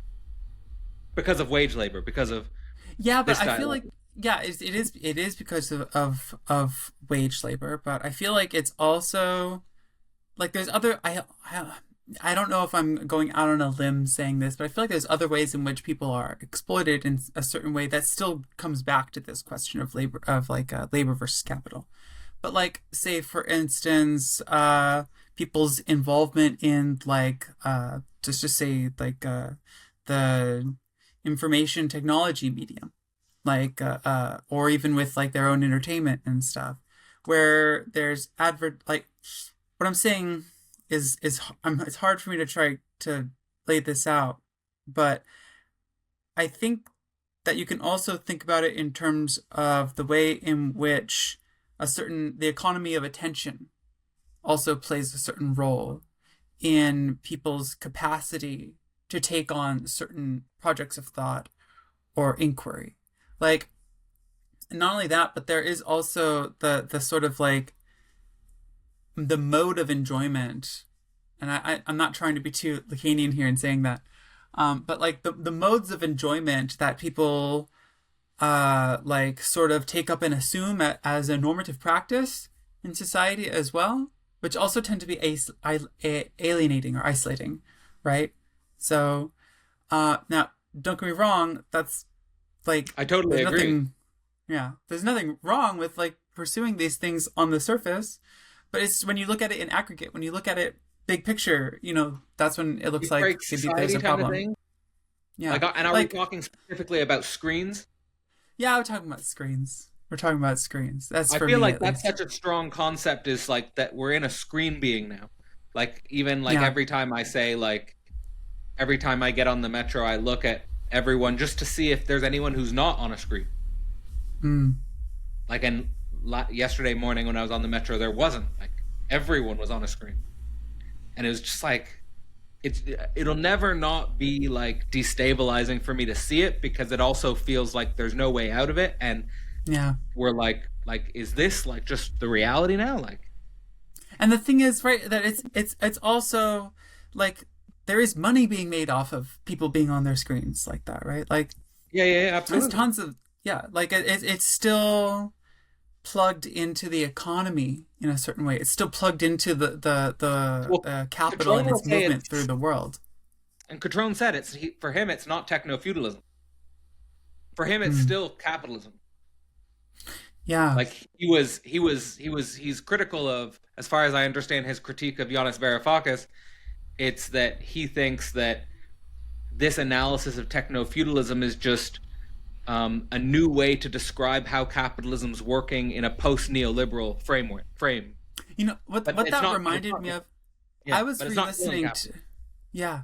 I was re-listening to that just this morning actually. And so one of the things that made me think about is the way that this like that keeps happening.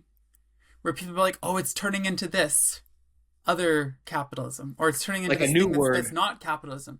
Yeah, or it's Right. turning into it's becoming not capitalism now. It's something worse, or it's something better. Right. And what's Mm. funny, or what not funny, but what's interesting is that it seems like, do you know like optical illusions, where it feels like something is getting closer or something is closer than it actually is? You know what I mean? It's like I feel like there's Yeah. a certain type of optical illusion of a perpetual horizon of Like the the new. capitalism generates this.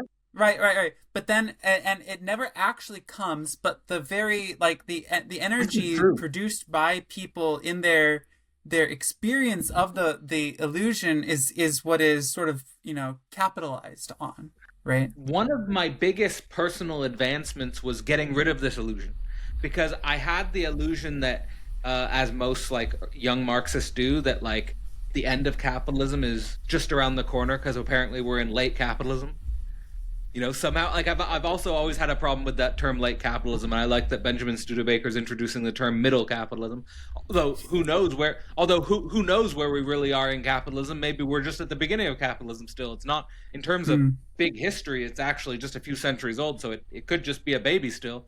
But the deeper point is that I remember a moment of like, okay, I'm going to now operate by the presupposition that capitalism's not going anywhere in my lifetime, which means I have to adapt to a mentality that when I'm 80, capitalism's still just going to be operating. So I've got to somehow adjust to capitalism, because I felt like I'm undermining myself with the presupposition that it's going to end. Yeah, like I know there's So, lots of young people I love today this that are idea like, you're saying of the optical illusion. And final point I want to say about what Catrone says is that like Catrone says the Marxists in between 1848 and 1917 were also under this optical illusion. They thought that it was only going to take a few generations to get out of capitalism. Right. Although the question is still open, or is it? I'm not sure. Maybe I'm misunderstanding things, but the question is still open if that possibility really was there, right? If there really was a moment where the horizon of possibility, entailed breaking out of this, and whether or not we actually society. Well, society. What am I doing? I don't think I'm using that term right here, but the people in that time missed the opportunity, basically. That some opportunity to break this situation was there, and the conditions for it were passed and lost, and we've been in a decline in some sense, with regards to the capacity to overcome it. What's your suspicion? My intuition is that would be an illusion. That there never was? Yeah, that would be my hypothesis. That could be seen as too deterministic. Yeah, could be seen as too, like, retroactively closing, or like sort of foreclosing the possibilities that were. I'm always kind of skeptical when I hear about people talking about these mega alternative routes in history. Like David Graeber would often talk about that, like how, like that there was more variation in the directionality of hunter-gatherer and agricultural society than I think that there was. And I think what he's always trying to get at there is that we didn't have to go into this industrial process. We didn't have to go into this globalization process. But I'm always kind of, my thought always goes in the other way. Yeah, I don't know. Just that it's harder to locate where our real freedom is. Yeah. No, that's for damn sure. But I would say that I would simply try to keep open the understanding of that moment of the like development of the working class as a revolutionary force, and of its possibilities, of its potential, not with the goal of saying, well, if things had gone differently, it could have worked, that there really was an opening, but only to try to keep the question of what an opening would have looked like alive. I think that would be my point of that. Yeah. Like to, although not to affirm for sure, but No.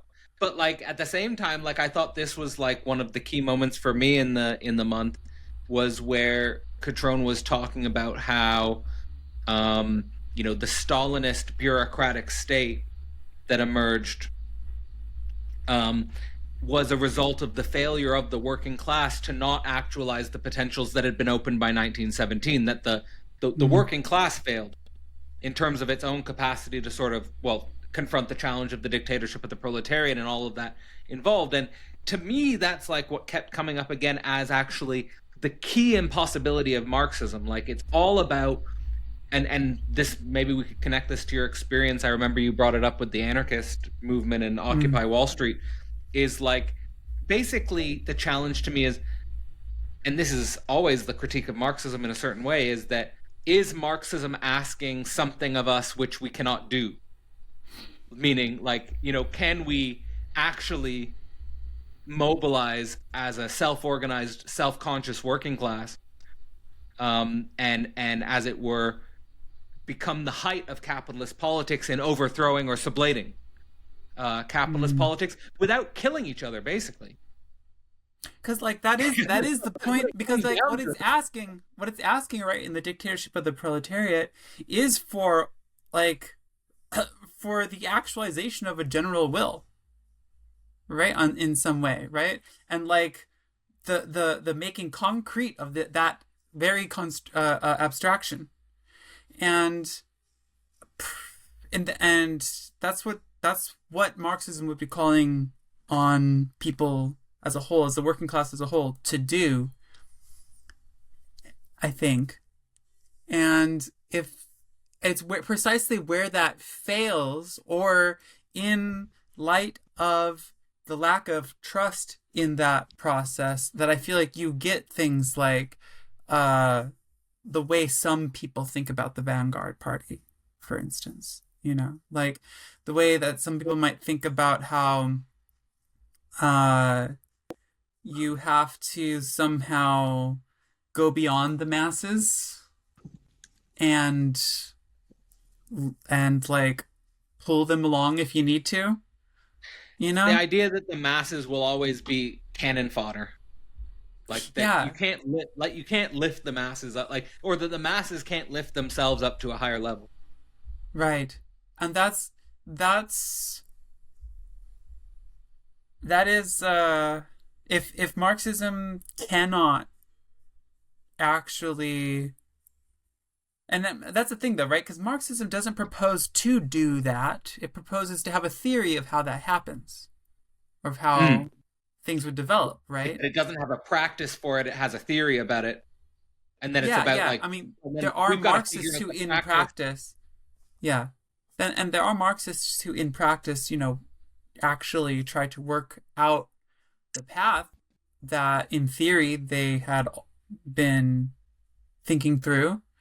Right. But fundamentally Marxism as a tool, right, is not a prescriptive like plan for how to overcome capitalism, right? It's a description of how capitalism works, but it doesn't have a blueprint for how to get out of it. Yeah.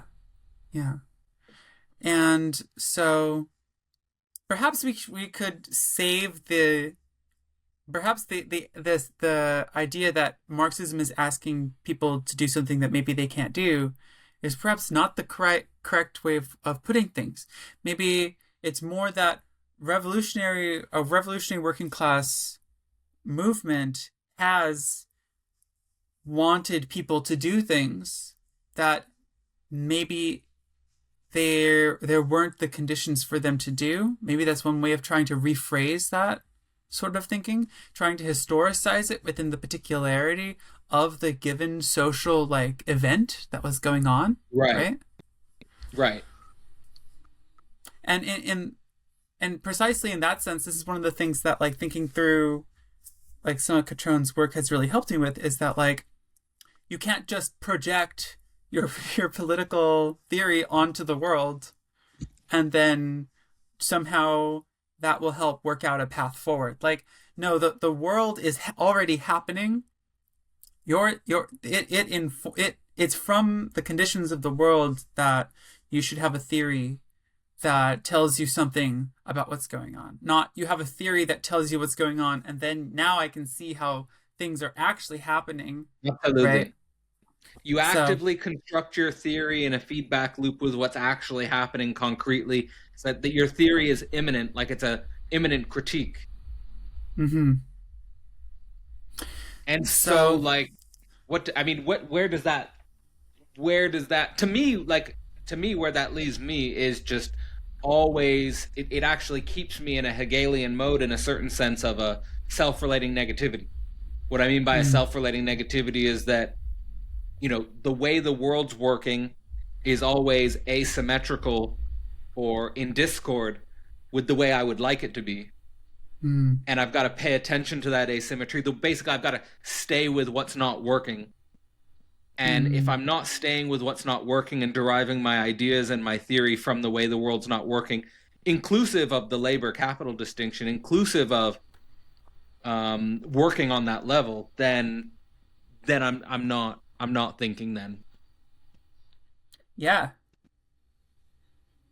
Sorry, I just really like Which that at the phrase, one stay with time, what's not working.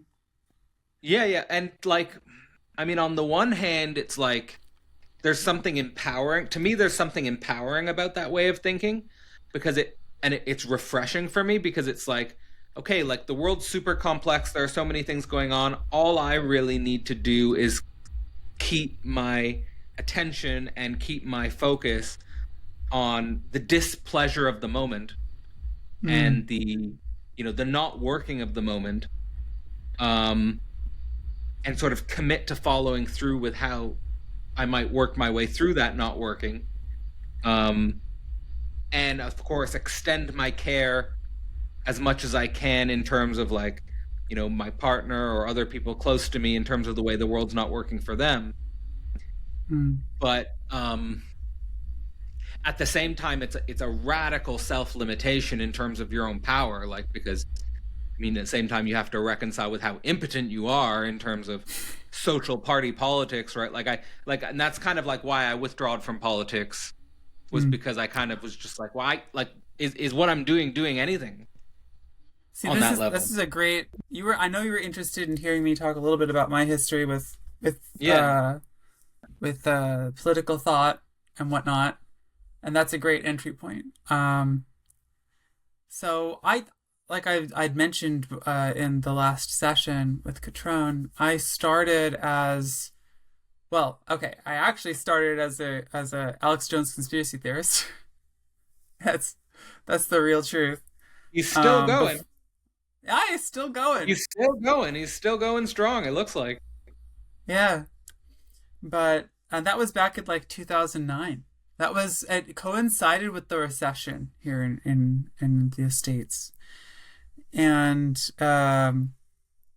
I got looped into this world of like fear and conspiracy, and the government actually does bad things, and like it's not all just like self-transparent and nice and or whatever, and it's not just small problems. No, they're killing people and blah blah blah.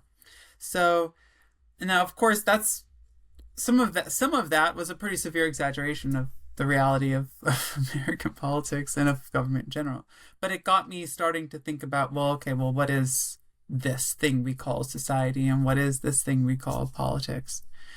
And slowly but surely, I made my way out of that into thinking about what is capitalism through an anarchist friend of mine. And I abandoned some of the more paranoid visions of the right-wing conspiracy theory world, and took up somewhat paranoid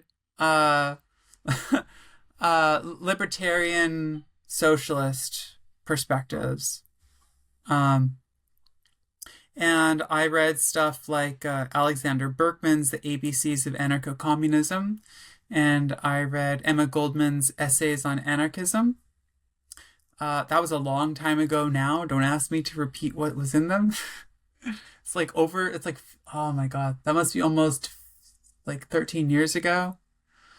But like, I will say this, okay? The predominant view within anarchism, if I can sum it up, is this rejection of hierarchical social structures and a rejection of authority via power. Like, authority comes from like mutual respect, mutual understanding, mutual aid. From that sort of mutual support, there is a certain kind of authority, and that it comes in the form of an egalitarian organization. The aim is never to try to take and hold power, especially if it entails having any power over someone else. There's a high value on the notion of autonomy and of like the absolute freedom of the individual to express themselves, to pursue life, to pursue their own freedom, to pursue happiness and all that. Which, it's funny because, that sounds like certain, predominantly, it sounds like some bourgeois values, right? That sounds like some Enlightenment. But I think that's what Catrone's saying. Yeah, Like anarchism is bourgeois, and and also that, like, as far as I understand it, again, is that it's not that Marxists and anarchists have a different aim, that is, towards something that looks like an anarchist organization. They disagree on the means, like they disagree on the pathway, because Marxists think that you do have to take power. Marxists think you do have to enter into party politics and state and take state control and use the state against the state, as far as I understand. Right. This is also where some of the paranoia of an anarchist mentality can kind of lead one, depending on how you view it, because there is such an aversion to structures, hierarchical structures, that one, like, you can't get involved in politics. All politics is a corruption, and and to get involved in politics, to even vote, might be to like go against the purity of your own negation of the system, right? Your own conceding to the authority of the state powers. And also in your relationships with people, with organizing, it's like, no, there cannot be an authority, and anyone who starts to act like one, or who can be projected as one, can be like sort of dismissed or taken down.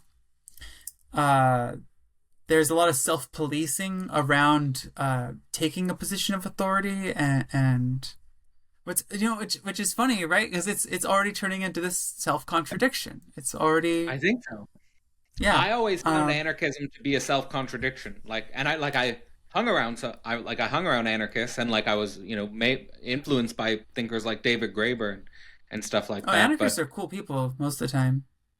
But falling into this self-contradiction is, of course, they're cool people, but there is an unreflectiveness about this contradiction, which kind of undermines the social project for me in some way, and in some sense it like avoids like what's really hard to think. Like what's really hard to think is authority, power, money, the capital nation state. Like those are like huge philosophical problems. Yeah, that's one of the issues too, is that like from this perspective, we were just absolutely negate everything that is contaminated with capital and authoritarianism and all the other stuff.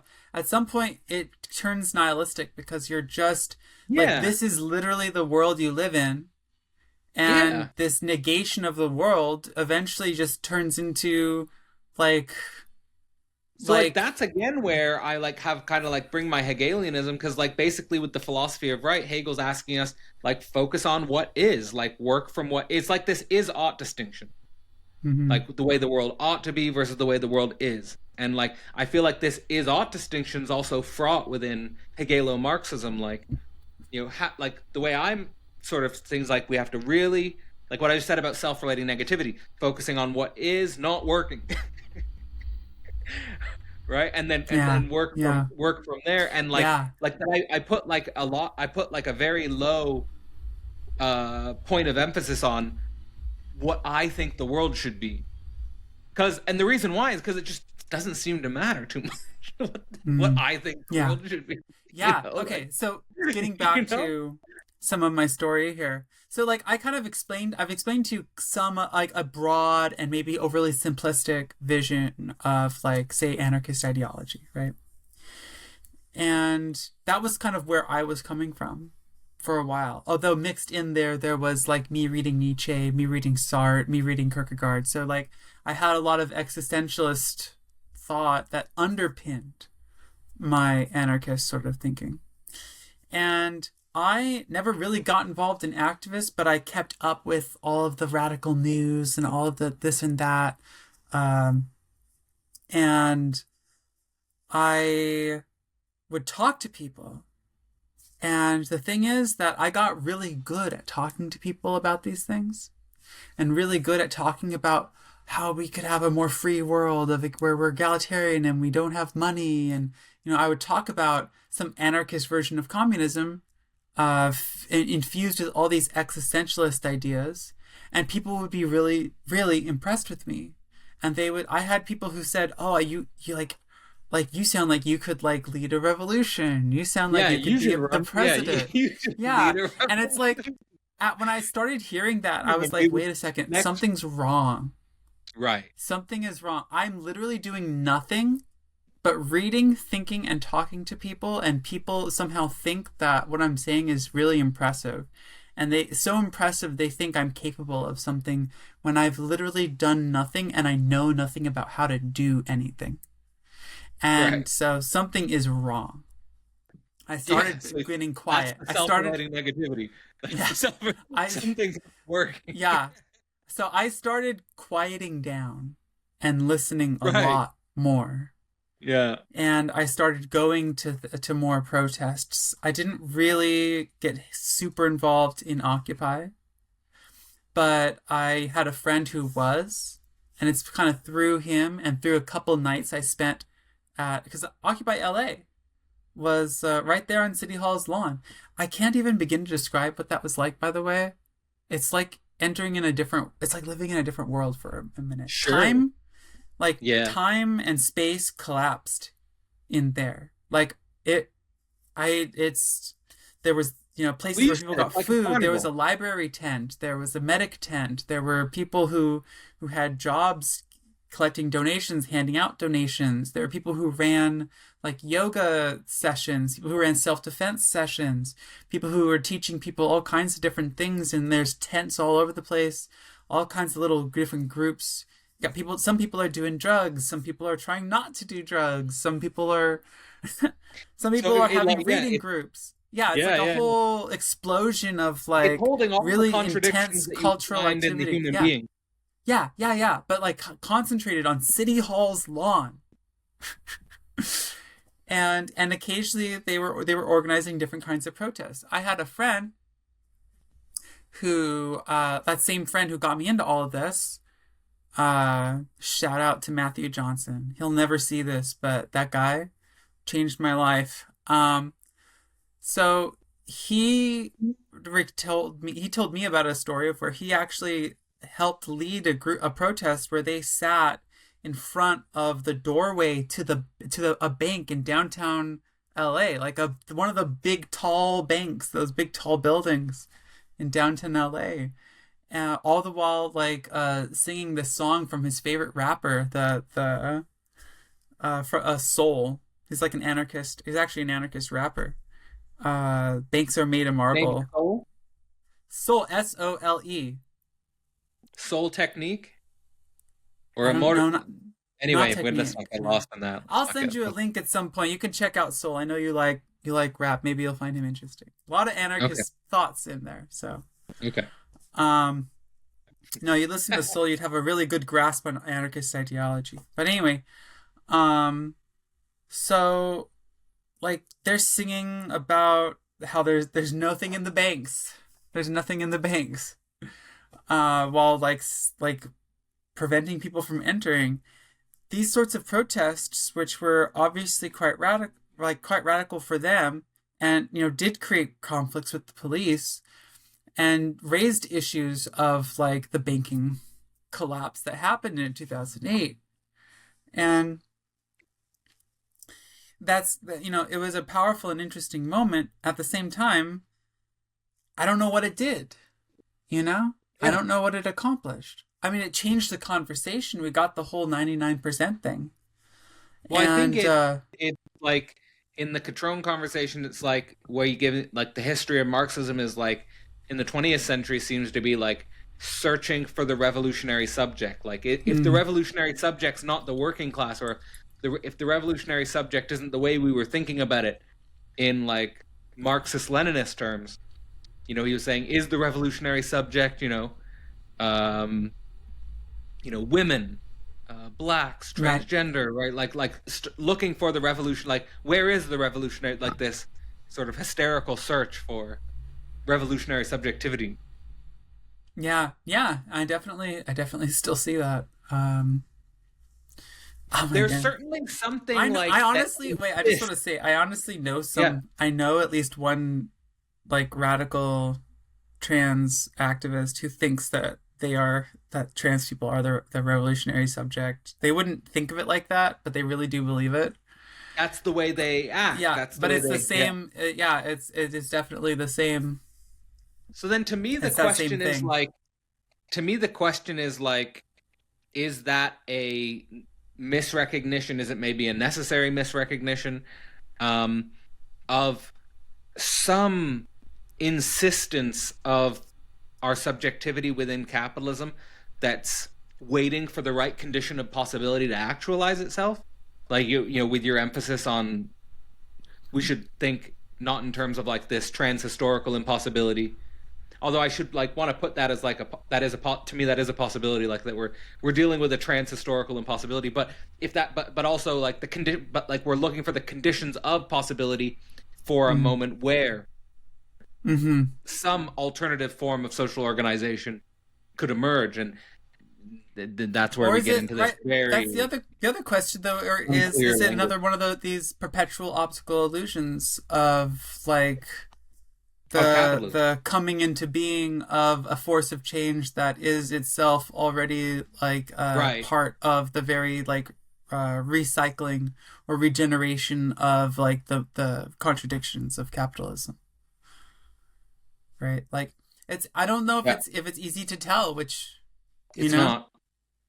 It's not. I don't think.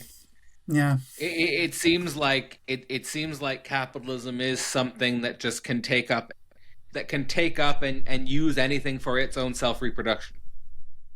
I guess part of me, I wonder, like, can you, like, could you, in awareness of this process, like, somehow glitch it? Like, that's what's strange. What that I'm would be thinking, a so thought. here's how I'm currently thinking about glitching it is just basically, I feel like we need some equivalent in socialism for a formula like MCM prime.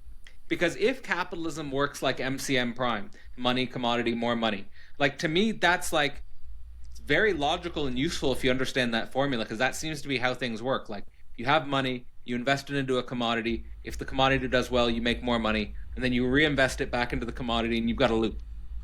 And that seems to be the way things work.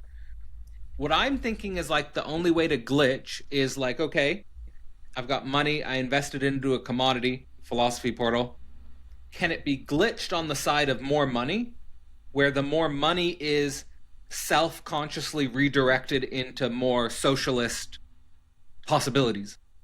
Like basically it's like the direction of more money to the spurious bad infinity of like becoming a billionaire, or that the more money can be redirected to a socialist, at least a socialist inclination, like where you're opening up spaces beyond the commodity.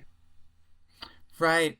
That's the other thing is that it has to genuinely be beyond the commodity and not just socialist spaces as a commodity, right? Because Right, like, but then there's the question of like the commodity as like the commodity. Like I feel like where I'm at is like it does also seem like there is a good social mediation that's possible through the commodity to a certain degree, and then it can also corrode social relationships. So like the example I would give is like petite bourgeois society in the early capitalist days, like the community was built around small business owners and people having their little small businesses, and communities sort of functioned around their small scale commodities. And then it's like in neoliberalism the problem is like you've got these like the 2008 financial collapse, the banks that are too big to fail and the businesses that are too big to fail, and they're selling commodities that are actually not like it's this use exchange value problem. Like where it's actually it undermines our social being as opposed to enhancing our social being. But it's a hard question, like about like what does our social life look like in a sublation of the commodity, like beyond the commodity? I think another question too is like, here I asked, I was like, well, I wonder if you could glitch some of these processes that that capitalism uses to sort of regenerate itself. There's MCM prime. There's also some of these like illusions of ideology. But like asking how we could glitch that already like assumes my position or our position relative to like the movement of history in some way. I mean, like on some level, I also wonder, like, what's the limit of, like, I feel like that there's some aspect of the movement of the large scale conditions in ways that no one controls, that maybe like people have to just be attuned to. This is what the right-wing conspiracy theorists can't accept. This is what Alex Jones can't accept, right? Because they always posit that there's some big other. They always posit that there's some agent that controls everything, whether it's the lizard people or. Oh yeah. Like that, there's some. And that means that they can always take an active role in fighting back against it. What's much more difficult is to accept that there is no big other. Yeah. That you actually don't know when the time is for making a certain kind of.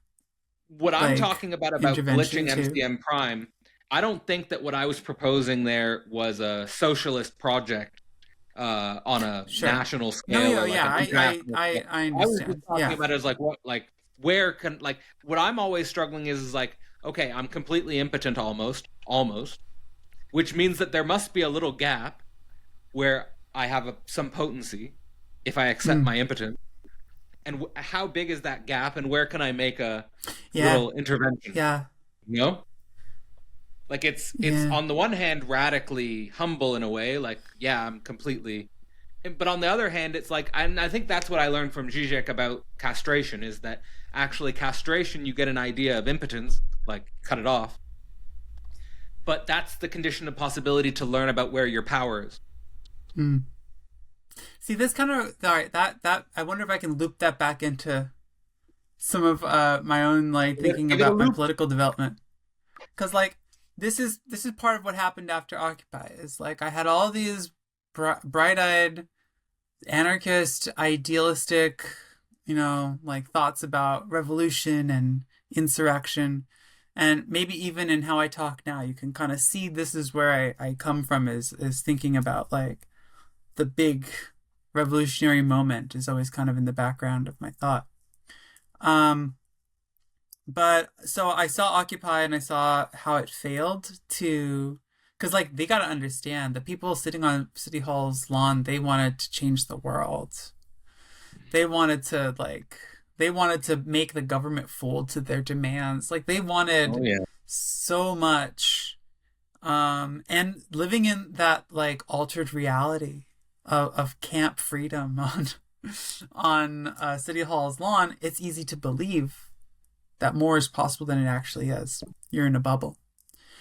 And I got to see how bad the disappointment flowed from all of that. And especially since destitution. Yeah. And what's crazy too is that the police, they set up by LAPD, and all the cameras on all the TVs were focused on LAPD. But when the actual crackdown happened, for garbage violation, by the way, they came through an underground tunnel from LAPD to City Hall, and they came out from inside City Hall. So they invaded the camp from the inside and just swept through and utterly decimated everything, because everyone was preparing for a blockade towards the streets. And just that was such a shocking moment, such a shock and awe, such an impressive use of force, and such an intelligent use of force. It really was well, we never had a chance. This was always a game until they decided it was over. And it was around that time I also started listening to lectures from Zizek. This is 2013. And I started getting into more philosophy in Zizek and started getting moving away from anarchism. And I felt like my conversations with anarchists just weren't going anywhere. Exactly. I retreated from politics. Yeah. Not that dissimilar. Not that a little bit dissimilar, but similar path there for me. in terms of like becoming exhausted a little bit with feeling like anarchist thought was not going anywhere and becoming Zizek pilled around 2013. Because anarchists like dominated the 90s and early 2000s, from what I understand. Like that Right. was if you were getting into the left, I think that's what you were getting into Yeah, at yeah, the yeah, time. yeah. Yeah, well, I mean, I And think that can be tied back into around to like maybe a concluding thought about like the role of Catrone. Because mm, like the role of Catrone is kind of to say like that the anarchist left is dealing with an antinomy or a contradiction, which according to him was kind of already resolved internal to Marxism in like 1848. And so mm, he sees that as like a deep regression that's as a consequence of us not sort of being willing to think actual Marxism as a result of the failures of yeah, Leninism, yeah. Stalinism, Trotskyism, the internationals. And yeah, like that was always a massive blind spot, even up until maybe 3 or 4 years ago. Right. Was thinking through the actual history of Marxism and the development of the working class towards a revolutionary struggle in Russia, in Germany, in France, like thinking through this history. This was something that it's like anarchists that or the left as I knew them at the time, they just most of them didn't seem to think was important. They didn't seem to think that that was something that anyone needed to understand in order to pursue like an egalitarian society. Um, and so no one ever really talked about it. And everyone was also, as getting to what you were saying earlier, like everyone was so afraid of statism and so afraid of authority overpower, like taking over the freedom of the individual or something like that, of erasing the overall project of mutual freedom and egalitarianism, that if you even were like if you were to even read someone like Lenin or God forbid Stalin, then like you were suspicious. You could be considered suspicious. And if you liked what they had to say. Yeah, I mean, Catrone that's not starts true of his book everyone, but yeah. Catrone starts his book Marxism and Politics by articulating how the millennial left called him in to explore Marxism again from first principles, and that the anarchist side of the left sort of fell out with him when it came to reading Lenin. Mm. So it's still something we're with. Mm-hmm. Mm-hmm. But maybe as like a closing thought, like what do you think, like if you could say like the thing that's most salient for you or the thing that's most relevant for you in terms of the month Marxism and Politics with Catrone or even your own reading of the book, yeah, what would you leave the viewers with?